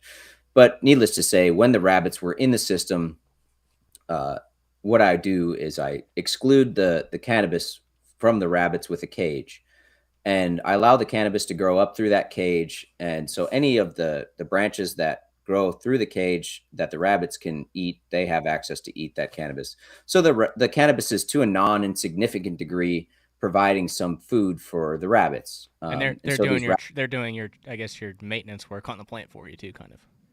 Yeah, getting to the end of the season, I do also use the rabbits to help me trim the cannabis. But before I get there, the special thing about this relationship between the rabbits and the cannabis is the rabbit manure. So the rabbit manure is not, it's like, unlike any other manure here at the homestead, any of the horse manure, sheep manure, chicken manure, any manure that I've got, all those need some sort of aging or composting before it's really kind of ideal to feed to a plant. The rabbit manure, on the other hand, is not hot. It doesn't need any of that. The rabbits can basically poop right at the base of the cannabis plant, and the cannabis can eat that manure fertility right away. And so what I do is I weed my food forest. I might be doing some prunings, whatever, any vegetative material from the homestead that I produce, I bring it into the cannabis garden. I mulch around the base of the cannabis plants with that vegetative material, which feeds my rabbits. And therefore, as the rabbits are eating that food, they're depositing their fertility at the base of the cannabis. And so the cannabis is dry farmed. I basically water it in a couple times just to get it established once I transplant it out of the pots. And from there, it's just on its own. And the rabbits are doing the majority of the work, weeding around it, making sure that there's no competition for the cannabis, and helping to grow it. Now, when it comes down to harvest time, and so I am breeding this cannabis for seeds. So I do keep one or two males. I select one or two males that I want in the garden. As soon as those males start to drop their pollen, like I watch, like as soon as that pollen starts to drop, I cut those plants down and I tap each of my females with it and pollinate the females right at the beginning of the flowering stage, and then feed those males to the rabbits. And so what this yields is like I get a light pollination, a decent seed set, but it's not like the buds are completely filled with seed to where it's not a really usable product for if you're consuming it as a THC kind of thing, smoking it. And so I get a decent harvest for consumption as well as a decent seed yield at the same time. Right. And so, yeah, as the plants become mature, late October, early November, depending on the weather and all kinds of other factors, I start to prune. I DCA my cannabis harvest, right? I start to cut branches and weave them into the fence of the rabbit colony. The rabbits then eat the fan leaves and the sugar leaves off there, and they leave me with the bud. And the reason why they leave me with the bud is because all that resin on those buds, the rabbits, they're so well fed, they're not interested in fighting with that sticky stuff. And so they just take what's easy, what they like, and they leave me with what I want. I think this is actually a natural mechanism of the cannabis plant to that resin actually helps to protect the seed. It discourages animals from eating it. And so this works out very well for me. Now the rabbits are doing about 80% of the trim work. Now anybody that's grown cannabis knows that the processing of the cannabis at the end is probably as labor intensive as the whole season of growing it, right? It's a huge part of the component of actually getting the cannabis from the plant growing in the ground to something you can consume. And so once again, the rabbits are doing a lot of that work for me, which is really sweet. And like I said, the rabbits are paying me in rabbit meat for all this work that they're doing for me. And so the feed for the rabbits is essentially free. I do supplement them with a little bit of a grain mix just to make sure that they have a well-balanced diet, because sometimes I might be feeding them one type of weed that I'm pulling for a week at a time. Right. And so I want to get a little bit more diversity in their diet. But that's the only input in the system, is just this little bit of grain mix that I feed the rabbits. Otherwise, everything else comes from right here in the homestead. Yeah. No, that's great, and it's true about the rabbits for sure. So before the couple spots, the couple outdoor plants some of the couple outdoor plants I had were where our rabbits used to be. We raised a bunch of rabbits there, and I also had like 20 or 30 chickens or ducks in that area too. So like that soil was just amazing. I had some electroculture too. I'm not sure if you've done anything with copper and antennas or anything of that sort. But those with whether it was the rabbit shit or the electroculture, I don't know. I don't control for variables. I just watch in amazement. But yeah, like those ones got to like the I guess the top of the house. So yeah, like there's something to be said about rabbit shit. I guess lamb shit too. We used to have lambs up until a few months ago. We're switching over to goats primarily at this point. But no, like there's if you've got animals, it's the best free nutrition, or I guess the best free fertilizer. I suppose. Let me see here. If I think there was something else. Maybe not. Shadrach, you got anything? No, it's great having you on. Good talking again. For sure. So I guess just to to hone in on one final thing here, Rev. So you said that here in the next few months, there's going to be some overlap between the Michigan Peace and Liberty Coalition and I guess kind of the Bitcoiners.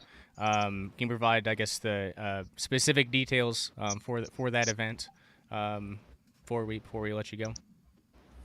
Yeah, so my understanding is this Michigan Peace and Liberty Fest is going to be happening right after or shortly after the Lake Satoshi retreat. Now, I don't know the details on that event, but the Lake Satoshi retreat, Saturday, August 1st is the big day. And then so it would be like the Friday, June 29th or 30. I don't know what, and the last day of June is. I don't know what that is. You show up on Friday, you know, or maybe even Thursday, hang out, set up your camp, whatever. And then Saturday is the big day with the, you know, there's some panels and barbecues and all kinds of stuff, swimming at the lake and just people hanging out. And then Sunday, people have breakfast and kind of filter on out. So that would be July 1st, or not, I'm sorry, August 1st. And then Sunday, August 2nd, people kind of head out. Gotcha. Okay. Gotcha. No, that's good. So like there was, I guess at this point there's only two festivals that I want to go to in the future, and one was Midfest in Oklahoma where I met Shadrach, and this one's brought to my mind again. It's always been there, but I forget about it. But Lake of Satoshi would be the other, and then going back to the Midwest Community Liberty Fest again. But it's different than it was a decade ago, so it's not necessarily the same inclination. But no, I need to go to Lake of Satoshi as well. Not gonna happen this year. Hopefully next year. But yeah, Rev, anything else for the listeners? I guess if you got any closing words of wisdom or tips and tricks to any self-liberators from all sorts of liberated lifestyles. Yeah, anything you got? I think, you know, it's very easy to even think that you have a low time preference about getting started doing this stuff, and a lot of times your ambitions can be higher than what is realistically achievable in any given time frame. And so it can be discouraging, you know, when you get started and you feel like it's an overwhelming amount of things to do to really completely divorce yourself from these systems that you don't want to participate in anymore. And the key is to just continuously take one step at a time. Use those permaculture principles, you know, self-regulate, accept and apply feedback, value diversity, you know, work from patterns to details, all these kinds of things. Just slowly refine the systems and the process, lean into what's working, do a lot of experiments, simultaneously, you know, shed what's not working, learn as much as you can, observe and interact, and just keep plugging away at it. It can be, you know, from my perspective, it's like any of this shit can hit the fan at any moment. And if you're not ready, you're screwed. But at the same time, if it's impossible to be ready, you know, the best thing you can do is to just continuously improve and keep walking that path. Yeah. Yeah, most certainly, and well said. Well, Rev Hoddle, it's only been about half hour. I think we could probably talk for 2 or 3 hours. And we just started up the monthly news show. I'll get back to doing Vonu podcast lives. I just only have so much time at this juncture for live shows. But at some time here in the next few months, I want to have you on the Vonu podcast to go much deeper into all of the autistic details that I want to get into on your homestead.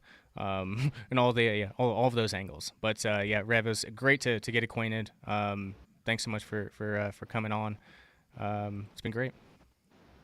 Well, thank you guys. Yeah, it's been a little bit of a scheduling issue trying to find the right time, and we finally crossed paths here on the internet, and I'm glad I could join you. Likewise, brother, and looking forward to crossing paths in physical space and time. Setting that intention for the next year or so. So, yeah. It's a good start just all being in the same chat together. This was really cool. Thanks for coming on. Awesome. All right. See you guys later. Right on, Rev. Have a good one. All right. So that was Rev Hoddle, our Freedom Pioneer Focus. So I guess what we will do, and I did have, like we talked about a couple of times, regimented, like at this hour, at this time, we're gonna go to break. But no, we're gonna do a couple things here. So we're gonna start Vonu Life Digital Message Board. and cover just some Simplex messages and one of the big pirate radio news for PRN, which I kind of already mentioned. And then I want to, then we'll go to our first break and come back for our second realm strategy session with some very good questions that were messages from the message boards. So it's a good segue. Anyway, we'll get to some Simplex notes for our Vonu Life Digital message board. I guess we could do this little silly ditty. Hold on a second here. We'll do the little silly ditty. Here we go.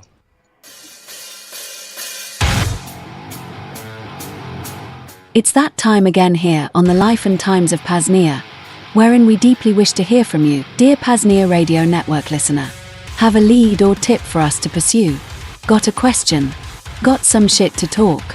Just want to leave a donation? There are many ways to do so. Give us a call, PAZNIA.com/call2. Leave us a message and donation at xmrchat.com/PAZNIA Radio. Or drop a comment in any of the various PAZNIA Simplex chats. The second realm is nothing without you, fellow self-liberator. So please do reach out. This is the Vonu Life Digital Message Board.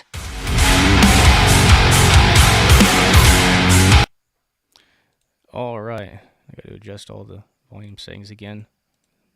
Anyway, we're here. So yes, this is the Vonu Life Digital Message Board. Yes, everything is unmuted. Just got to double check now.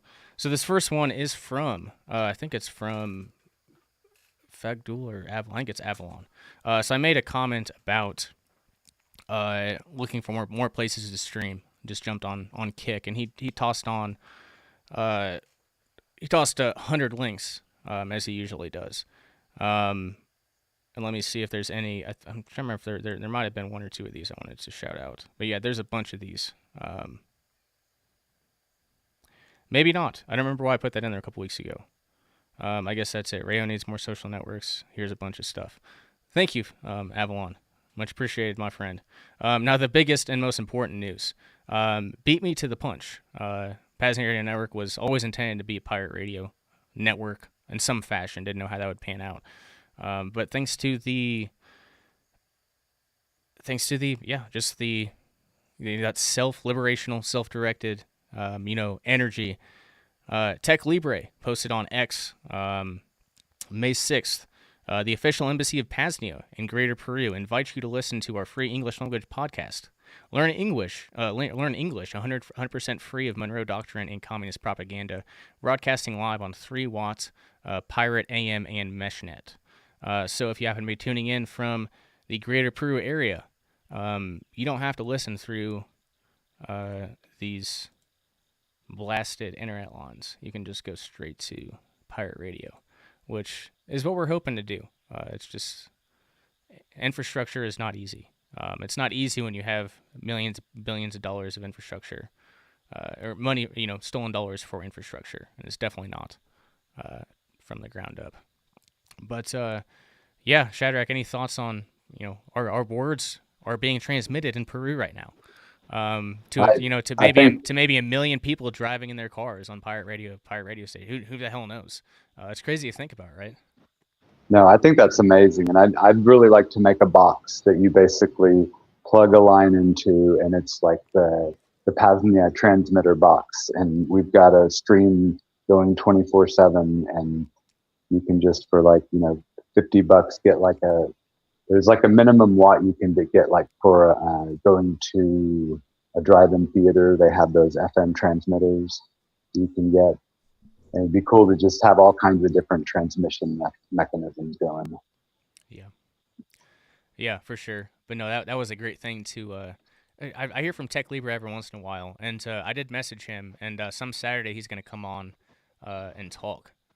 He's a cool dude, and he's down there in South America. So yeah, that'll be something to look forward to. I tossed this in there. I think I learned this Zap.store. I'm trying to remember. It was one of the interviews you shared with me, I'm pretty sure. That's where I learned from I learned about Zap.store. Mm-hmm. And I wanted to I'll just toss out I haven't used this yet because I'm not gardening now. I'm not gardening at this point, but I stumbled across an app on Zap.store and it looked amazing, and I wanted just to give it a shout out. It's called Digi Agri app. And instead of writing your, instead of scribbling your garden and plant layouts on pieces of paper, you can have a nice app, private app to do it on via Zap.store. It looks very, very, very cool. If you're a gardener like Rev Hoddle, check it out. I've Wow, checked it what's out. that? What was that again? Digi Agri app. Agri Yeah, app. Awesome. basically set out the the boundaries to your plants and have a instead of doing it on graph paper or spreadsheet or something like that, whatever. However people do it. It looked cool. Thought I'd toss it out there. I will be looking into it next year. And I'm looking forward to actually trying it out, but we'll give him a free shout out here on the PAZNIA Radio Network. The Life and Times of PAZNIA, monthly news show from Veritas. If you want to give us a call, PAZNIA.com/call2, you can leave a message or donate xmrchat.com/PAZNIA Radio. So at this point, Shadrach, I guess we will go ahead and go to our only break. And when we come back, it'll kind of be a combination of the message board and second realm strategy session. Some very good and pertinent questions, things I want to address. But we'll go ahead and get this break rolling. PAZNIA.com/call2, xmrchat.com/PAZNIA Radio. Call in.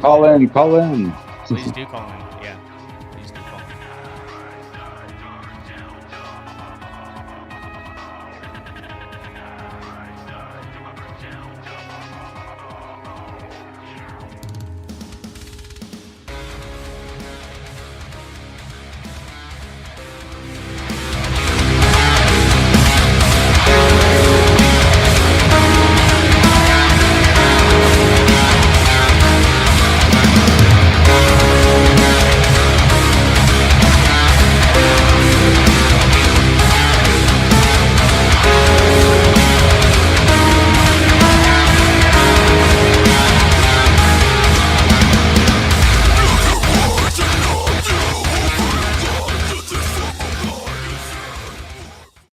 Now, when it comes to weird alternative health shit, you may have heard of Brown's gas, boss, aka molecular hydrogen. Technically, actually, molecular hydrogen is just one part of what Brown's gas is, but whatever. It's a kind of wellness treatment used by health professionals and weirdos all over the world, both mainstream and otherwise. They got gas bars in Japan and shit. Big body of research showing that this therapy likely helps with pretty much everything: cancer, diabetes, heart disease, pretty much every organ system in the body. Over 1,500 papers, therapeutic potential for 170 diseases. In broad strokes, it works by fucking electrolyzing water into hydrogen and oxygen, and then you breathe that shit and you drink the water that it's bubbled through. And these gases are, negatively charged and shit, and they get into every cell of your body. It's probably how magical healing springs work, at least partially. The water is hydrogen enriched.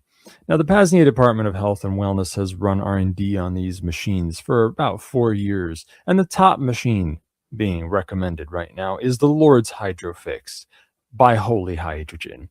And can you believe it? We have a coupon code for a product that isn't on our own fucking store. There's a first time for everything, so save a fat chunk of change on the Department of Health and Wellness's top recommended machine, and support Cloak Dagger at the same time by heading on over to holyhydrogen.com and inputting coupon code VONU100 to get $100 off your Lord's Hydrofix. You're going to want to do your own research on this. The Molecular Hydrogen Institute website can help you with that. There's whatever, you can use whatever resources you want. There's a huge body of research on this. You know as well as I do, hopefully, that there are a lot of bullshit health tonics and gimmicks being hawked out there. The Brown's gas is one of the truest, most powerful tonic treatments out there in the world by far. When you learn for yourself how much of a health and wellness bombshell molecular hydrogen truly is, you're going to see why having your own machine is truly worth the investment. These machines are a bit costly, okay? I'm not going to lie to you, but they last for ages, and they may help you save on health costs in the long run. Nothing's a bigger deal than your health, so pony the fuck up.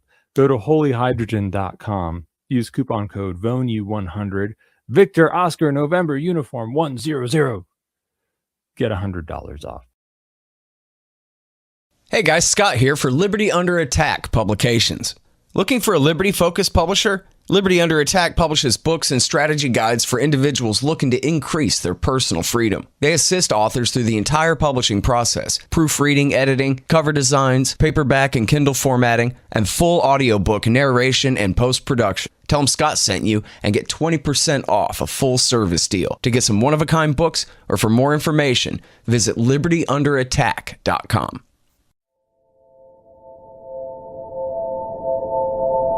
Liberty Under Attack Publications is your source for all things self-liberation. Featuring high-quality agorist and anarchist fiction, Paul Rosenberg's A Lodging of Wayfaring Men, and his The Breaking Dawn are two great starts. The Brushfire series by Matthew Wojtecki is stellar, #Agora, and more. Save Bitcoin or fiat by buying a bundle, such as the Strategy Sample Pack, wherein you can explore a few different strategies to the problem of freedom, at Current, Vonu, Ben Stone's Vision, and Second Realm, book on strategy. And once you're inspired to take action in your own life, head on over to the Ghost Pads and Privacy Tools tab to get yourself a Ghost Phone and Ghost Pad, and secure your communications from both the public and private spies. Stock up your home apothecary with items from Aura's Apothecary, Black Drawing Salve, Comfrey Salve, Natural Insect Repellent, and much more. And finally, the newest edition, PAZNIA Farms canned goods, cowboy candy, pickles, salsa, etc. Of course, all of the canned goods and the apothecary items are made with the highest quality ingredients, some grown here at the homestead. Head on over to libertyunderattack.com, again libertyunderattack.com, to check out our full catalog or to place your order today. Bitcoin accepted and preferred. Email if you'd like to pay with XMR, shane@libertyunderattack.com, or if you'd like to place an international order. Again, libertyunderattack.com. Liberty Under Attack Publications. Share your story. Find your freedom.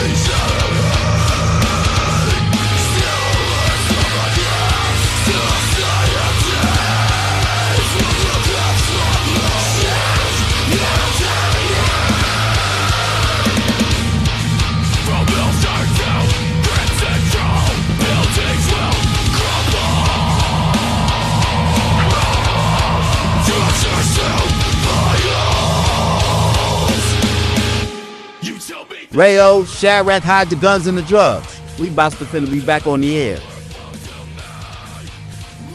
This is the life and times of PAZNIA, a monthly news show from Veritas. Now, your humble hosts, Rayo2 and Shadrach. Hey, we're back.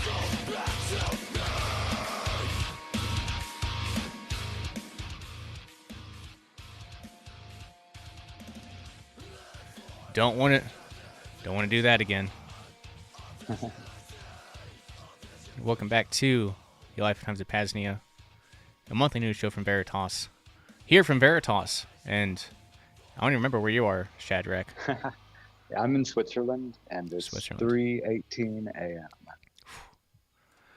Yeah, that's late. I don't know if I could do it, so I appreciate it. Yeah, certainly appreciate it. Hope you're. I don't know if you need coffee or caffeine or anything like that, or if just the fuel of liberation is enough for you. It's the fuel of liberation. There you go. This is a global broadcast to all who are listening. And time isn't real anyway, right? So fuck it. It don't matter. Totally. All right. Anyway, so yeah. Anyway, if anyone wants to call in, PAZNIA.com/call2. You can leave a message at xmrchat.com/PAZNIA Radio. But we're gonna, I guess, Bonnie Life Digital Message Board and the Second Realm strategy session commingling here. But these are some amazing questions that were dropped in the chat, and I don't have comprehensive answers to all of them. They're worthy to ask and worthy to provide some sort of response to. And I don't recall who the hell asked these questions. I guess that's one good thing about Simplex is it's almost impossible to track threads beyond a certain point. But anyway, whoever asked this, thank you. Much appreciated. First question. What are the A2AD measures in place on PAZNIA homesteads? And a note here from me, A2AD is anti-access area denial, and I guess it could also mean air-to-air defense too. But regardless of what he meant,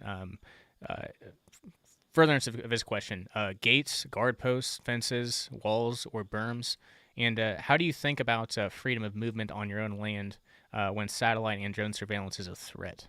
Camo netting overhead, tunnels. So yeah, lots of good stuff there. First off, I would probably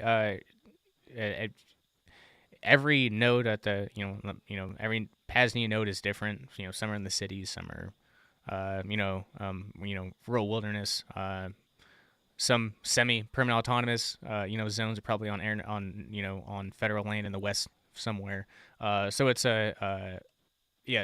I guess it's relative to what node you're talking about. But I think generally, if we're talking about kind of like I guess maybe kind of the more wilderness node, speaking for Veritas and from what I know of the network, I'd say it's probably it's probably pretty traditional. Fences, guns, and choosing optimal locations would be kind of the start. I guess the start to that. I used to joke about the Great Wall of PAZNIA, and it's kind of a joke, but it'd be cool as shit sometime. Basically, the entire perimeter. We've got a 22-acre homestead here. The entire perimeter, or actually, not even the 22 acres, but the part that's exposed to the road, like 2 high of shipping containers all the way around. The Great Wall of PAZNIA. I think it'd be fun.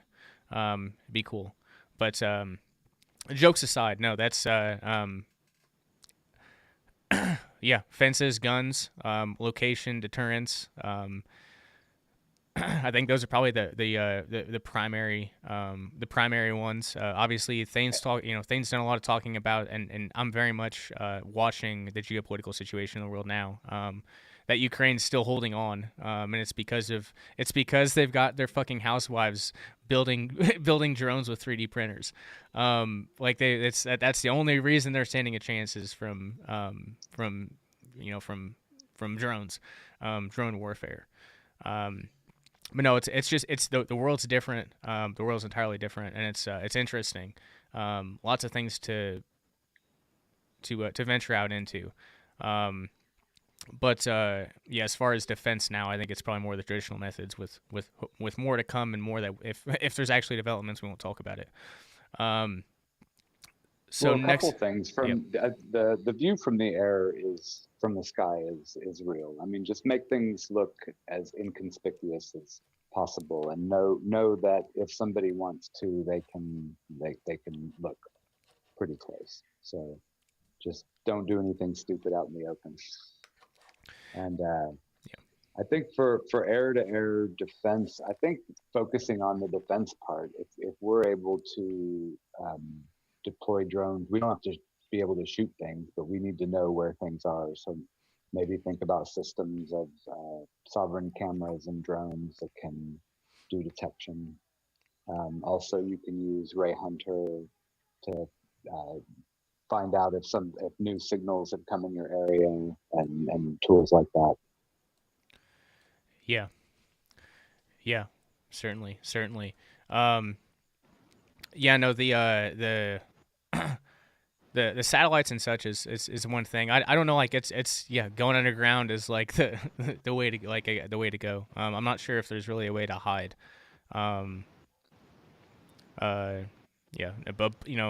overground now. I think it's kind of like what we talked about last time with Shadrach, where we've got to practice the privacy and security culture principles we can, and just do what's right and what we need to do, and kind of go from there. That's all we really can do, at least for right now, until other things happen.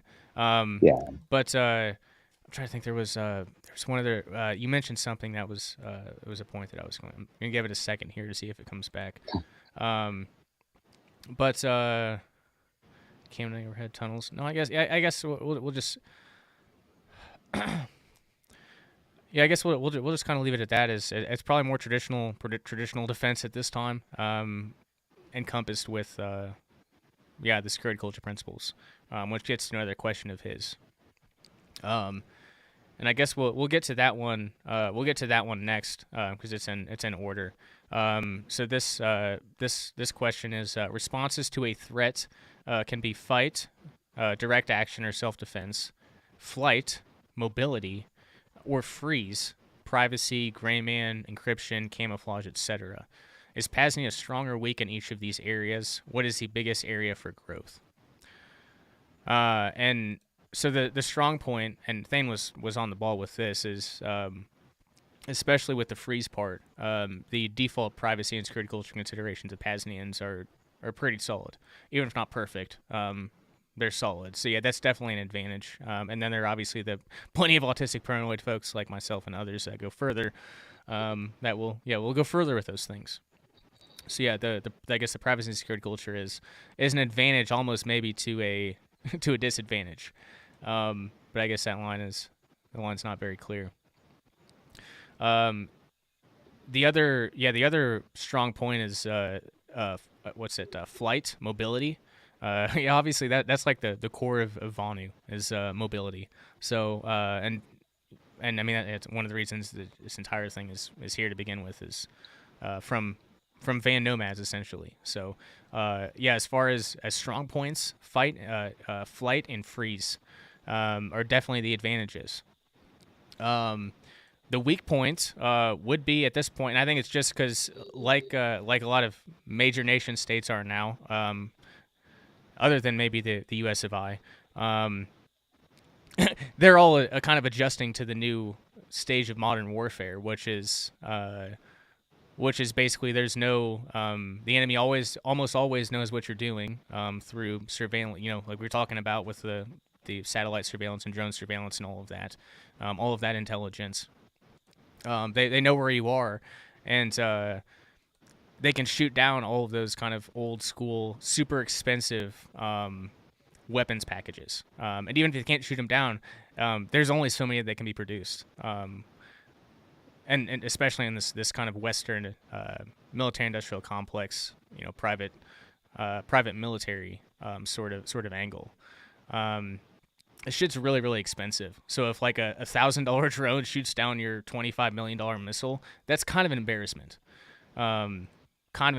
So the entire, the entire, it's kind of why I don't pay much attention to geopolitics usually, but this is a big time. The structure of the world's changing. The structure of modern warfare is changing. Kind of like with the advent of the firearm that put a lot of the power back to the people. This sort of technology it's obviously a major tool towards enslavement right now. But it also gives us, again, a lot of these are theoretical and shit's still got to be built. And all of that, but this technology can provide a lot of advantages to us in this defense realm. So I guess a lot of that's to come. The last thing I'll say here is, in terms of like defense, I guess there's another area of fighting that I don't think we're necessarily at a disadvantage at all. I mean, maybe in terms of numbers and resources, but in terms of training, maybe not. If anyone's been to Vonu Fest in the past few years, They might have gotten training from our firearms training from our resident Pat Henry. If you've been to Vonu Fest and gotten firearms training, you're definitely above the board there. And I've also noticed Thane is too. But even if not professionally, it seems like many others are in fighting shape and enjoy sparring, MMA, jiu-jitsu, or whatever. So even if there's, there's always things to improve at, right? There's always ways to get better, but I think there's a lot that we're doing a pretty good job at in terms of the PAZNIA network. But I'll open up to you. What do you got on responses to the threat or strengths, weaknesses, anything like that? Well, when we build out our, the Thane's defense markets, that'll give us a lot of leeway. I really like those ideas.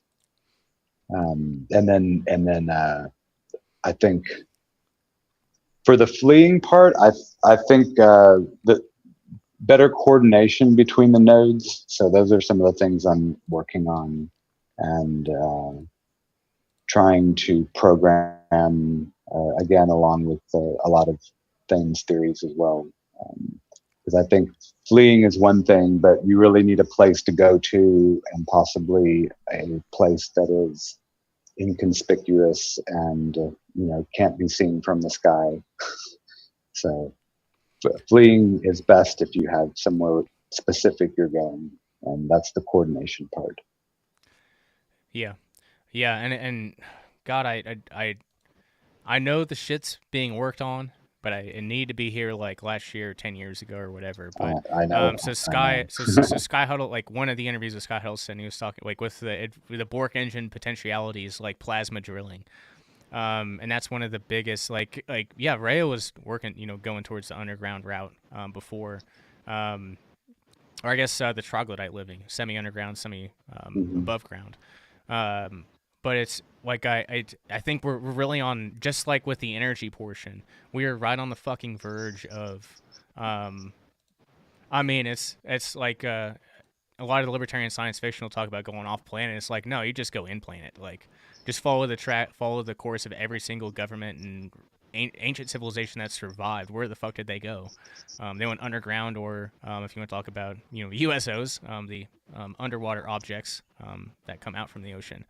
Those are the safe places. Yeah, I mean that's where to go for every single one of these things. I think. We're kind of waiting on technology, unfortunately. Just kind of we're waiting on the technology, but we're also just kind of doing the low-tech analog stuff at the same time. Because we can't, we're not, you and I and folks like us aren't just going to sit around and wait. We can't do that. Yeah. Not in our blood. Yeah.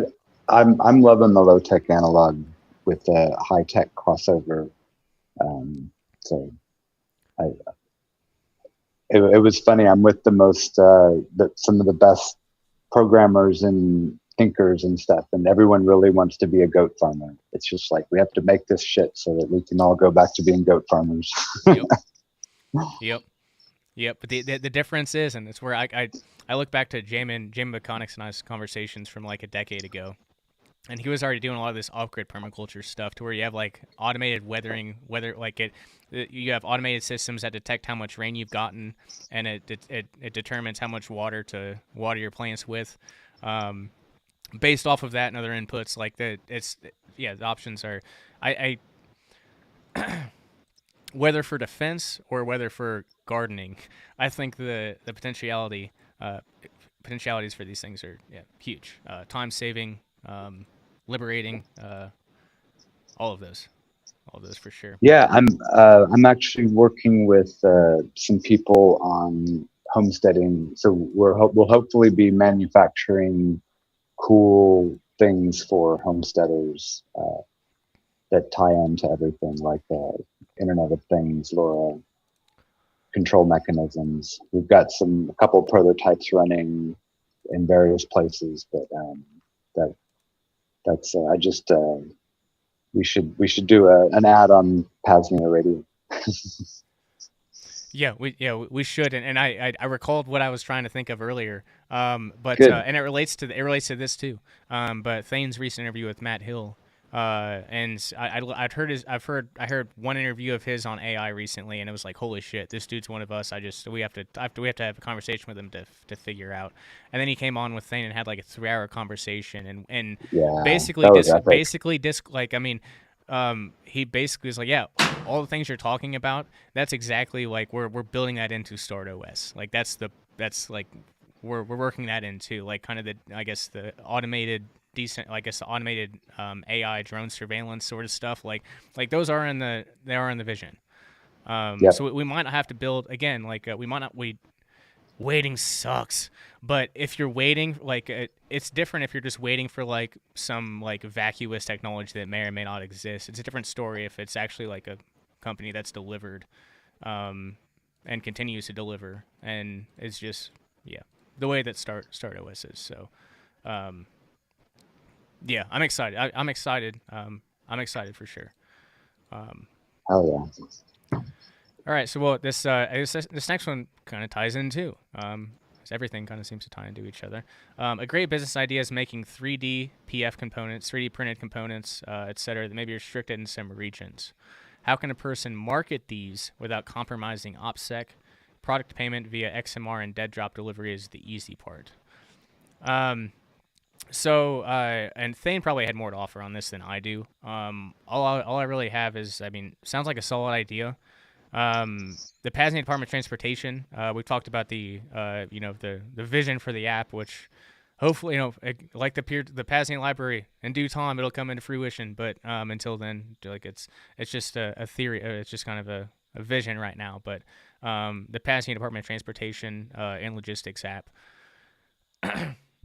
wherein you have a white market layer available to everybody. It's like the PAZNIA version of Uber or Uber Eats or whatever. Where there's no vetting and reputation needed. People are just, deliveries are facilitated for things like tomatoes or, I don't know, soap or whatever the hell it is. Doesn't matter. Stuff where there's no risk. Then you have the gray market, which is maybe like, I don't know, maybe you're shipping gallons of DMSO or something, like 52-gallon drums of DMSO or ivermectin or something like that. Where it's not necessarily illegal, but you don't want to just drop that off to some normie driver. Then you have the black market layer, which is you get enough vetting and reputation within the system, and you get opened up to possibilities like this, where you can actually make some real coin, delivering some black market products. In this sense, it sounds like it might be like 3D printed drone technologies that might be used against data centers, which is a big fear. That did not originate from me. That's a big fear at this point. A big fear. I think it's even being like there's actually might even be laws written into it where they're considering data centers like national security or something. But yeah, anyway. Yeah, there's been recent news about the backlash might turn violent against data centers. So I don't know if they're setting us up for a false flag or what. But people are raging on the data centers right now. Yeah, and right. Rightfully so. Yeah, rightfully so. So yeah, back to what I was saying. We got to control the AI and the compute, and that's why there's a lot of really cool projects going on where we move that into our own houses and distribute all the workloads and everything. Yeah, so I guess that's the answer to the how can a person market these without compromising OPSEC? Well, you do it through our networks. Yep. Basically, yeah, not through the public ones. Yep. It's a one sentence answer to the question. Yeah, that's yeah, I like it. Get in touch if you need a VPS, a sovereign VPS. I'll hook you up. Yeah. So yeah, we should start running ads for them too. Hey, so any services like that, I reached out to Liberty. It's Liberty, both before the Y, it's AI, and it uses your GPU to do the compute. I guess it seems like it, but it was one mentioned on one of the Liberty directories. I really love it. It's what generates the PAZNIA folklore story times. I give it a prompt. It usually involves some editing afterwards, but I like the wildness of AI. It's great. I couldn't think of that shit. A lot of that shit. No, like unfortunately, my mind is not that nuts. Or fortunately or unfortunately, I'm not that nuts. But but no, like I sent a message on Twitter, or I guess a post on Twitter, like, hey, you want to come on for a interview? So yeah, if you got any product services like that, we'd love to get them on. And beyond that, if it's just a good service that we use, we'll just run ads at no cost, because we want to promote the products and services that are best, and that we trust. So I guess, Shadrach, that's for you and some of the folks you come across. If we can, cool. Yeah, happy to, whether it's Liberty or if you're in contact with the 2 Fiat folks, or if you're anyone like that, Yeah, run ads for free. Awesome. I got some ideas. Beautiful. Love this stuff. Yep. Okay, so yeah, I guess that addresses that one. And this third one's fun. I've kind of already talked about it, but it's right where I did pirate radio for a decade, or a decade ago for like a year. I loved it. Just couldn't go forward with it. Well, I lived in a house in Austin, and we had a big buried pit in the back because they had a huge transmitter, and it was a heavy metal, like punk pirate radio station that was hidden, called Radio Chaos in Austin. Yes, the other pirate radio station I'm familiar with in Austin, I don't think it's around anymore, but Scott Horton from Anti-War Radio, he used to do a weekly live radio show on a pirate radio station in Austin, and that was the only cool hour you'd get on that. Otherwise, it's just like leftist communist propaganda from the U.S. but no, it's that's why this fucking shit needs to exist. People don't listen to AM/FM that much anymore, but there are. I mean, I don't know. Just shit needs to be everywhere. There's no reason for it not to be everywhere. But anyway, for this question, which it's already been kind of addressed, but it's one of the 4 that were asked. What are some like-minded pirate radio transmissions that you are aware of? That's the first question. I actually don't know of, other than the one I mentioned, I really don't know of any. But if there are other pirate radio stations out there, I want to know about them. So send me a message on SimpleX, PAZNIA.com/SimpleX, or email at coordinator@PAZNIA.com. Because if they exist, there's probably a way to cross-promote or something like that. Even if the visions aren't exactly aligned, there's no reason not to try to coordinate. Oh yeah, we gotta connect where we can and not worry about the rest of it at this point. Especially for the marketing and propaganda part. That don't matter that much. Yeah, they aren't coming to your fucking house or listening to your feed. They can get pissed off if they want to. They can't come shoot up your house. But anyway, so what? So I guess what other? I guess the second question is shortwave, HF, FM, etc. Have you ever considered transmitting? Again, we already talked about this. Shortwave is going to be beyond just the low data audio feed, because all you can get nowadays is video feed. If you want to do live streaming, it's only video. Brighteon offered it for a while, but now to even stream on their platform, you got to be vetted by Mike Adams. And I don't want to be vetted by Mike Adams. I don't want to know Mike Adams. Was it Brighteon? I think Brighteon was Mike Adams. Hopefully that's the one. I'm not slandering somebody else. I think that's right. That's right.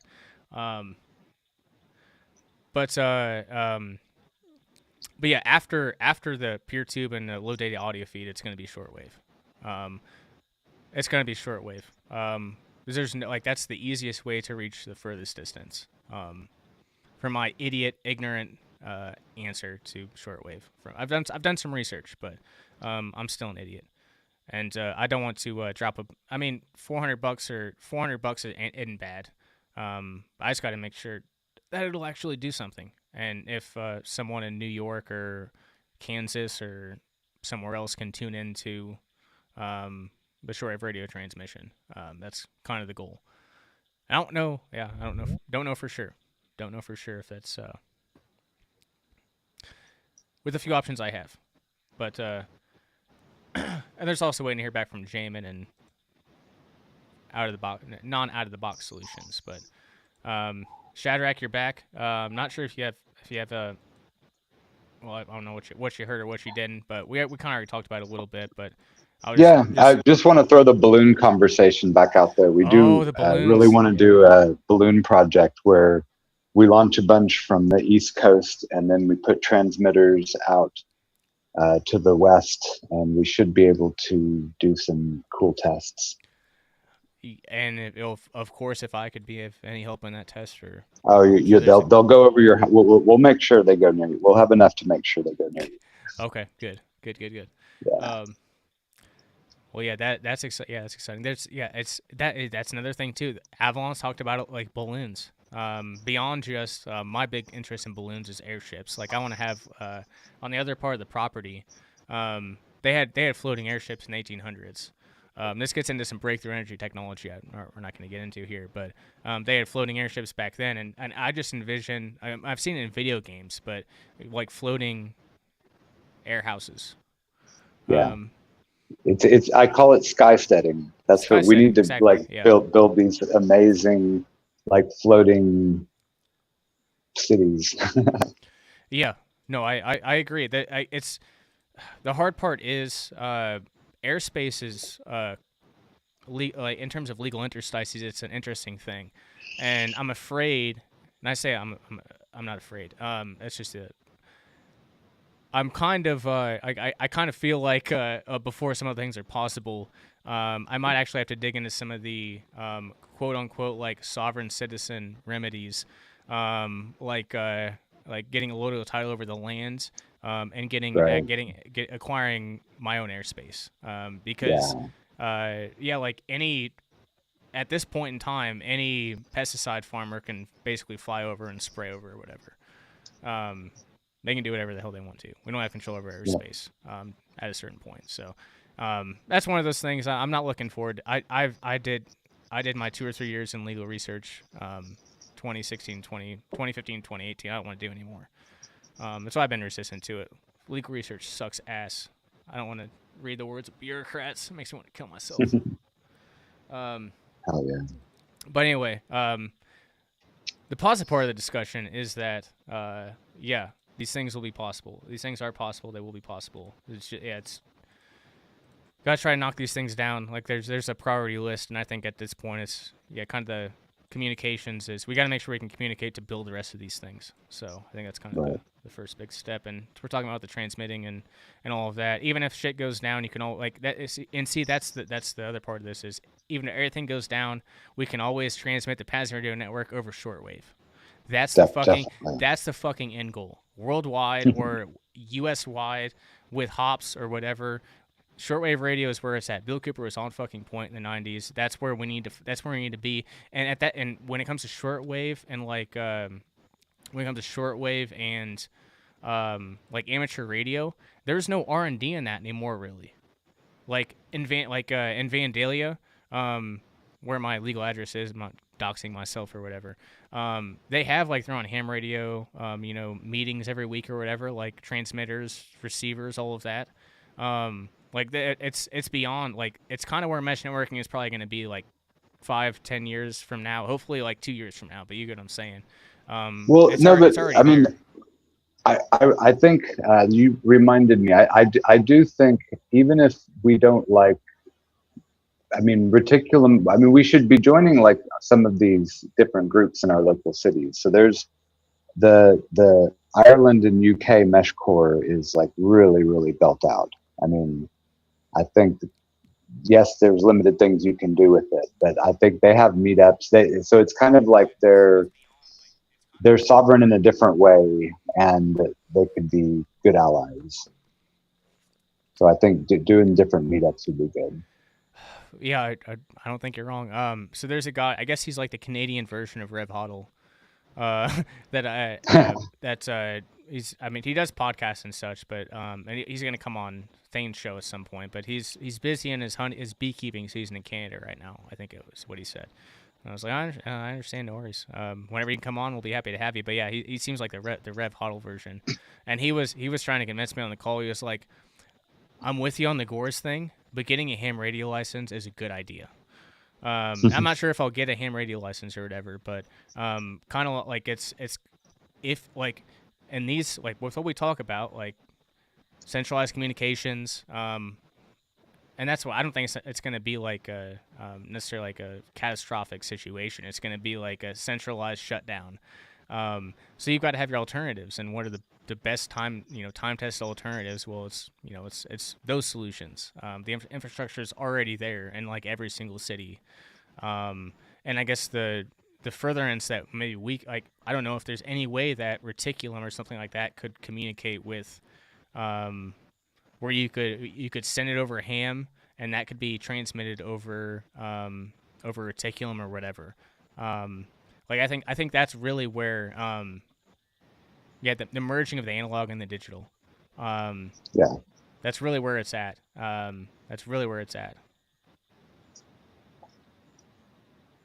Yeah, we'll figure it out.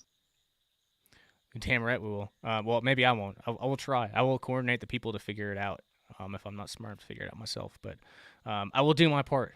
I'll make sure I do my part. So I guess those are the 4 questions from the second round strategy session, which we're on a pretty good track here. I guess there's one other oddball thing I could toss in here, which it's not really oddball, but it might be a good cap to this conversation. Going back to 1973,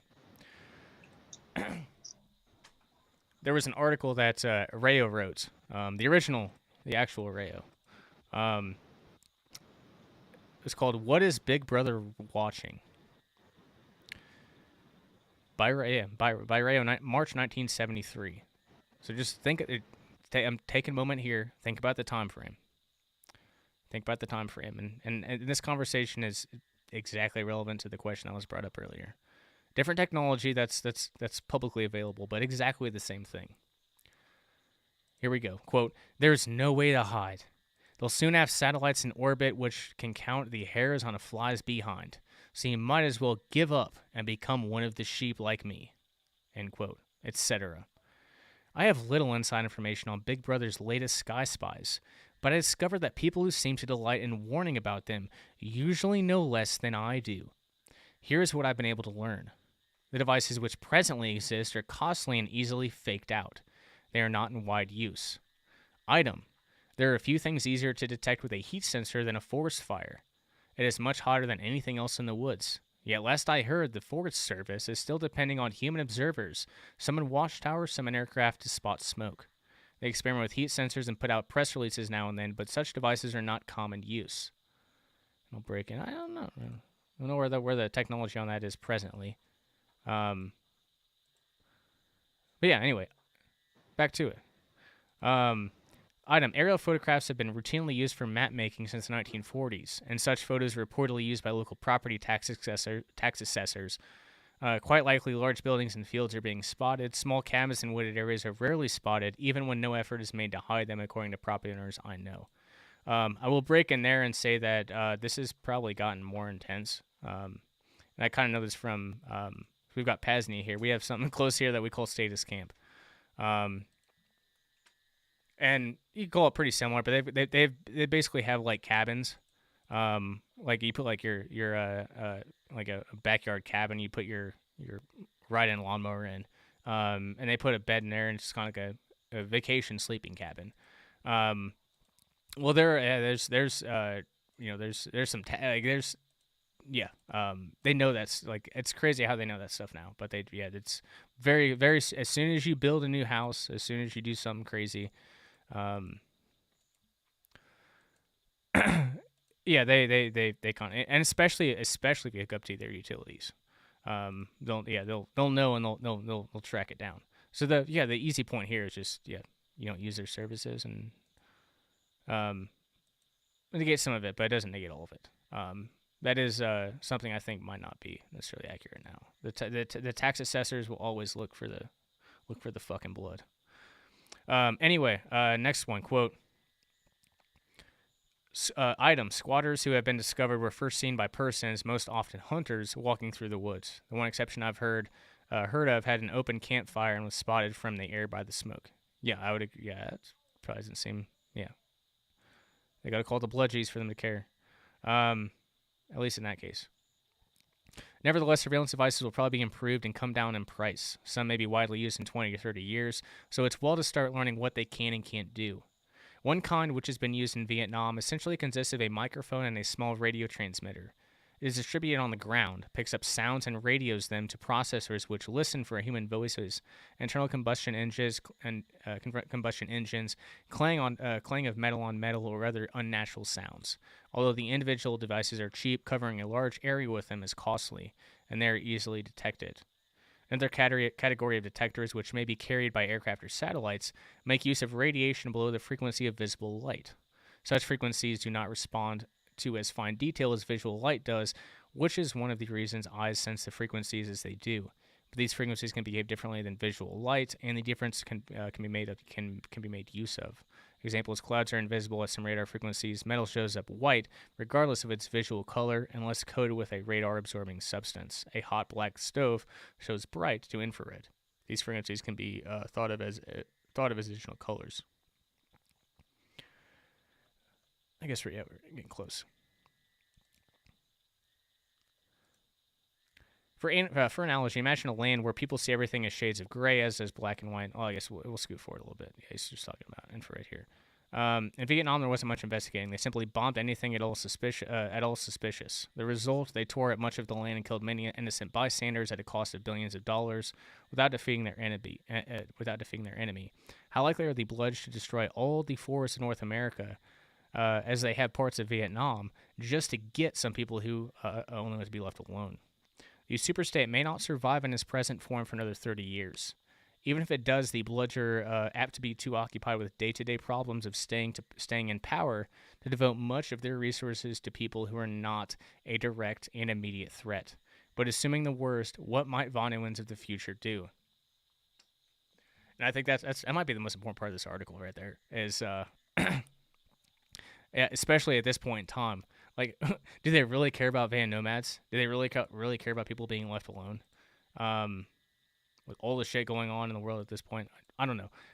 Anyway, what might Vonuans of the future do? 1, move now and then. If a spot is investigated in 1984 because it looks different than it did in 1982, this is no concern of someone who moved on in 83.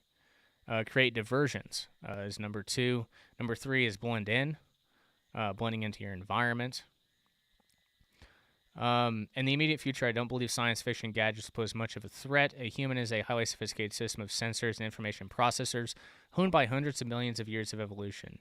An object or process which can't be seen, heard, or smelled by someone walking 100 yards away is not likely to be found.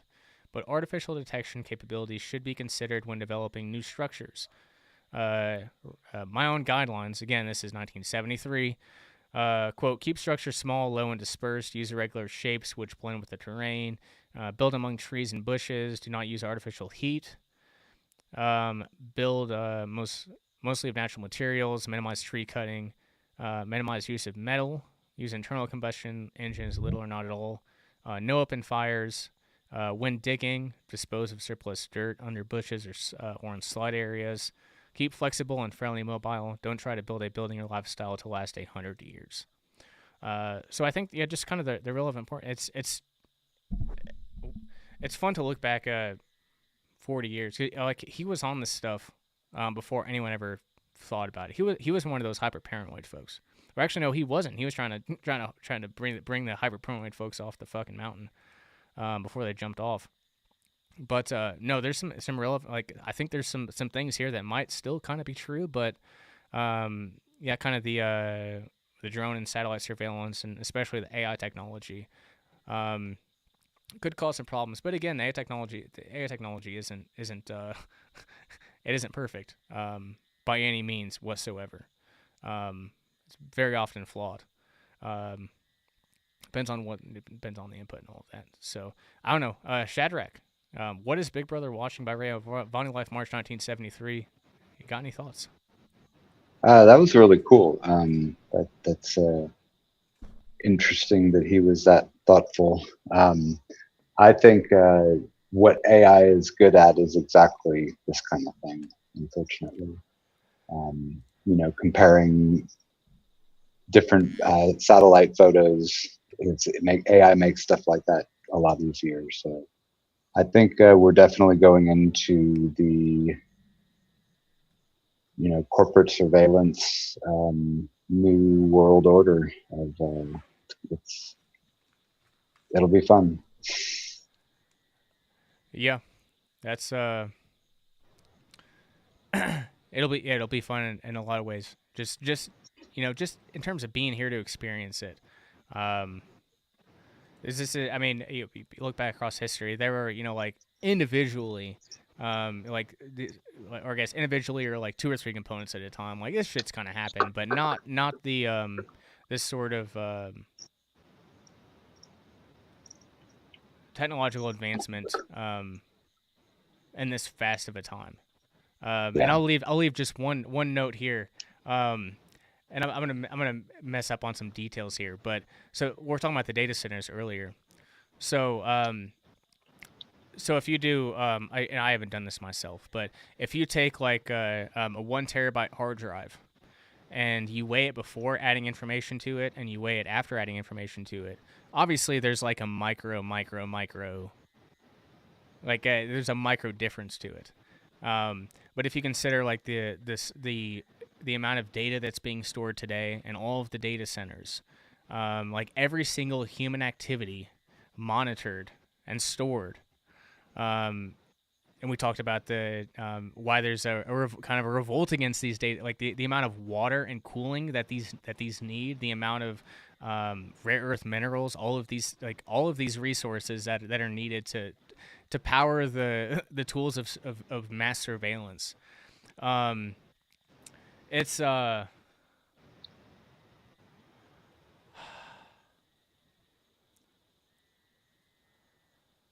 Yeah. It's pretty much that, yeah. And then tax dollars are paying for them too. So tax dollars are paying for them, and then if you consider the amount of data that's being stored, and just consider like, and this is where it gets into kind of like it's not even necessarily hypothetical, but it's just like when that amount of data, like in terms of like was it like by 2040, like if you try to calculate that amount of like additional mass on the Earth within a certain span of time, like if it was just an anomalous event and you just like toss that into the equation, it'd cause a pretty massive like disruption. I guess is kind of the gist of it. So like there's so many like existential implications that are coming from what we're going into. Yeah, and again, like it's kind of like it's kind of beyond imagination. But Yeah. it's also exciting because I mean, to have a mind of a self-liberator and someone who just tries to find solutions outside of it. Like there's also just as many solutions outside of it too. Yeah, for sure. And it's existential on many levels. So I mean, there's all the solar activity and the poles moving, and it's we live in exciting times. We sure indeed. We do sure indeed. But yeah, it is. We hit 2 hours already. I guess let me see if there's any ties we didn't close up, any loose ends. I don't think there were any in this episode that I recall. But I guess I'll leave it open to you, and I'll provide my closing thoughts and conclusion. But yeah, from all we discussed, our conversation with Rev Hoddle, our mindfully titillating Richard Greaser songs that take us to the moon. Anything that we talked about tonight that you want to close out on? No, it's enjoyable. Great show, and yeah, just connect with other self-liberators. There are many forms. Look for them. Yeah, most certainly. And real quick here, I'm going to pull up the PAZNIA.com/VonuFest site because I should have, a few months ago, made a radio advertisement for this, but I have not. But the thing I will close out with first before getting to my actual conclusionary outline is that VonuFest 7 this year is happening September 21st to the 28th. Again, VonuFest 7, September 21st to 28th. I have no idea what it's going to look like this year, but I do know that, I guess I don't know, but pretty confident that might be like the christening event for the new embassy, the new house here on the homestead. So it's, come out. Obviously, if you're unvetted, you can't come out, but there's still plenty of time. Send me an email, coordinator@PAZNIA.com. Reach out on SimpleX. Like we kind of talked about, like it's just every single time I have one of these conversations, like, oh yeah, I know those folks. We're actually gonna we're having a coordinating event, like with Rev Hoddle earlier with the Michigan Peace Liberty Coalition folks. Like it's not as far as the folks that care about freedom, it's not that many people. Well, I mean, I was saying it's not that. It's not. It's the world's smaller than what you think it is. I don't know. It's another way to think about it. And there are more of us than what we think. And get vetted, come out to Vonnie Fest 7. Join us in the Ethical Enclave, the Agora. And, soak up liberation and in our church of self-liberation. Yeah, Vonnie Fest 7, September 21st to 28th. Reach out. Please do get out here if you can. But of course, Shadrach, if you're in Europe or something, there are bigger and better things to be done in some cases. But for most of you, you should fucking be here. You should be here. I can't wait till I can just go hang out and relax. But there's too much to do. It's we're in the quickening. Yeah, I'm with you, man. I appreciate I appreciate your efforts, man. You're doing what I wanted to do like a decade ago, is go out and meet a lot of these folks, and yeah, you're going out there and kind of acting as the intermediate, getting the physical connection to get them on Thane's show or whatever at this point. So, it's a win either way. Oh yeah, in all directions. Yep. But yeah, Shadrach, thanks again, brother. It's always Thank you. Always great. Looking forward to next month. Which will either be June 20th or 27th. We'll let you know as we know. But big thanks to Thane as always for another great episode of Cloak and Dagger here on this Celebration Saturday transmission. Thanks to Greg Doud. Yep, go ahead. Yeah. And Elena, thanks for Yes, Elena coming on. Yes. Most certainly worth noting. That's another fantastic connection. Much in the realm of Smuggler and Frank Braun. Back a decade ago sort of days. So, that's I didn't know who was on our show until about halfway through. So, that's kind of where things are at.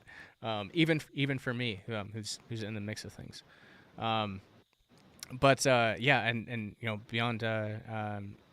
Beyond Cloak and Dagger, thanks to Greg Doud for his first episode of Tinker Tribe Live. Yeah, that was good. Deep into solar, a couple $1,000 setup you can toss onto a utility dolly, and charge it up however you want to, and have your own mobile battery pack. That's huge. And there's again, that's only his first episode. He's gonna get better as it goes on, and it's gonna I'm excited. And there might be another show dropping next month or two by a recent guest on Thane's show. I'll just leave it at that. Anyway, if you're interested in starting a show on the PAZNIA Radio Network as part of our Celebration Saturday transmission, you can message me on SimpleX or email me coordinator@PAZNIA.com. At present, we have the 1 p.m. Central to 2:30 p.m. Central time slot open right before Thane's show. And if you only want to do a show like once a month or whatever, we're happy to accommodate that too. Kind of like I know life happens, and it's you got to devote your time to the physical space and time sometimes, and that's why Vonu podcast has kind of dropped off into monthly news show at this point. But at some point they'll both come back.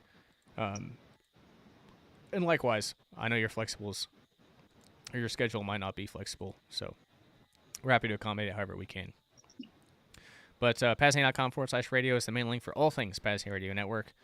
Visit xmrchat.com/PAZNIA Radio to support and leave a message for the show. There's also the XMR chat, the digital self-liberation bundle, and the Sounds of Self-Liberation audiobook bundle specials that are available there on XMR chat. Just check out the donation tiers there, and you'll see what those are. I think it's $20 US for the Self-Liberation bundle and $30 US for the audiobook bundle, and they're cheaper than, and they provide more than what's available on the website.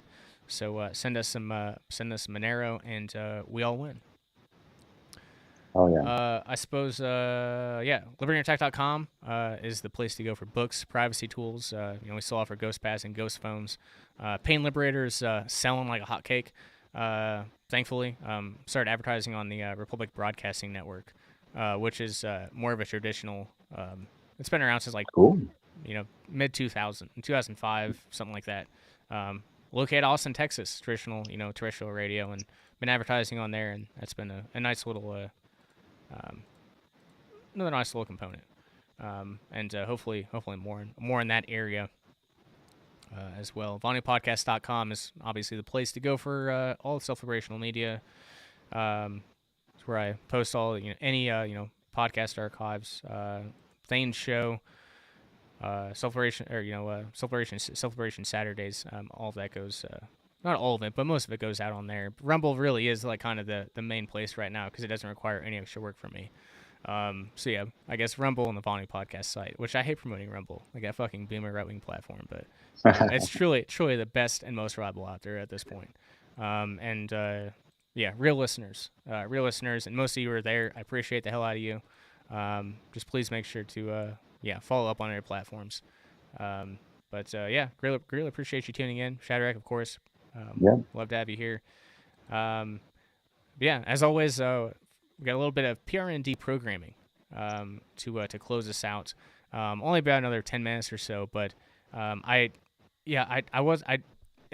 know for sure now that this Bill Cooper outro is going to be a staple to every single Self-Liberation Saturday live stream, and I'm very, very happy to have it as part of that.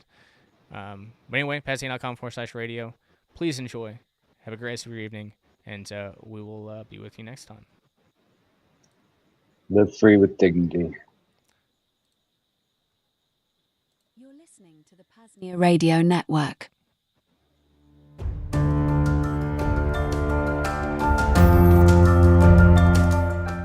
Friends, fellow self-liberators, DJ Brian Freer Robot here. Listen, content creation in the modern day is easy, but getting your videos or podcasts in front of the eyes or ears of your audience is ever difficult. Not only from a growth and algorithm standpoint, but there are other hurdles today, such as censorship, arbitrary bans, and other roadblocks put in place by centralized platforms like Fascist Tube. And while there are alternatives today, from Rumble to Odyssey and many others, it's extremely time-consuming uploading the same episode to, say, a half a dozen platforms. Not to mention, if you're making income from the platform, this deplatforming can be a real hit to the wallet, too. If you're listening to the PAZNIA Radio Network, it's safe to say you're probably already familiar with these concerns, or potentially, maybe even a content creator yourself that has run into banned videos or flat-out deplatforming. Thankfully, the solution is out there, and it's called Content Safe. Content Safe is a venture founded by longtime friends of PAZNIA, Matthew Raymer and Daryl Becker. In addition to off-site backup for redundancy, they built out a user interface like one you would see on YouTube, Odyssey, or wherever. But once you hit publish once, it will deploy the episode to whatever platforms you select. This will save you time, and potentially even opens up your content to new audiences and platforms, or just gives you more time to prioritize on content. And if the worst were to strike and Fascist Tube does what they do best, deleting your channel and content, Content Safe can get you back up and running quick. In a sentence, Content Safe protects your content from censorship, distributes it everywhere automatically, and keeps you online no matter what, so you never lose your audience or your income. Just head on over to contentsafe.co, again contentsafe.co, click the Protect My Content button at the top of the page, and fill out the provided form. Then, when you reach the end, use affiliate code Vonu to help support the PAZNIA Radio Network. Again, contentsafe.co is the website, the affiliate code is Vonu. Act now and make sure your hard work is protected or insured. Thanks for your time today. Now, back to the deprogramming.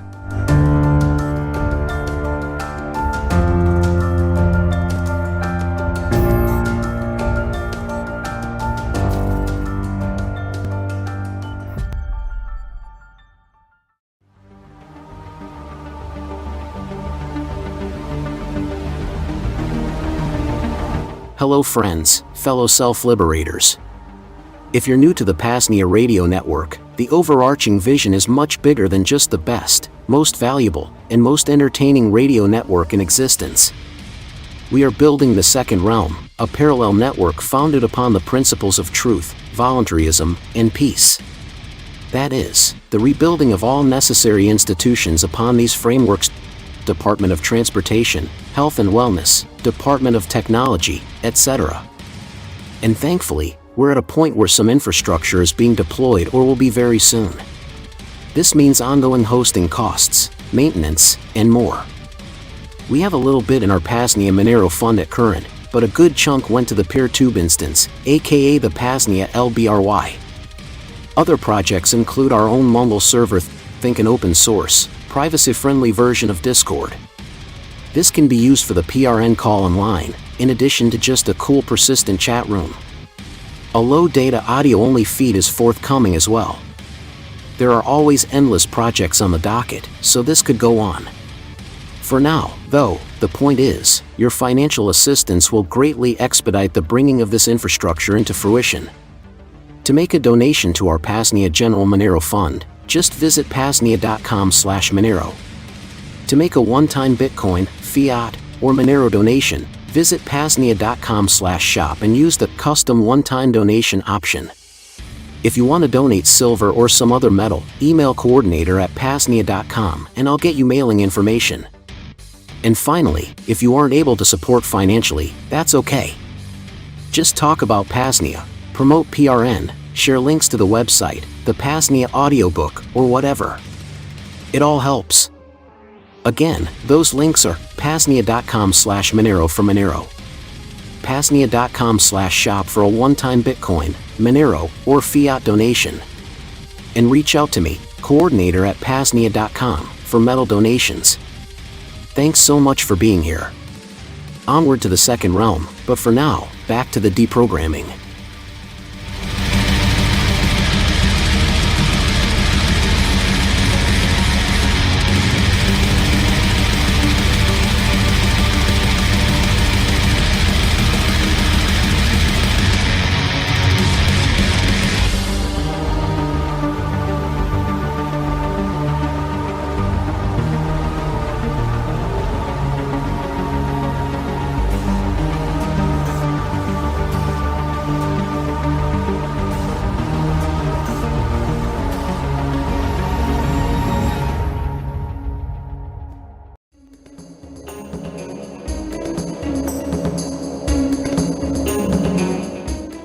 Vonu means relative physical invulnerability to coercion. Vonu is a contraction of voluntary and not vulnerable. Vonu is somewhat like freedom or security, but those words mean many different things to different people. Rather than argue about what those words ought to mean, I speak of Vonu. Coercion includes murder, mayhem, slavery, robbery, rape, extortion, pollution, any physical interference with peaceful activities of another, whether by individuals or organizations. Coercion, especially institutionalized forms such as war, regimentations, and taxes, is one of the major problems of mankind. Practically all past attempts at solution have been top-down efforts to change society as a whole. Since the days of Babylon, there have been countless attempts to reform governments, take over governments, destroy governments, and manipulate public opinion. At most, such efforts bring temporary relief. Usually they have little effect. Often, they make matters worse. Vonu Life represents a different approach to the problem. Vonu Life does not waste space scolding government officials or proclaiming how society ought to be. Vonu Life speaks to you as an individual or small group and suggests ways you can avoid exploiting and being exploited. As you reduce the vulnerability, not only do you help yourself, indirectly you also help others by decreasing support of criminal institutions. Vonu is not necessarily only a few. Vonu will expand as there are more people willing to do. A Vonuan is a person who has achieved relative invulnerability to coercion. There are many kinds. Some live in the wilderness, where outsiders rarely go. Others live under the earth. Others move from place to place, living in vans, campers, buses, boats, or tents. Some have been Vonu for ages, people such as gypsies, mountain men, hobos, Seminoles. Others are recent refugees from the dying cities. This issue describes some of the equipment and techniques used. In future issues, I hope you'll add your knowledge to what is in here. Vonu Life. How to live and let live, out of sight and minds of those unwilling to let live, by people who are doing it. To order your paperback copy today, just visit libertyunderattack.com/Vonu Life. Again, libertyunderattack.com/Vonu Life. Or to download this publication for free, visit vonupodcast.com/VL.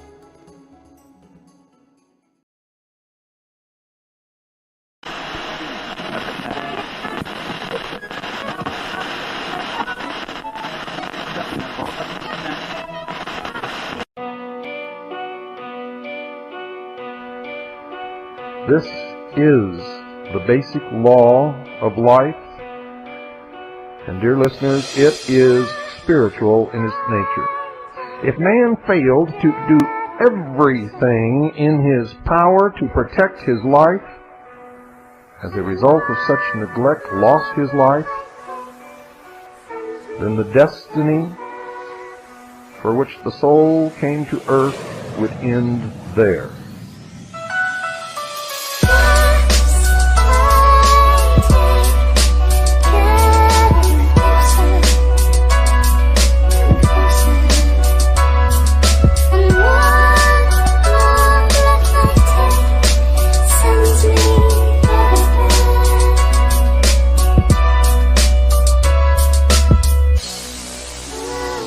Without life, a body or medium to function through, spiritual attainment would be impossible, ladies and gentlemen. Spirituality would then be forfeited.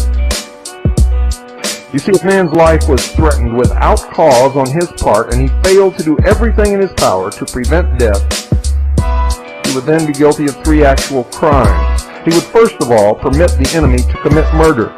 Next, he would be committing suicide by failing to protect the most precious possession given to man by his Creator. And worst of all, he would end whatever his destiny might be, the purpose for which body, mind, and life had been given to him. And I believe it's to learn something.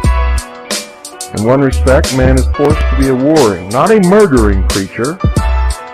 And I might inject here that the Ten Commandments does not say, in its original form, thou shalt not kill. It says, ladies and gentlemen, and you can check this, if you wish, go to the original Hebrew and Greek, it says, thou shalt not murder. So in one respect, man is forced to be a warring, not a murdering creature. From his birth, the law of self-preservation forces him to be on guard against every inimical force attempting to destroy him by one means or another. He must be on the alert to prevent man, natural forces, or his own carnal desires to betray him into acts of degradation. Man is a warring creature. But his war, I tell you, his war is an honorable one. It is one of protection. First himself, so that he may protect those he is responsible for, but in doing so must not take unfair advantage of others, nor be guilty of unrighteousness.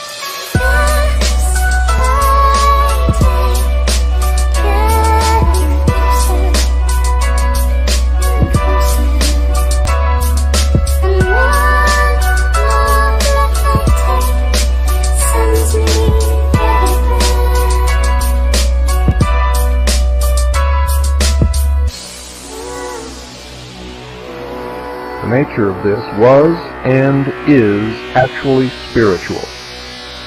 It is the battle of righteousness against evil. It is a war biblically spoken of as taking place in heaven because it is waged within man's spiritual nature. He fights to fulfill destiny and to finally create heaven on earth for himself and others who follow. By the war of righteousness, wherein there is no selfishness, he attains the consciousness which makes him a man, knowing both good and evil, having chosen good to attain the promised sonship. Notice, you must choose. You must choose. Each and every one of you listening to this broadcast tonight must choose, and you must choose very quickly. You might ask, is there actually a need for some form of evil in the life of man? Was this, together with some form of fear, ordained in the beginning? And I say nothing has been ordained, but if the divine law is to be fulfilled in the life of man, then it is certainly necessary that he, according to sacred concepts, become a crusader in God's cause, and not exist as a negative, effortless, uncreative, unproductive creature, a leech, a parasite upon the rest.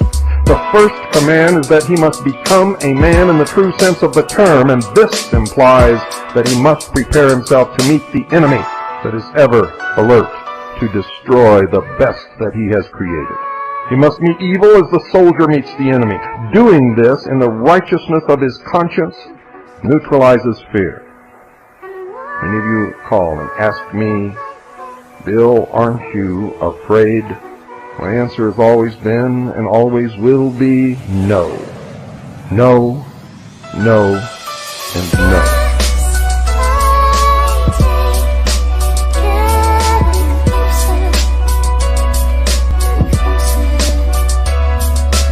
I know from where I have come, and I know where I am going. I know who I am, and I know that I possess a soul. I fear the actions of no man. I fear the judgment of no man. I fear only the judgment of my God. And I know that if I am doing what is right, I need not ever fear that judgment. And therefore, I am not afraid.